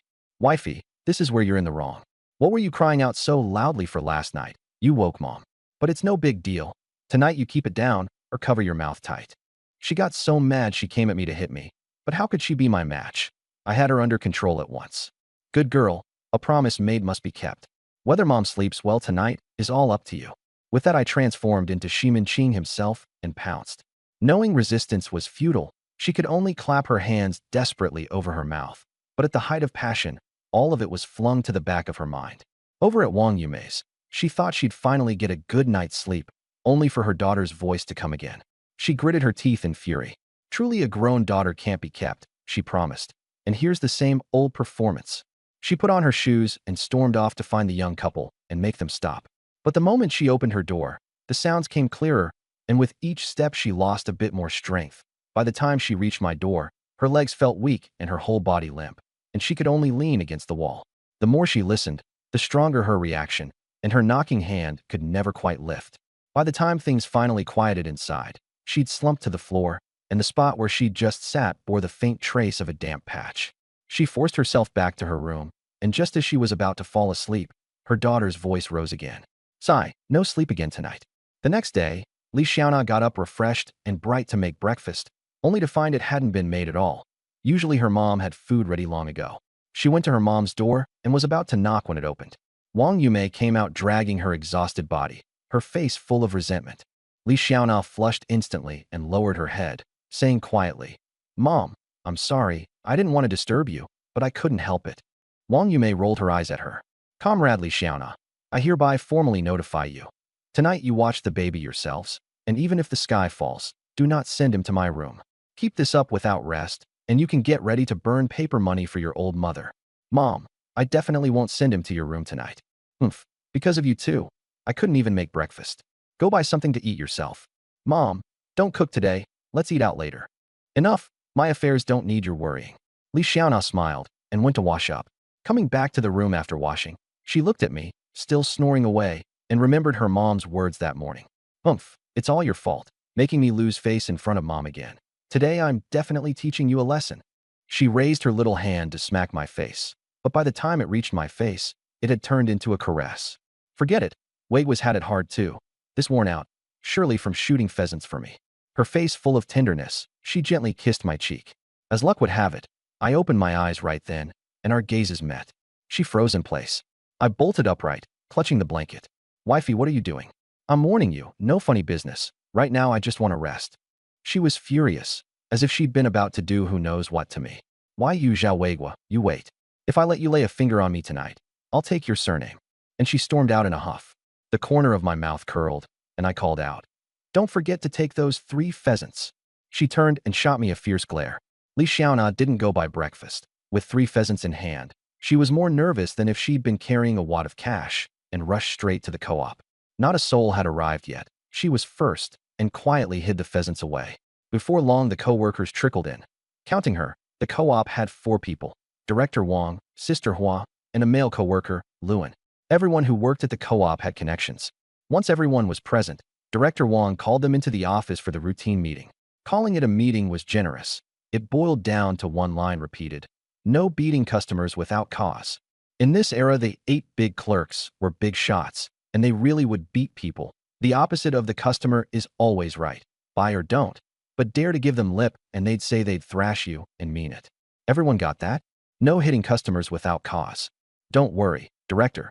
As long as the customers don't make trouble, we generally won't lay hands on them. Director Wang nodded, satisfied. If anyone makes a scene, come straight to me. Let's see who's got the gall to come make trouble at the co-op. Meeting adjourned. Just then Li Xiaona spoke up. "Hold on." Everyone looked at her, curious. "I've been out so long having the baby, leaving you all to work hard this whole time. I feel bad about it, so I brought a little something, just a token of my heart." "Xiaona, talk like that, and you're treating us like outsiders. Right, sis? Nah, we won't take it." Li Xiaona smiled. "You won't take it? Once I bring it out, don't say you regret it." Luan wasn't impressed. Working at the co-op, what fine things hadn't he seen? But the moment the pheasants came out, his eyes went wide. Even Director Wang, a leader, looked pleasantly surprised, and Sister Hua was more dramatic still, crying out, "Pheasants! They're actually pheasants. Xiaona, where'd you get these?" Li Xiaona didn't hide it, spreading her own man's fame. "My husband shot these." Huh. All 3 were stunned outright. More shocking than the pheasants themselves. They knew exactly what Zhao Weigua was like, and simply couldn't believe it. "Xiaona, isn't your husband a useless kept man?" Li Xiaona's face darkened. Sister Hua realized she'd let it slip and quickly slapped herself twice. Listen to my mouth. Don't hold it against Sister Hua. I'm a blunt one." "It's fine, Sister Hua. My husband's quite capable. A few days ago he shot 2 pheasants, and hearing about your situation, he went into the mountains specially and shot 3 more." The 3 exchanged glances, still finding it hard to believe. "Your husband really shot them?" "Yes. No one else would be generous enough to give him so many pheasants." Director Wang had his doubts, but with the pheasants right before him, he could only bury them. Sister Hua smiled. "Never figured your husband had this in him. Xiaona, your good days are here. If he really can bag pheasants, your family will surely see meat often from now on." Li Xiaona smiled. "It is so. Only, you all know how it is in the mountains. There are tigers, bears, wolves, wild boar. One slip and your life's in danger. If there were any other way, I wouldn't let him go into the mountains." This was her getting a head start on heading them off, afraid co-workers would keep coming to buy pheasants from her. The 3 nodded. They all knew the perils of the mountains. But they truly wanted those pheasants, Director Wang no exception. It was the worst stretch of the 3 years of natural disaster. Even with money and coupons, you couldn't buy meat, and the director himself hadn't seen a scrap of meat in over a month. Looking at the pheasants, he could have thrown them in the pot right then. Sister Hua swallowed. Xiaona, you'll really sell us these pheasants? Sister Hua, it's not selling, it's a gift. Director Wang spoke. Pheasants are scarce goods right now. How could we accept that? We have to pay. Sister Hua nodded. Right? The fact that you brought them shows you were thinking of us. We'll remember the kindness. We'd feel bad not paying. Luan chimed in. Sis Na, you have to take the money. Li Xiaona smiled wryly. Really, there's no need. Director Wang spoke again. We know your heart's in the right place, but 3 pheasants is no small thing. We have to pay, or it'll be awkward seeing each other every day going forward. Li Xiaona nodded helplessly. Sister Hua smiled. That's more like it. Pheasants in hot demand now. The black market's probably 2 yuan a jean. We'll buy it 2 yuan a jean, all right. Li Xiaona shook her head. No, I already agreed to take money, but the price has to be our purchase price. The 3 had no choice, and in the end settled on the co-op purchase price of 8 mao a jean. She handed pheasants to Director Wang and Sister Hua first. When it came to Luan, he rubbed his hands in excitement. Li Xiaona smiled. I seem to recall a certain someone turning his nose up at my gift earlier. Luan quickly begged off. Sis Na, I was wrong. I judged a book by its cover. You have to sell me this pheasant. I won't lie to you. I've got a girl I'm seeing, and if I can bring this home and treat her to a meal, I'm 90% sure I'll win her over. Dear sis, you've got to help me. Not bad, you. Here you go. Luan took it excitedly. Thank you, sis Na. When it works out, I'll treat you to wedding candy. Sure, it's a deal. The 3 quickly weighed them and paid, itching to clock out that instant and take the pheasants home. But business hours had begun, so they could only wait. No day had ever made them long for quitting time more. Li Xiaona was happy too, able to clearly feel the shift in their attitudes. Before, her long absence had made things distant, but now the few of them were closer than ever. Meanwhile, after washing up, I found there was no breakfast. Mom, where's breakfast? Wang Yumei was full of resentment, her face black. There isn't any. She deliberately left me no food, to torment me, for keeping her up all night with the carrying on. Mom, did Xiaona make you angry? Don't hold it against her. When she's back, I'll have a good talk with her. She really is getting out of line, making you angry. Wang Yumei couldn't hold it together. Get lost. Right away. I turned to go, then suddenly remembered something, came back, and brazenly stuck my hand out in front of her. She was baffled. What are you doing? Mom, give me some money. I'm going out to eat. Wang Yumei was nearly apoplectic. Zhao Weigua, a grown man, and you've got the nerve to ask me, your mother-in-law, for money. As the old saying goes, a son-in-law is half a son. A son out of pocket asking his mom for spending money. It's only natural. You. She pointed at me, speechless. She'd never seen anyone so shameless. Mom, I know you're worked up, but hold off on it. Here's the deal. You give me the money and I'll vanish at once, completely out of sight and out of mind. Good bargain, right? Not wanting to lay eyes on me a second longer, Wang Yumei flung a big black 10 yuan note straight at my face. Get lost. I bent to pick up the money, beaming. Thanks, Mom. I knew you were the best to me. Your half-son is off. And I darted away, leaving her to fume alone. I went to the state-run restaurant and bought some buns. Looking at the plain vegetable buns in my hand, I mused. Looks like meat really is tight. Can't even get meat buns. I hadn't realized meat was this scarce. But I soon grew excited. The scarcer the meat, the dearer it is, the better for me. After downing 4 veggie buns in a row, I stopped and headed, per my wife's directions, toward that little alley behind the co-op. At the spot, I found a place with no one around, took out a cloth and masked my face. Extraordinary times, and I didn't want to get caught. I took out a gunny sack and put in 10 rabbits and 10 pheasants.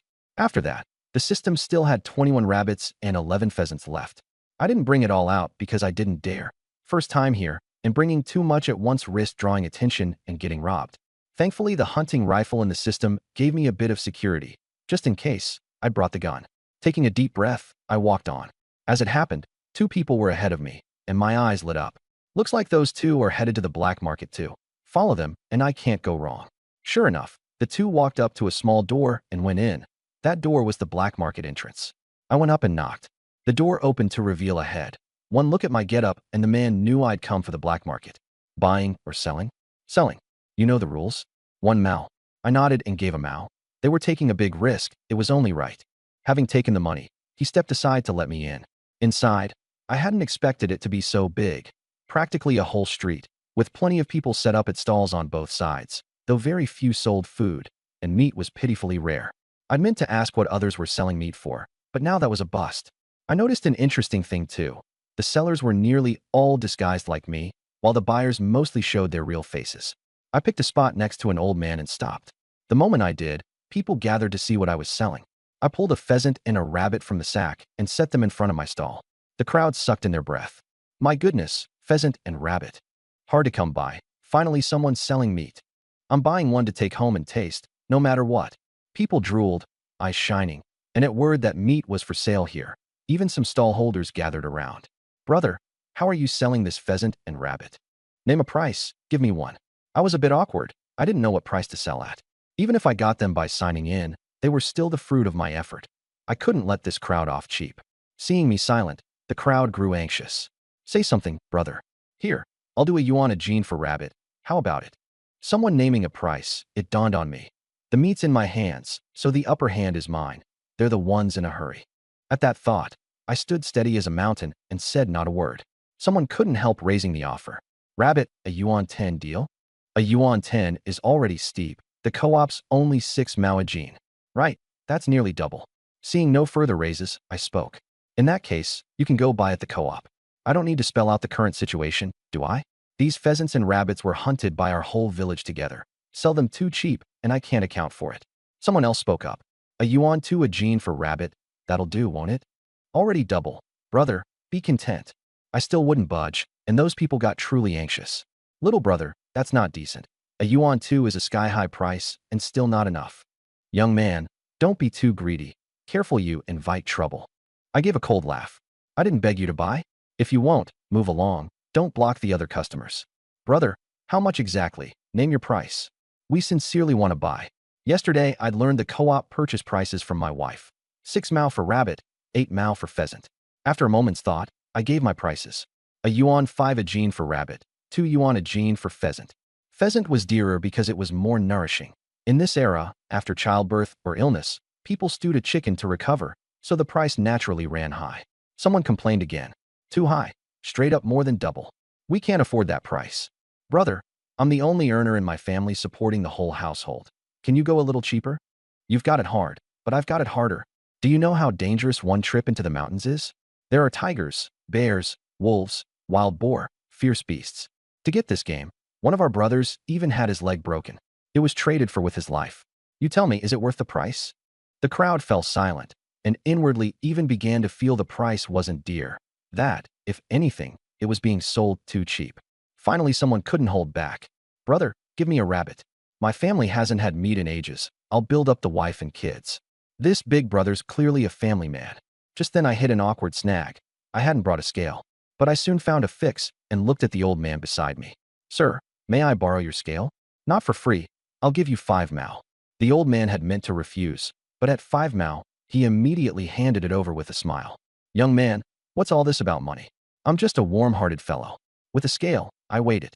A full 5 gene, at a yuan 5 a gene. That's 7 yuan 5 total. The man paid readily and walked off pleased, rabbit in hand. With a first, there was a second, and the crowd soon scrambled wildly, afraid they wouldn't get a turn. The scene was lively, and before long, all 10 pheasants and rabbits were sold out.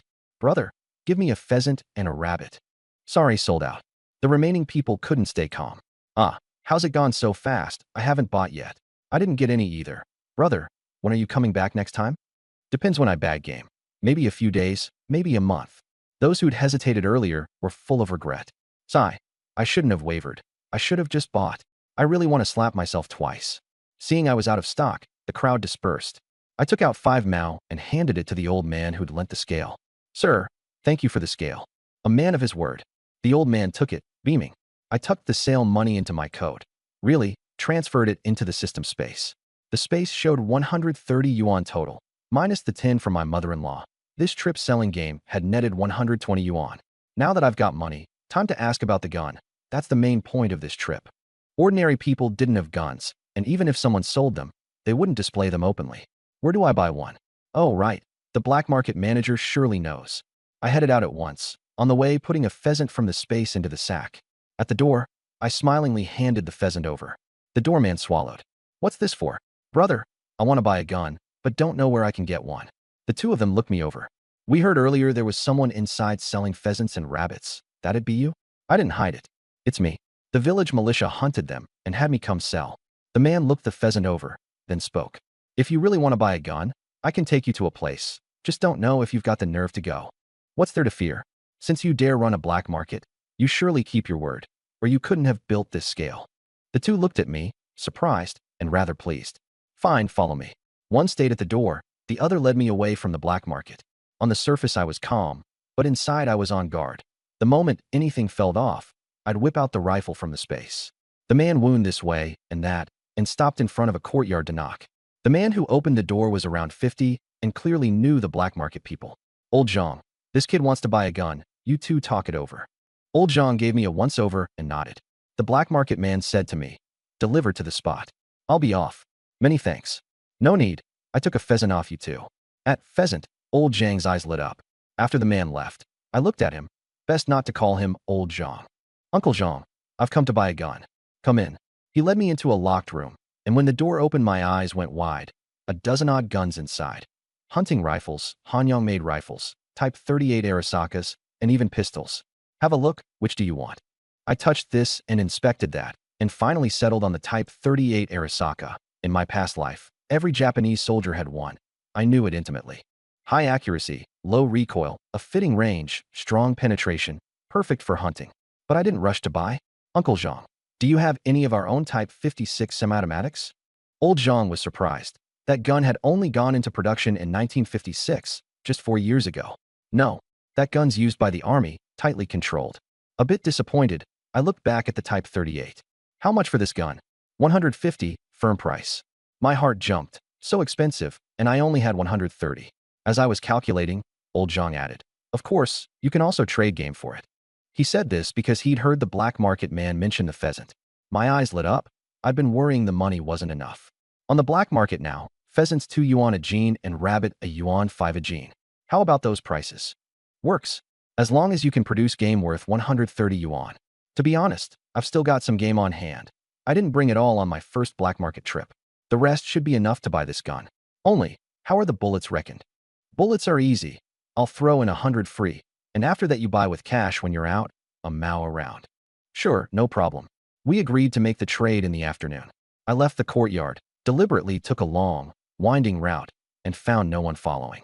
Could it be that because I came out with the black market people, no one dares get any ideas? The more I thought, the likelier it seemed. To build up a black market, the backing behind it was considerable, and ordinary folks didn't dare cross them. Come afternoon, I went to Old Zhang's place. Near it, seeing no one around, I put all 10 pheasants and 15 rabbits into the sack before knocking. The door opened, and Old Zhang looked at the sack behind me, his eyes shining frighteningly. Quick, come in. He shut the door and impatiently opened the sack, his face all smiles at the game inside. Uncle Zhang, 10 pheasants and 15 rabbits. You've got a scale, you can weigh them yourself. I do, I'll fetch it. Weighed out. The pheasants came to 22 gene and the rabbits 78. As agreed, pheasant 2 yuan a gene, rabbit a yuan 5. 22 gene of pheasant plus 78 gene of rabbit, 161 yuan total, right? Correct. The extra money, I'll put all toward bullets. Old Zhang was even happier. No problem at all.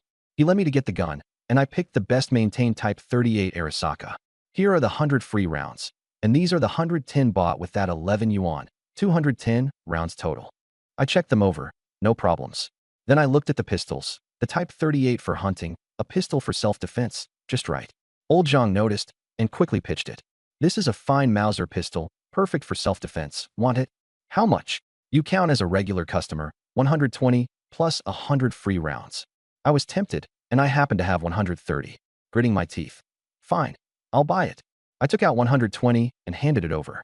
A flicker of disappointment crossed Old Zhang's eyes, but at the thought of all the game he'd just gotten, he cheered up again. When the bullets run out, same thing, a mao around. Then I won't keep you, Uncle Zhang. Take care. He saw me to the door himself.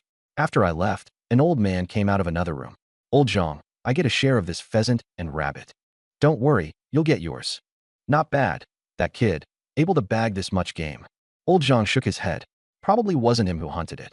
How can you tell? I saw no calluses on his hands. Doesn't look like someone who handles a gun often. The man nodded. Then it's strange. Where'd all this game come from? Shame I'm old, or I'd really like to tail him and see. What? You want to rob a fellow thief. What robbing? I'm just curious.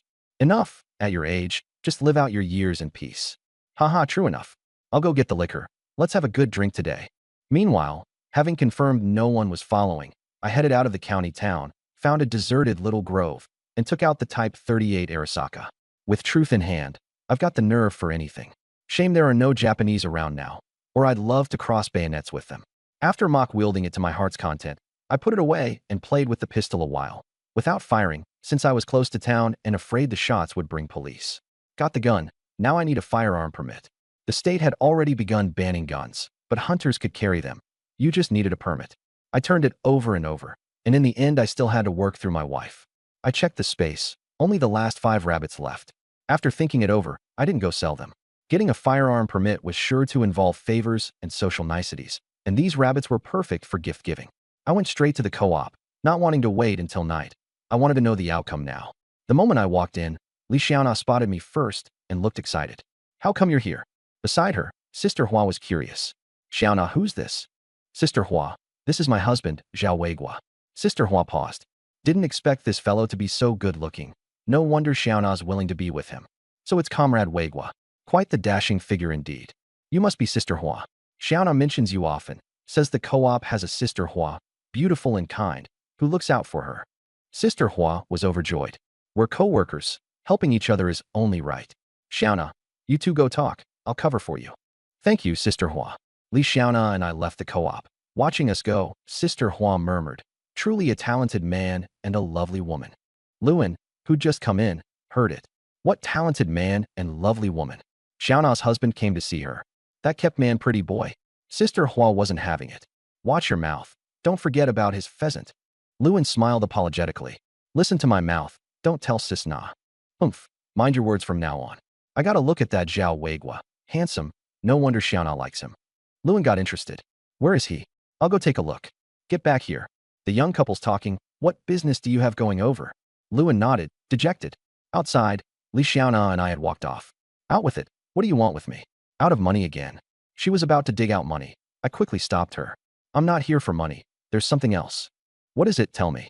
I want to ask. Do you have any connections to help me get a firearm permit? I count as a hunter now.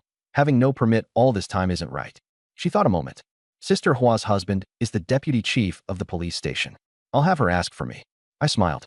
Wifey, your connections are something. She looked smug. Of course.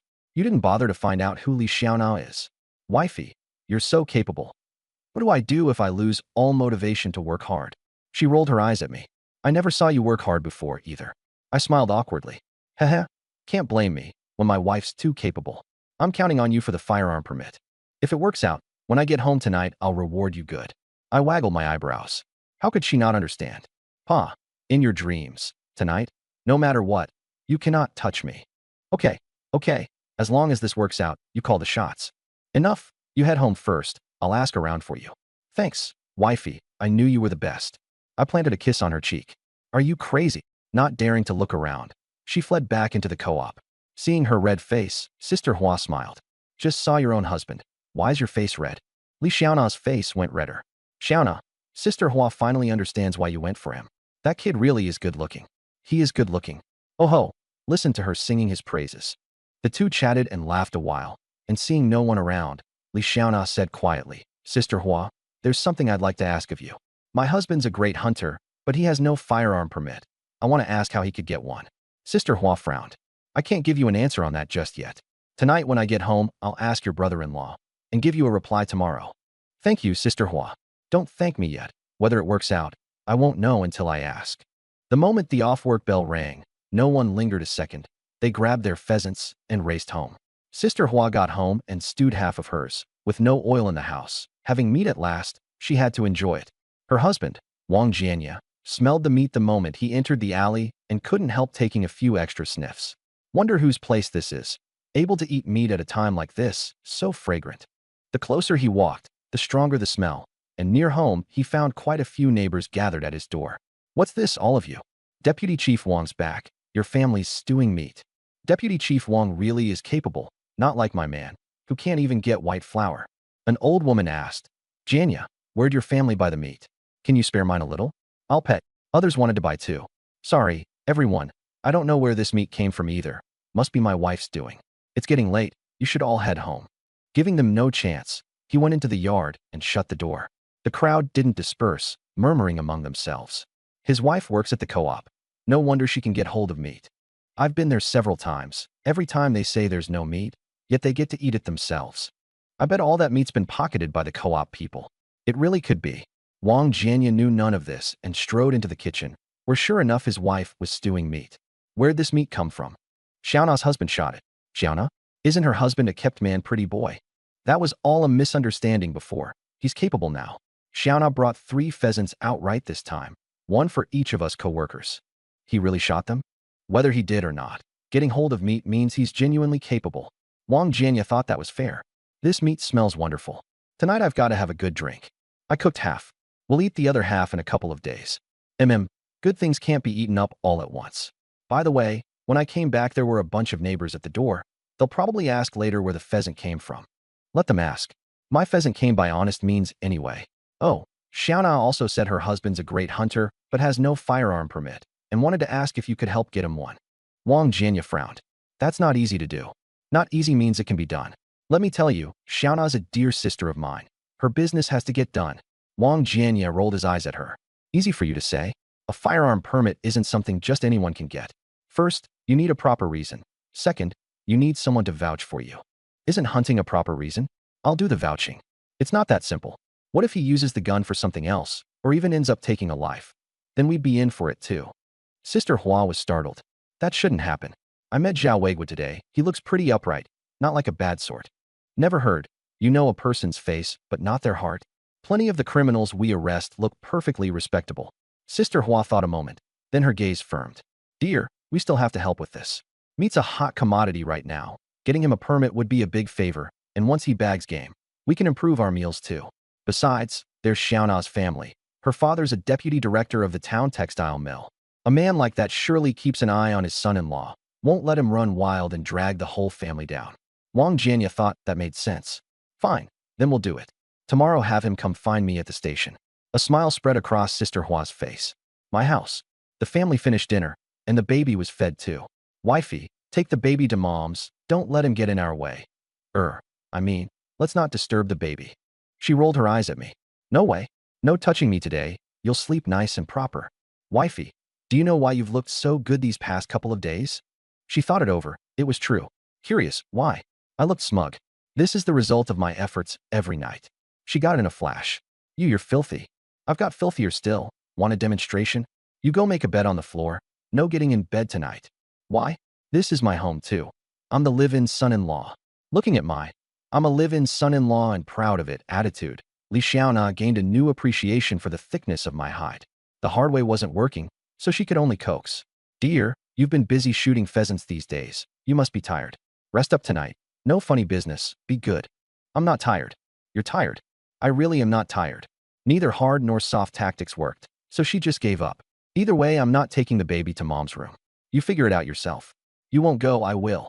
I carried the baby to my mother-in-law's door. Mom, open up. I've brought the baby over. Inside, Wang Yume laughed in anger. I don't want him. Don't bring him to my room. Mom, this is your own grandson. You can't just ignore him. Babysitting during the day is one thing, but you want to put me through it at night too, in your dreams. Watch the baby yourselves tonight. Mom, I'm restless when I sleep. I might squash the baby. Silence inside. I didn't give up. Mom, watch him one more night. Xiaona and I have something to take care of tonight. Wang Yume flushed instantly. What could a young couple have to take care of in the dead of night, but that business in bed? At the thought of another sleepless night, she boiled over. Something my foot. I'm warning you too. Keep it down for your old mother tonight. Don't spend all day thinking about that man and woman nonsense. Think more about how to serve the motherland. Me? Mom, I'm a man without even a job. Talking to me about serving the motherland is a bit of a stretch, no? Wang Yume got angrier. And whose fault is that? That job was so good, and you went and lost it. I felt a bit guilty. Well, Mom, get an early rest. I won't disturb you. Carrying the baby back, Li Xiaona laughed. Wasn't a certain someone full of bravado? How come you brought him back? I was just afraid Mom wouldn't rest well. And you, Comrade Li Xiaona, your ideological consciousness needs improving. Mom's tired enough watching the baby all day. How could we trouble the old lady at night too? She huffed. In that case, From now on, you watch the baby. Don't be mad. I'm joking. The baby still has to count on you and Mom. I'm careless. Would you really feel safe with him in my hands? She really wouldn't. Humph, behave tonight.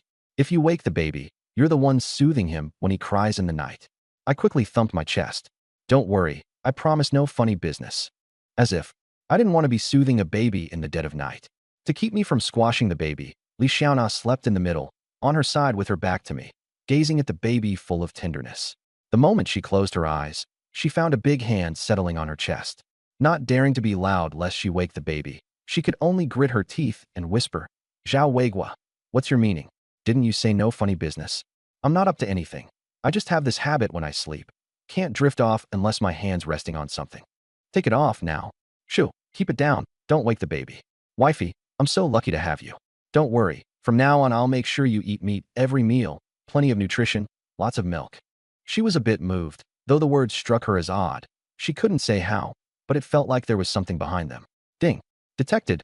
Li Xiaona believes the host and triggers a triple critical hit. Reward, 3 pheasants. I was delighted and put a bit more strength into my hand. Ow, that hurts. Oh, sorry, my mind wandered and I used too much force by accident. She pulled my hand away, tried twice, and finally gave up. My hand was like it had radar, always finding its way back. Seeing her go still, the corner of my mouth curled, and I pressed my whole body against her, holding her in my arms. Her body stiffened, thinking I was up to no good again. Sure enough, if a man's word could be trusted, sows would climb trees. After a while, seeing I made no move, she gradually relaxed and, before she knew it, fell into a deep sleep. At dawn, the two of us woke to a chorus of the baby's crying.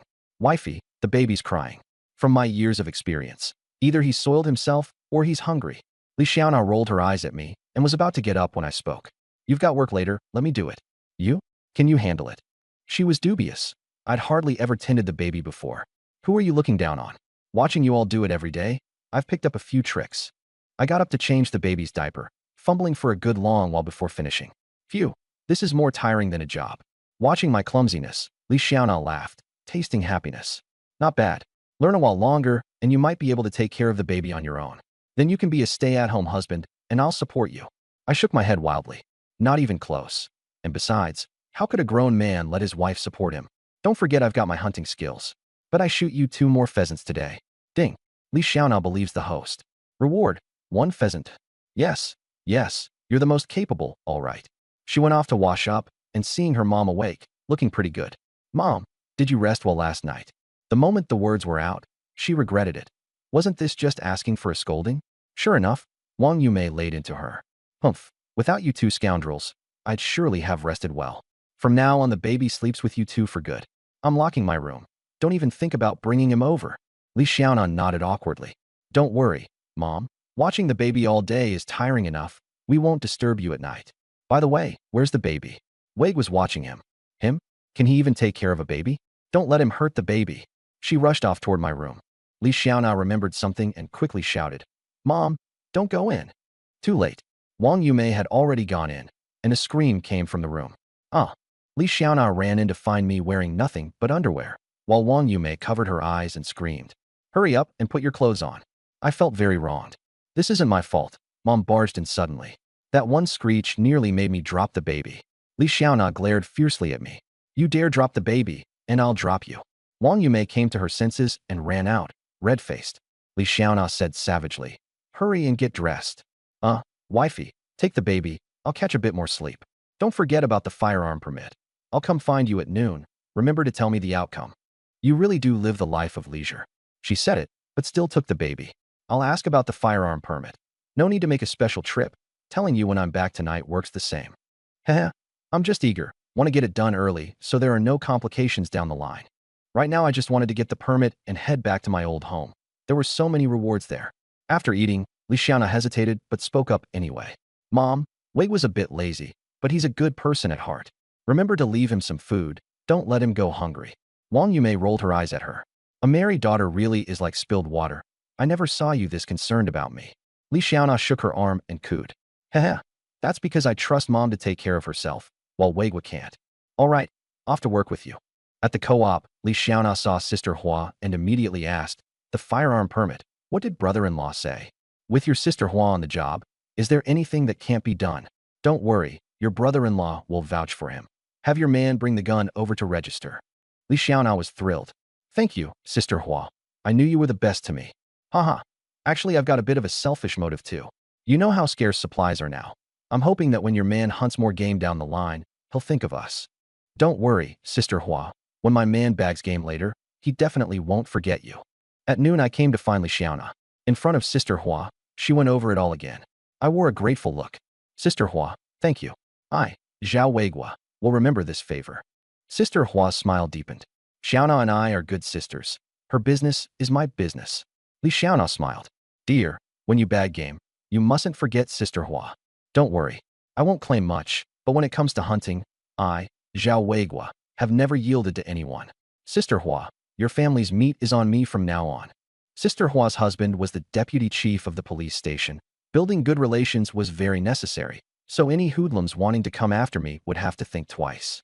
Sister Hua said, half joking, that'd be wonderful. I'll be counting on you for my family's meat from now on. I thumped my chest. Just you watch. After chatting a bit, I headed to the police station. Carrying the gun out in the open wasn't appropriate, so I put it in a sack and stuffed in a rabbit and a pheasant too. At the gate, a guard stopped me. Who are you? What's your business? Hello, comrade. My name's Zhao Weigua. I'm here to find Deputy Chief Wang about a firearm permit. At permit, the two grew tense. Take out the gun. I pulled out the Type 38 Arisaka. No bullets loaded. Check if you don't believe me. The two checked and relaxed. We'll hold this gun for you for now. What else is in the sack? A pheasant and a rabbit I shot. I opened the sack to reveal the plump game. The two swallowed, and their attitude warmed considerably. Comrade, let me take you over. Soon we were in the office. Chief, this comrade is here for a firearm permit. After he left, Wang Jianya looked me over. He'd always heard from his wife that I was a kept man, but at first glance that wasn't the case. He'd been a policeman for years and read people well, and at the very least I didn't look so disreputable. You're Li Xiaona's husband? Have a seat. I'm Zhao Weigua. Hello, Chief. Just call me Brother Wang. I already know why you've come. Bring the gun over. I handed it to him. A Type 38 Arisaka. Good for hunting game, indeed. He checked it over. No problems, so he processed it for me. And a little over half an hour later, the firearm permit was finally done. Looking at the permit in my hand, I was thrilled. Now I could bring out that game openly. As for the pistol, I didn't take it out. That was for self-defense, kept in the system space day-to-day where no one could find it. Brother Wang, here's a pheasant and a rabbit I shot. Just a token of my regard. Wang Jianya's expression turned stern. What's this? Take it back at once. Don't get the wrong idea. I mean nothing by it. I'm a hunter. This is about the only thing I've got to offer. Seeing I could produce game, the way Wang Jianya looked at me changed. He knew I'd sent the co-op 3 pheasants before, and now I'd brought a rabbit too. Further proof that I was no ordinary man. But he couldn't keep this game. That would be a violation. Yet letting me leave like this was out of the question either. Weigua, here's the thing. How about I buy it on behalf of the canteen? Selling to the canteen doesn't count as speculation and profiteering. These days, nearly every work unit had off-plan quotas. With supplies scarce, the higher-ups had told them to figure things out for themselves. I nodded. Sure, whatever you say, Brother Wang. The price might not be as high as the black markets. No matter. You catch criminals and keep the peace every day. I admire you greatly. Consider this my contribution to the country. Comrade Weigua, on behalf of the Shirtu Town Police Station, I express my heartfelt thanks. Here's the deal. A yuan to a gene for pheasant, a yuan for rabbit. How's that? A yuan for pheasant, 8 mao for rabbit will do. Wang Jianya shook his head. No, you'd lose out too much. Let's go by what I said, or I'd feel bad taking it. I could only nod, and had someone take the game to be weighed. Brother Wang, the pheasant's 2.2 gene, the rabbit, 5.1. Weigua, I'll round it for you, 8 yuan. No need, just go by what we agreed. No, I can't let you lose out. To be honest, a couple days ago we couldn't catch up to a thief, all because we had no oil in our bellies. Whenever you've got game, think of the station. Absolutely, absolutely. I took the money and the receipt and left. I'd meant to exchange for some coupons, but there was too little game to trade for much, so better to just buy at the black market. Got the firearm permit, time to head back. But before I go, I still need to sell those 4 rabbits and 3 pheasants in the space, get some money and coupons to buy things for the family. Might even farm more rewards while I'm at it. I masked my face again and went to the black market, and as luck would have it, ran into that same old man at the same spot. The old man recognized me. With that many pheasants and rabbits, he could hardly forget. You're the little brother who sold game last time? Yeah, what a coincidence, sir. I need to borrow your scale again. Same as last time. I'll give you 5 mao. What's all this about money? Take it. The old man handed it over with a chuckle. I took out a pheasant and a rabbit, instantly drawing plenty of eyes.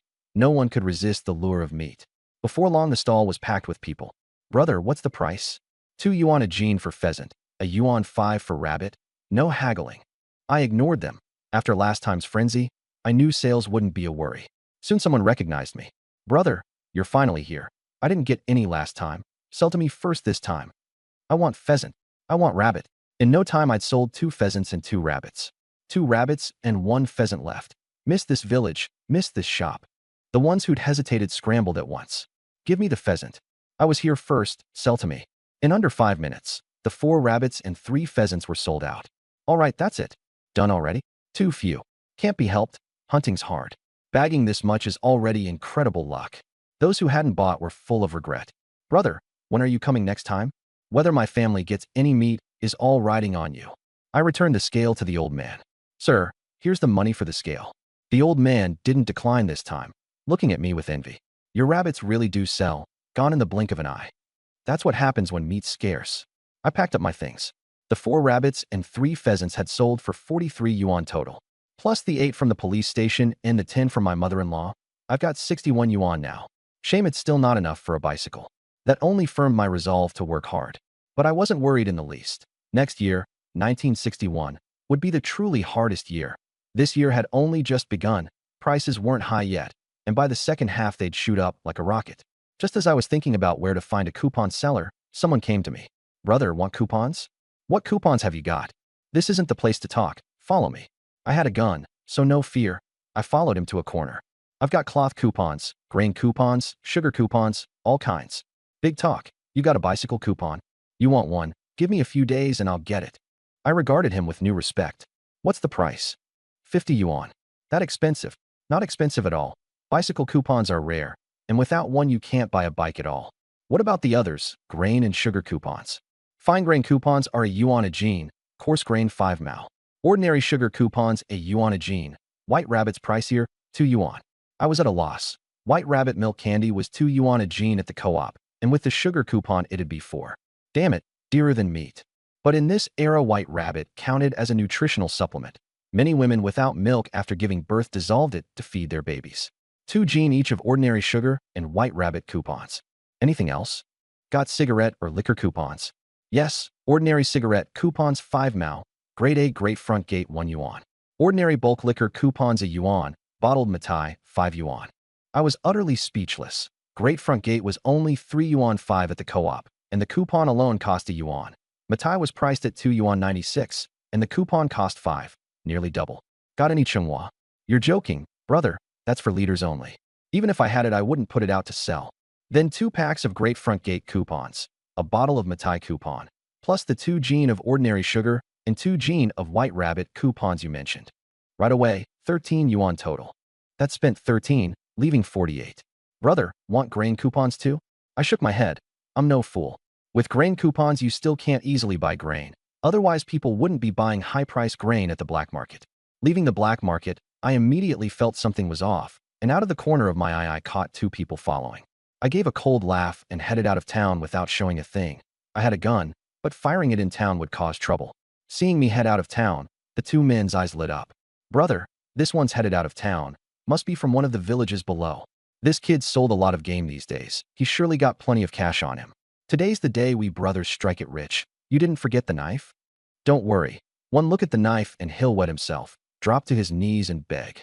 I deliberately headed to a secluded spot, leading them to a little grove. Hurry, now's the perfect chance to make our move. The 2 sped up and rushed in. Feigning fright, I sped up too, running into the grove, and after a bit I stopped. Damn it, weren't you quite the runner, kid? Why'd you stop? Hand over all the money and coupons on you. Ever seen a knife as long as an arm? Don't hand it over, and it goes in white and comes out red. I put on a frightened look. Robbery's against the law. Aren't you afraid of the police? Haha, you can thank yourself for picking such a good spot. Out here in the middle of nowhere. Who'd know if I killed you? I just love savoring the fear and despair of being robbed. Shame you're not a woman. Last time we robbed a couple, that woman was a real treat to play with. My eyes filled with killing intent. I'd already passed a death sentence on these 2. Scum like this just wasted grain by living. If I let them go, They'd surely stake out the black market for me later, maybe even get a gun and take a pot shot at me. Then it'd be truly dangerous. So these two had to die. Brothers, I'll give you the money. Please don't kill me. Brother, look how spineless he is. Pa. Coward, get on with it. Quit wasting time. I pulled the pistol from my coat. Really, from the space. Looking at the truth in my hand, the two men's sneers froze instantly, and they swallowed, eyes full of fear. Misunderstanding, little brother. It's all a misunderstanding. Is it? Someone just asked whether I'd seen a knife as long as an arm. Well, I'd like to ask you, have you seen this thing in my hand? Say seen it. Sir, don't hold it against us. We failed to recognize a great man. Just let us go, and we'll never trouble you again. This is a fine spot. Don't you want to stay here for good? The two went pale, cold sweat pouring. Killing is against the law. The police won't let you off. I smiled. Forgot to tell you, I also enjoy watching the despair and terror on a villain's face. Remember, follow Lei Feng's good example. Be a good person in your next life. I pulled the trigger. Bang, bang, 2 shots, and the muggers dropped. Not that my aim was so sharp, just that the targets were big and the range close. I went to put them into the system space. Only one wouldn't go in. I understood. Not dead yet. I put another round in his head. Bang, tried again, and sure enough it went in. I didn't dare linger. I put the pistol back in the system too, left the grove in a different direction, and circled a long way before returning to town. As for the things on the 2 men, they'd be mine sooner or later. I didn't rush to check, planning to find a safer place later to dispose of the bodies. Keeping corpses in the space all the time was bad luck anyway. It was getting late. The co-op had closed by now, so I could only head home first and buy things another day. That night, I thought it over and decided to make a proper goodbye. Wifey, I'm heading back to the countryside tomorrow. Li Xiaona, nursing the baby, stiffened, then feigned indifference. Why go back? Is it because of my mom? She's got a sharp tongue but a soft heart. Don't take it to heart. It's not because of mom. You know my dad's condition. Last time Hong came over it was to borrow grain. My dad's in really bad shape now. Can't even get out of bed. I have to go back and look after him, and hunting can build up his strength too. She nodded. You should go back, then. Dad's condition is that serious? Pretty serious, or I wouldn't go back. Why not bring Dad to the town hospital for proper treatment? My dad's stubborn. He'd rather suffer than spend the family's money. Li Xiaona set the baby on the bed, rummaged in the cabinet for a while, and pulled out a stack of bills. Here's 300 yuan. Take it for Dad's treatment. If it's not enough, I'll go borrow from my dad. I was deeply moved. Wife, you're too good to me. I could cry. Then from now on you'd better listen to me and not make me angry. From now on I'll listen for sure. I won't take this money. You keep it. I can hunt. It won't be long before I'm rich. You're not to go deep into the mountains. Don't worry, I won't. You really won't take it? No, you keep it. Li Xiaona looked at me with a complicated expression. In that moment she realized I'd truly changed. In the old days I'd have grabbed the money faster than the eye could follow, even taken it secretly without her offering. Now I wouldn't take it even when given. Her heart filled with both wonder and comfort. My man seems to have grown up. Wifey, one more thing. Tomorrow I'll go to the co-op and buy some things to take back. Sure, you got enough money? Enough. How many days will you stay this time? I can't say for sure. She got unhappy in a flash. Humph. Don't forget, this is your home. Don't worry. The moment I've got time I'll come see you and bring you some game to build you up properly. Humph. I hope you keep your word. The two of us fell silent. I said cautiously, how about you go try again, putting the baby in mom's room? Li Xiaona was about to refuse when she suddenly remembered I was leaving tomorrow. Forget it. Let me spend some quality time with him before he goes. She nodded and carried the baby to her mom's room. Wang Yumei was in a good mood right then. Finally, she could sleep in peace. But she'd barely lain down when her daughter's voice came from outside. Mom, open up. I've got something to tell you. Say it from the door. I can't hear you. Mom, could we put the baby in your room tonight? Wang Yumei was livid. Li Xiaona, I'm your own mother. Even a production team donkey gets to rest sometimes. Li Xiaona was awkward. Mom, Wei was heading back to the countryside tomorrow. No telling when he'll return. I was hoping you'd watch him one more night so he and I can have a good talk. Wang Yumei's eyes lit up. You say that kid's going back tomorrow? Yes, his father-in-law's seriously ill, can only lie in bed. So he's going back to look after him and show his filial duty. Never thought the kid had a conscience after all. Why not go back with him and have a look too? Wei Guo said no need. And besides, I don't want to go. Wang Yumei's face changed, and she quickly opened the door and pulled her daughter inside. What nonsense are you talking? If Zhao Weiguo heard that he'd grow apart from you. You absolutely cannot say such a thing. Mom, I know. Then why don't you want to go? That's your father-in-law. You know their family situation too. I hear the ex-wife still lives there. How awkward to go over. And I'm afraid the villagers would gossip. Seeing her daughter wasn't being unfilial, Wang Yume relaxed. Fine, if you don't want to go, don't. She didn't want to go herself, and her husband wouldn't dream of it. All because their daughter had married someone like Zhao Weiguo. Relations were very strained now. Mom, can you take the baby for one night? Wang Yume rolled her eyes at her. Don't think I don't know what you two want to do. Daughter, some things need restraint. I'll take the baby, but you have to promise. Only once a night. Li Xiaonao went red in a flash. Mom, what are you saying? I'm done with you. Don't give me that. It won't work on me. Just say whether you agree. Li Xiaonao wanted to agree, but that business in bed wasn't hers to decide. She meant to refuse, yet her body was very honest. Mom, I'll try. Wang Yume rolled her eyes hard. Forget it. That scoundrel leaves tomorrow. I'll endure one more night. All right. Off you go. The sight of you makes me angry. Granted a pardon, Li Xiaonao set down the baby and bolted. Wang Yume held the baby and murmured, my poor darling grandson, stuck with such an unreliable pair of parents. Seeing Li Xiaonao come back alone, I was thrilled. Atta girl. Wifey, I knew I didn't misjudge you. No touching me tonight. Okay, whatever you say. But the moment she got into bed, I made my move. In Wang Yume's room, hearing her daughter's voice, she sighed helplessly. Sigh, just one last night to endure. Tomorrow it'll be peaceful. The next day, wifey, I'll bike you over today. You're not sleeping in? Nope. Buy the things early and head back sooner. Humph. Didn't expect you to be so eager. How come I smell something sour? Wifey, you smell it. No. I biked Li Xiaonao to the co-op. She sat on the back, arms around my waist. Bicycles were rare in this era, and with a handsome man and a pretty woman, we instantly became the center of attention, everyone's eyes full of envy. I want to be like that someday. Winner at life. That woman looks like the co-op clerk. Who's the man?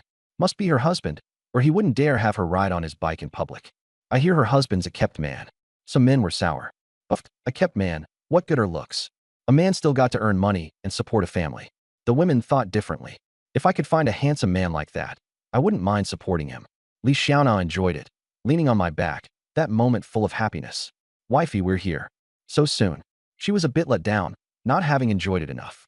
At the co-op, Sister Hua was already there, and the moment she saw me, she greeted me warmly. Weigua, dropping your wife at work. Yeah, figured I'd buy some things while I'm at it. TSK, what a good man. What do you want to buy? Sis'll get it for you. 4 jars of vanishing cream, 2 packs of Great Front Gate, a bottle of Matai, 2 jean of ordinary sugar, 2 jean of White Rabbit. Sister Hua and Li Xiaonao both went wide-eyed. Sister Hua didn't dare fetch it and looked to Li Xiaonao, who was stunned. Last night he'd said buy some things, but this was hardly some. She immediately pulled me outside. Why are you buying so much? It's a rare trip to town.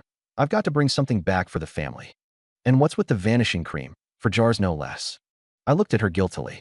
Well, I was thinking my wife's had it hard, and I've never given her anything nice before, so I'm buying you a jar.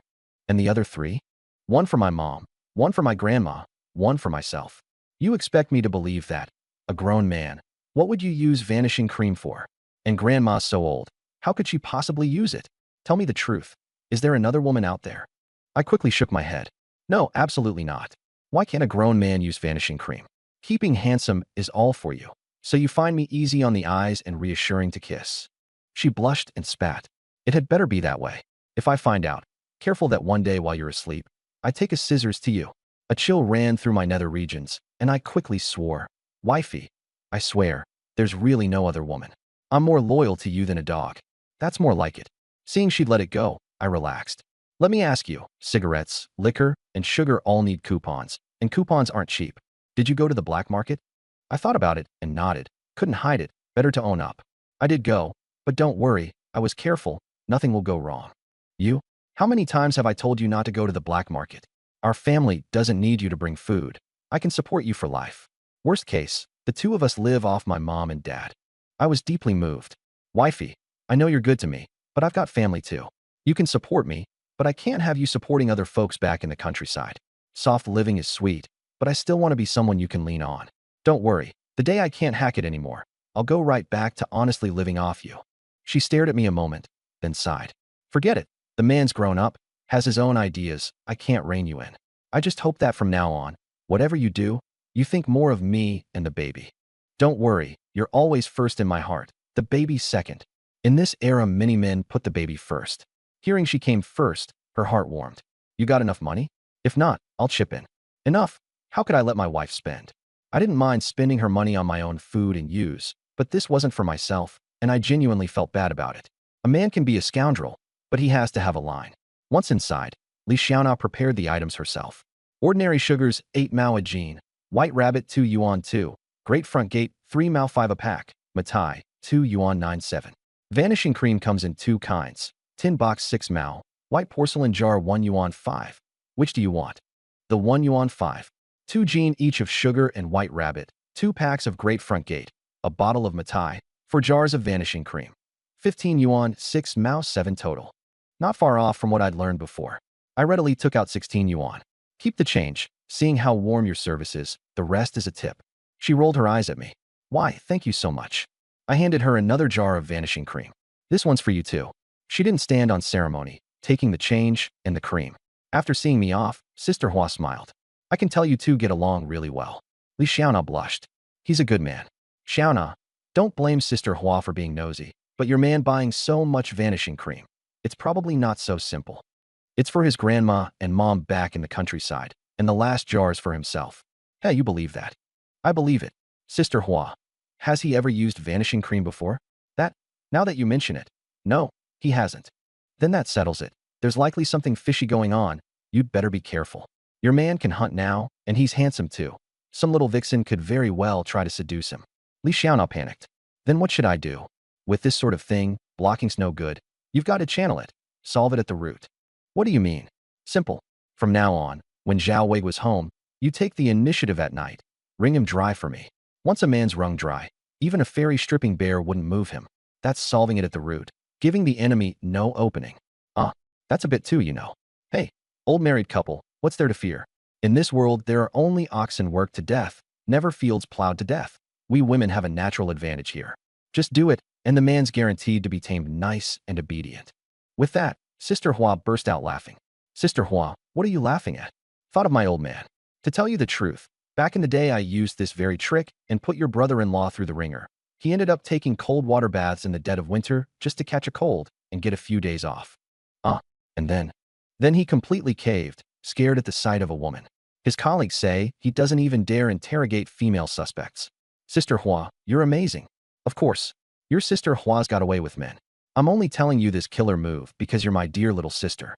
Li Xiaona was raring to go, secretly making up her mind. Zhao Weigua, just you wait till you're back, see how I deal with you. On the road, I suddenly sneezed. Achoo, don't tell me someone's about to rob me again. I scanned my surroundings, no one following. Finding a deserted spot, I put the things into the system space and headed for the village. Walking's such a pain. Let me set a goal. Next time I'm in town, I have to buy a bicycle. My mouth complained, but my feet didn't slow. This time I bought a lot of good things, and I couldn't wait to get back to the village. Wonder what Grandpa and Grandma, Mom, and the kids' faces will look like when they see the gifts. In the afternoon, I reached the edge of Zhao family village, found a deserted spot to take the sack out and shoulder it, and headed home. The moment I entered the village, I was surrounded. Zhao Weigua, didn't we agree on returning the gun in 5 days? Where's the gun? Because of you, we couldn't even borrow it to hunt. Sorry, something came up and I made a trip back to town. Wait till I drop these things at home and I'll return it to the brigade captain. Afraid I'd fool them again and not return it, the crowd trailed behind me the whole way. More and more people spotted me, plus the onlookers, and those following gradually grew into a throng. At Grandpa and Grandma's, Grandma eyed the crowd warily. What do you want? Don't you dare bully my darling grandson, or this old woman will fight you to the death. Grandma, they're not bullying me. Let's go in first. The crowd didn't dare follow in and could only wait outside. Darling, they didn't do anything to you, did they? No, just rushing me to return the gun. Grandma was displeased. Return it. My eye, you keep using it. Pay them no mind. With skills like theirs, even with a gun they couldn't bag any game. Pure waste. It's fine. Grandma, I really have borrowed the gun a long time. It should be returned. But once the gun's returned, how will you hunt? Although not going into the mountains is for the best, you might run into danger in there. Grandma, this trip back I bought a gun. From now on our family's got a gun too. How much was that? Where'd you get it? It's not illegal, is it? We can't do anything illegal. Grandma, forget my wife works at the co-op. Getting her to help me get a gun isn't hard. My granddaughter-in-law really is capable. Darling, you treat her well. Say lots of sweet things. Women all love hearing nice words. Coax her properly. At the thought of how capable the granddaughter-in-law was, Grandma sighed again. Grandma, what's wrong? My wife's so capable. You should be happy. It's precisely because she's capable that I worry. Afraid you can't hold your own, get bullied by her, and can't hold your head up. Don't worry. She's a good person. She won't bully me. Besides, I can hunt now. With skills this good, the future's sure to be bright. Grandma smiled. Right. My darling grandson is the most promising young man in all of Zhao family village. Grandma, I'll go return the gun. Go on. Grandma will make you something good. I took the brigade captain's gun and went out. The moment the crowd saw the gun, their eyes lit up, and they rubbed their hands as if they could already picture bagging game. This is the brigade captain's gun. I'm returning it now. The crowd excitedly followed me to the brigade captain's. Seeing such a crowd, Zhao Shanhu's expression turned serious. What's happened? Uncle Hu? Everyone came with me to return the gun. Zhao Shanhu paused, then understood, looking at me with no friendliness. In the days I was away, he'd had no peace, with people constantly asking whether I'd return the gun. Very annoying. Where have you been these days? Not a trace of you. Back in town. See, the moment I'm back, I came to return the gun. I handed the gun over. He took it and looked it over carefully, and only when he saw it was undamaged did his face soften. The villagers crowded up. Uncle Hu, I want to borrow the gun. Me too. And me. I shook my head. Good thing I bought a gun, or borrowing it endlessly and never returning it might have stirred up public outrage. At the thought of the things I'd brought back, I hurried off to Grandpa and Grandma's. Who the gun got lent to was the brigade captain's headache. Humming a tune, I returned to Grandpa and Grandma's. Grandpa was already in the yard, his eyes full of delight. Heard from your grandma you returned the gun? Yeah, with my own gun. No need to borrow. Grandpa frowned. Where'd you get the money? That gun's not cheap. Traded game for it, plus a bit short. My wife chipped in. Grandpa's expression was complicated. Chipped in, he says. Surely she paid for basically all of it. Don't know what dumb luck the kid stumbled into, finding wife after wife, each one finer than the last. Your wife's a good one. Treat her well. Don't worry. No one's better at cherishing a wife than me. Grandpa rolled his eyes at me, clearly unconvinced. Where's your gun? Let me have a look. I took the gun out, and Grandpa's eyes lit up. Good gracious, a Type 38 Arisaka. He deftly chambered a round and took aim. Grandpa, that move's awfully practiced. You used one before? Back when I fought the Japanese, this was the very gun I used, captured from a Japanese soldier. Seeming to recall the old days, he went a little distant. Seeing him lost in thought, I ran back to the room and brought out a pack of Great Front Gate and a bottle of Matai. Grandpa, look what I brought you. Grandpa snapped out of it, and the moment he saw clearly his eyes went wide, his body trembling with emotion. This is Great Front Gate and bottled liquor. He knew Great Front Gate. He didn't recognize Matai, but one look at the bottle told him it wasn't cheap. Bought specially for you. Your grandson's filial, isn't he? Grandpa looked pained. You spendthrift, giving such fine things to an old man with one foot in the grave. What a waste. Hurry and go return them. The co-op doesn't take returns on goods sold. Grandpa's heart bled. How much must this have cost? Not much. You're my grandpa. Honoring you is only right. Anyway, they can't be returned. If you won't take them, I'll give them to someone else. I'll take them. My grandson bought them. Why should they go to anyone else? Grandpa took the pack of Great Front Gate, his hands shaking badly, swallowing hard. He hadn't smoked in ages, and a filtered cigarette like this he'd never smoked in his whole life. He'd assumed he'd never get the chance in this lifetime, that he'd have to wait for the next. He gently stroked the cigarette pack with both hands, as if caressing a peerless treasure, then brought it under his nose and inhaled deeply, his face full of intoxication. Filtered cigarettes really are fragrant. Just one whiff and my whole body feels at ease. Watching Grandpa like this, my heart ached. An old man who'd toiled his whole life, unwilling even to buy himself a pack of cigarettes. Grandpa, just smoke these freely, and tell me when they're gone. I'll buy you more. From now on, your cigarettes are on your grandson. Ding. Detected. Grandpa believes the host with enormous emotional swing, triggering a 100-fold critical hit. Reward, 100 packs of Great Front Gate cigarettes. I was floored. I never expected Grandpa to land a 100-fold critical hit. Had I known it'd be a 100-fold, I'd have switched to something else. Oh well, cigarettes aren't bad either. Looks like I won't have to buy smokes from now on. Grandpa looked at me with comfort, though his mouth said, Humph. Buy what? So expensive. With that money you'd be better off buying grain. No more spending money recklessly from now on. You're not young anymore, and you've got 7 children to support. Divorced or not, there's still seed of the Zhao family. And as their father you have to shoulder the responsibility. From now on, save your money properly, and get the kids new clothes for the new year. They've probably never worn new clothes to this day. Those words left me utterly ashamed, brimming with guilt. Don't worry, Grandpa. Your grandson's quite capable now. From now on, I'll not only get them new clothes, I'll send all the little girls to school. Grandpa nodded, satisfied. Now that's a bit more like a father. With that, his hand kept stroking the cigarette pack, his eyes infatuated. Watching him, I felt both heartache and amusement. Grandpa, smoke one if you want. Nonsense. Cigarettes this fine. How could I just smoke them willy-nilly? Grandpa's decided. One on holidays and festivals. That's the good stuff. His face was full of contentment. I pulled another pack straight from my pocket. Really, from the space. Grandpa, there's really no need to skimp like that. When that pack's gone, I've got this one here. Grandpa's eyes went wide, anguished. You spendthrift. Who told you to buy 2 packs? Are you trying to give me a heart attack? Grandma came out of the kitchen at the commotion. Zhao Yukai, what are you doing? I could hear you yelling at my darling grandson from the kitchen. You really are pushing your luck. Humph, that darling grandson of yours bought 2 packs of Great Front Gate. This stuff's awfully dear. Seeing the Great Front Gate, Grandma's face filled with heartache. Darling, stuff this expensive. Your grandpa doesn't deserve it. Hurry and go return it. Zhao Yuka. Grandma, the co-op doesn't take returns. A couple days ago, someone tried to return something and got beaten by the co-op staff. This wasn't made up. The state-run outfits were big shots now. Forget returns. Dare to say one bad word and they'd knock the crap out of you. Otherwise, there wouldn't be no beating customers posted on the wall. Grandma was both pained and resigned. Fine, but no more spending money recklessly, understand? Understood, Grandma. Grandma looked at Zhao Yukai again.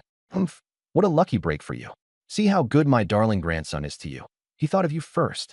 Smoke these sparingly. Best if you can make them last till you die. Zhao Yukai. Listening, my heart went soft.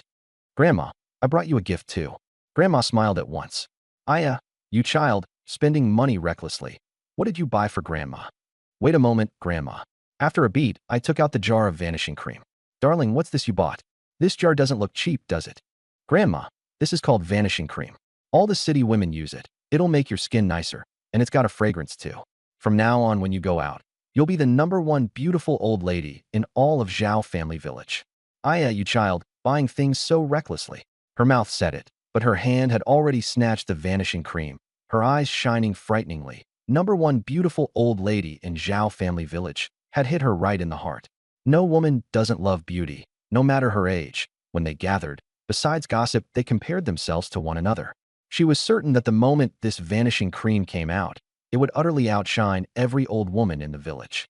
Darling, how does this compare to your grandpa's 2 packs of cigarettes? I caught her meaning in a flash.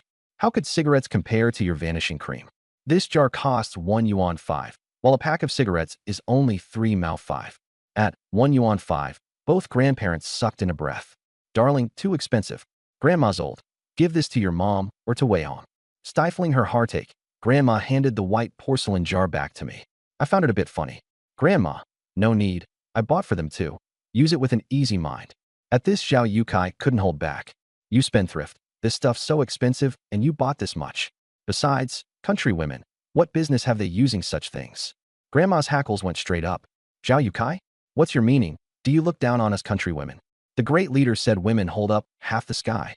Are you still pining after that landlord's young miss?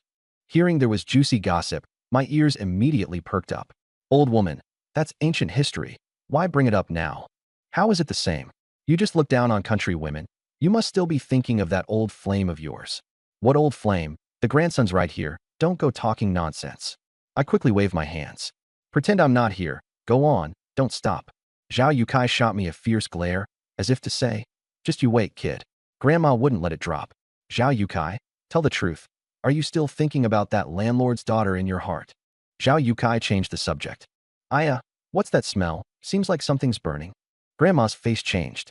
Oh no, my food. And she rushed to the kitchen. I immediately put on a fawning grin. Grandpa, who'd have guessed? Never figured you had a thing going with a landlord's young miss. No wonder I can live off a woman. Turns out it's inherited from you. Tell me about your loves and grudges. Did you like her? Her parents disapproved, broke up the lovebirds, and in the end you loved her, but couldn't have her. Zhao Yukai raised a hand and rapped my head. What kind of nonsense is rattling around in that head of yours? That was a very long time ago. There was nothing between me and her. Besides, all these years with your grandma, she's the only one in my heart. That's hard to say. You asking for a beating, kid? Haha, Grandpa. Come on, Tell me what really happened. Go on. Get. There was nothing at all, and it was so long ago I can't even remember clearly myself. With that he got up to go inside. Grandpa, don't go. I haven't heard enough. Zhao Yukai ignored me, went into his room to hide one pack of cigarettes, and tucked the other into his pocket. When he came out my eyes lit up. I knew Grandpa loved me best. Hurry and tell me the story of you and that landlord woman. There's no such thing. I'm stepping out, probably won't be back for a good while. Tell your grandma. We're about to eat. Go after you've eaten. I'm not hungry. You all eat. No need to wait for me. Grandpa, you're not going out to dodge the heat because you're afraid Grandma will keep grilling you. Are you? Humph. Your grandpa stands straight and fears no crooked shadow. How would I be afraid of your grandma? I just give way to her, being a woman. Back in my younger days, I'd have given her a thrashing long ago. One listen, and I knew it was bluster. I get it. The Hammer King of the Northwest and his little darling wife. Since you're not afraid of Grandma, then you're going out to show off. Show off what? I don't know what you're talking about. With that he left quickly. I shook my head. Off to show off, all right. The moment Zhao Yukai was out the door, he patted the great front gate in his pocket, and even his walk changed, head high, chest out, moving noticeably faster than usual, heading straight for the old locust tree in the village, where plenty of villagers gathered, the village's intelligence center. Arriving, he gave a few hearty coughs. Ahem, ahem. Uncle Yukai, out for a stroll? Yeah, just wandering. Uncle Yotsai's family lives top-notch now. Surely you've eaten meat several times already. Sigh. That's what happens when Wade was so capable now. The crowd found it cloying and didn't want to take the bait. Zhao Yukai wasn't fazed. He was about to show off. He pulled the pack of great front gate from his pocket and deliberately waved it over his head. My goodness, great front gate. Every man swarmed over at once. Hiss, it really is. A whole unopened pack. That's a grade is cigarette. Awfully dear. I hear it's 3 mao 5 a pack. That expensive, you could buy a jean of cornmeal with that. And that's just the listed price. The coupon's even dearer than the cigarettes. A single cigarette coupon costs a whole yuan. For real. Of course. Only wealthy leaders in the city can get that coupon. Uncle Yukai, where do you get these cigarettes? Zhao Yukai was a bit stunned too. He really hadn't realized a cigarette coupon cost a yuan. That spendthrift, he just can't have money in his hands. Coming to his senses, my grandson Wagwa gave them to me, specially to honor me. Several men around his age were green with envy. Sigh, why don't I have a grandson like that? That Wagwa kid really is something, and such a good hunter too. If my grandson had half his skill, I'd be happy. Listening to the flattery, Zhao Yukai felt wonderful, even forgetting his heartache over the cigarette money.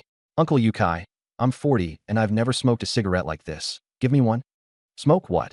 Do you have any idea how precious these cigarettes are? A whole one's no good, but a single puff's fine, right? Grandpa Yukai, just give us one. We'll take turns with a puff each. Zhao Yukai couldn't bear to smoke them himself. How could he possibly give one away? He'd taken plenty of gossip over Zhao Weiguo before, and now that his grandson had made something of himself, he had to win back face no matter what. There's food cooking at home. I should head back to eat. The crowd wasn't about to let him go. A few of his old peers exchanged glances and stepped up smiling. Brother Yukai, don't rush off. Let's have a good chat. Zhao Yukai grew wary. What are you up to? He wasn't afraid of the younger ones, but these few old codgers his own age, he truly feared they'd just snatch them. We've been playmates from childhood to old age. Shouldn't you let us have one cigarette? You don't want these youngsters to learn about your embarrassing past, do you? Zhao Yotsai's face changed. You're threatening me? How could that be a threat? It's sharing. You won't share with us, so we'll just have to share your past with the youngsters. Zhao Yukai gritted his teeth. Fine. You win, ruthless. I'll give just one. The crowd cheered. Zhao Yukai, his face full of pain, tore open the packaging, drew out one, and handed it over. Don't grab. I'm the oldest. I go first. Zhao Yukai regretted coming to show off. Had I known, I wouldn't have come, and now I've forfeited a cigarette. While no one was looking, he slipped away at once, terrified they'd finish smoking and snatch the rest. One old man took a puff, closed his eyes, and a long while later exhaled. Phew, truly fine cigarettes. Shame it's not enough to satisfy. If I could have a whole one, I could die happy in this life. The others nodded one after another. Meanwhile, Grandma finished cooking. Weigwa, where's your grandpa? Went out, said not to wait for him. Having slept beside him for decades, Grandma naturally knew what he was up to. Humph, pay him no mind. Darling, you eat first, Grandma will go take a look. With that she went inside and took out that jar of vanishing cream, carefully opening it. Fragrant, so fragrant. If she hadn't been cooking for me, she'd have been out long ago. The moment the food was done, she eagerly washed her hands and face, carefully dabbed a bit on the back of her hand in her face, brought it under her nose for a sniff, and smiled, satisfied. Darling, you eat. No need to wait for us. With that she left. I gave a sniff. That's the vanishing cream smell. Don't tell me Grandma's gone off to show off too. And I guessed right. Grandma arrived at the big locust tree, and unlike Grandpa, she plunged straight into the cluster of women. Women have the sharpest noses, especially for the scent of rouge and powder. The moment she arrived, a woman sniffed. What's that smell? Seems like a fragrance. Strange, how is there a fragrance? Grandma knew her moment had come. Look at my memory. I forgot to mention, just before I came out I used that. What's it called? Cream my darling grandson bought. Don't tell me it's the legendary vanishing cream? Yes, that's the name. I hear that stuff's awfully dear a jar. I asked my darling grandson, 1 yuan 5 a jar. The crowd sucked in a breath. 1 yuan 5, too expensive. I hear even in the city not all women can use it. Only the women in leaders' families. You could buy several gene of coarse grain with that. That Wagwa kid is too filial.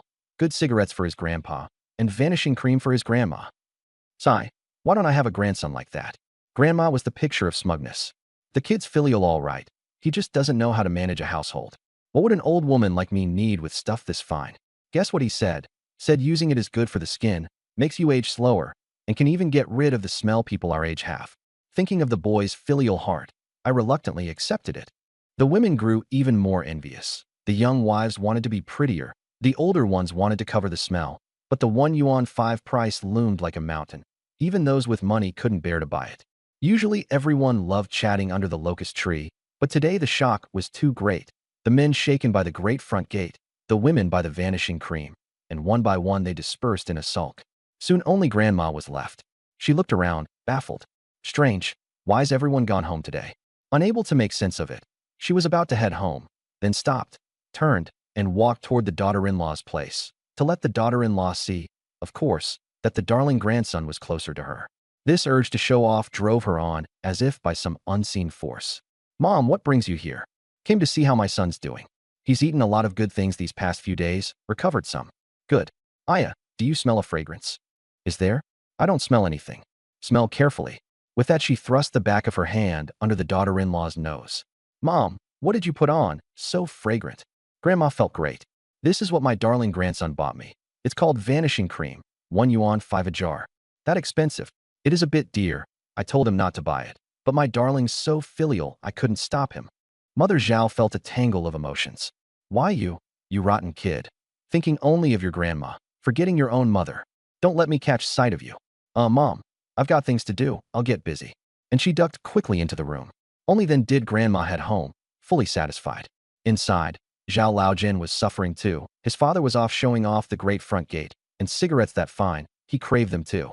Dad, give me one. Son, it's not that Dad won't give. With your health as it is, this cigarette's too potent, you can't handle it. Cough, cough. Dad, I'm fine. Maybe one puff would even cure me. Look at you. Can't say a word without coughing. How could you smoke? Tell you what, once you're better, Dad will give you a whole pack of great front gate. Zhao Laogan's eyes went wide. Really? You wouldn't lie to your son. I keep my word. When have I ever lied to you? The year I was 42, you lied to me. Zhao Yukai shot him an awkward glare. Look at your puny prospects. Know why you've ended up so miserable? It's because you're petty, remembering every little thing. Dad, I cough cough cough. All right, I was joking with you. Son, get better soon. This time I absolutely won't lie. Once you're well, I'll give you a pack of great front gate. Zhao Laojin nodded hard. Dad, I'll definitely get better. Seeing the daughter-in-law come in, Zhao Yukai asked, who were you just talking to? Mom came by, I chatted with her a while. Zhao Laojin paused, then understood. That old woman surely came to show off, same as him. Your mom must be looking for me. I'll head back first. Mother Zhao wanted to say Mom wasn't looking for him, but with her husband still there she didn't. After he left, she looked at her own man. What did Dad say to you?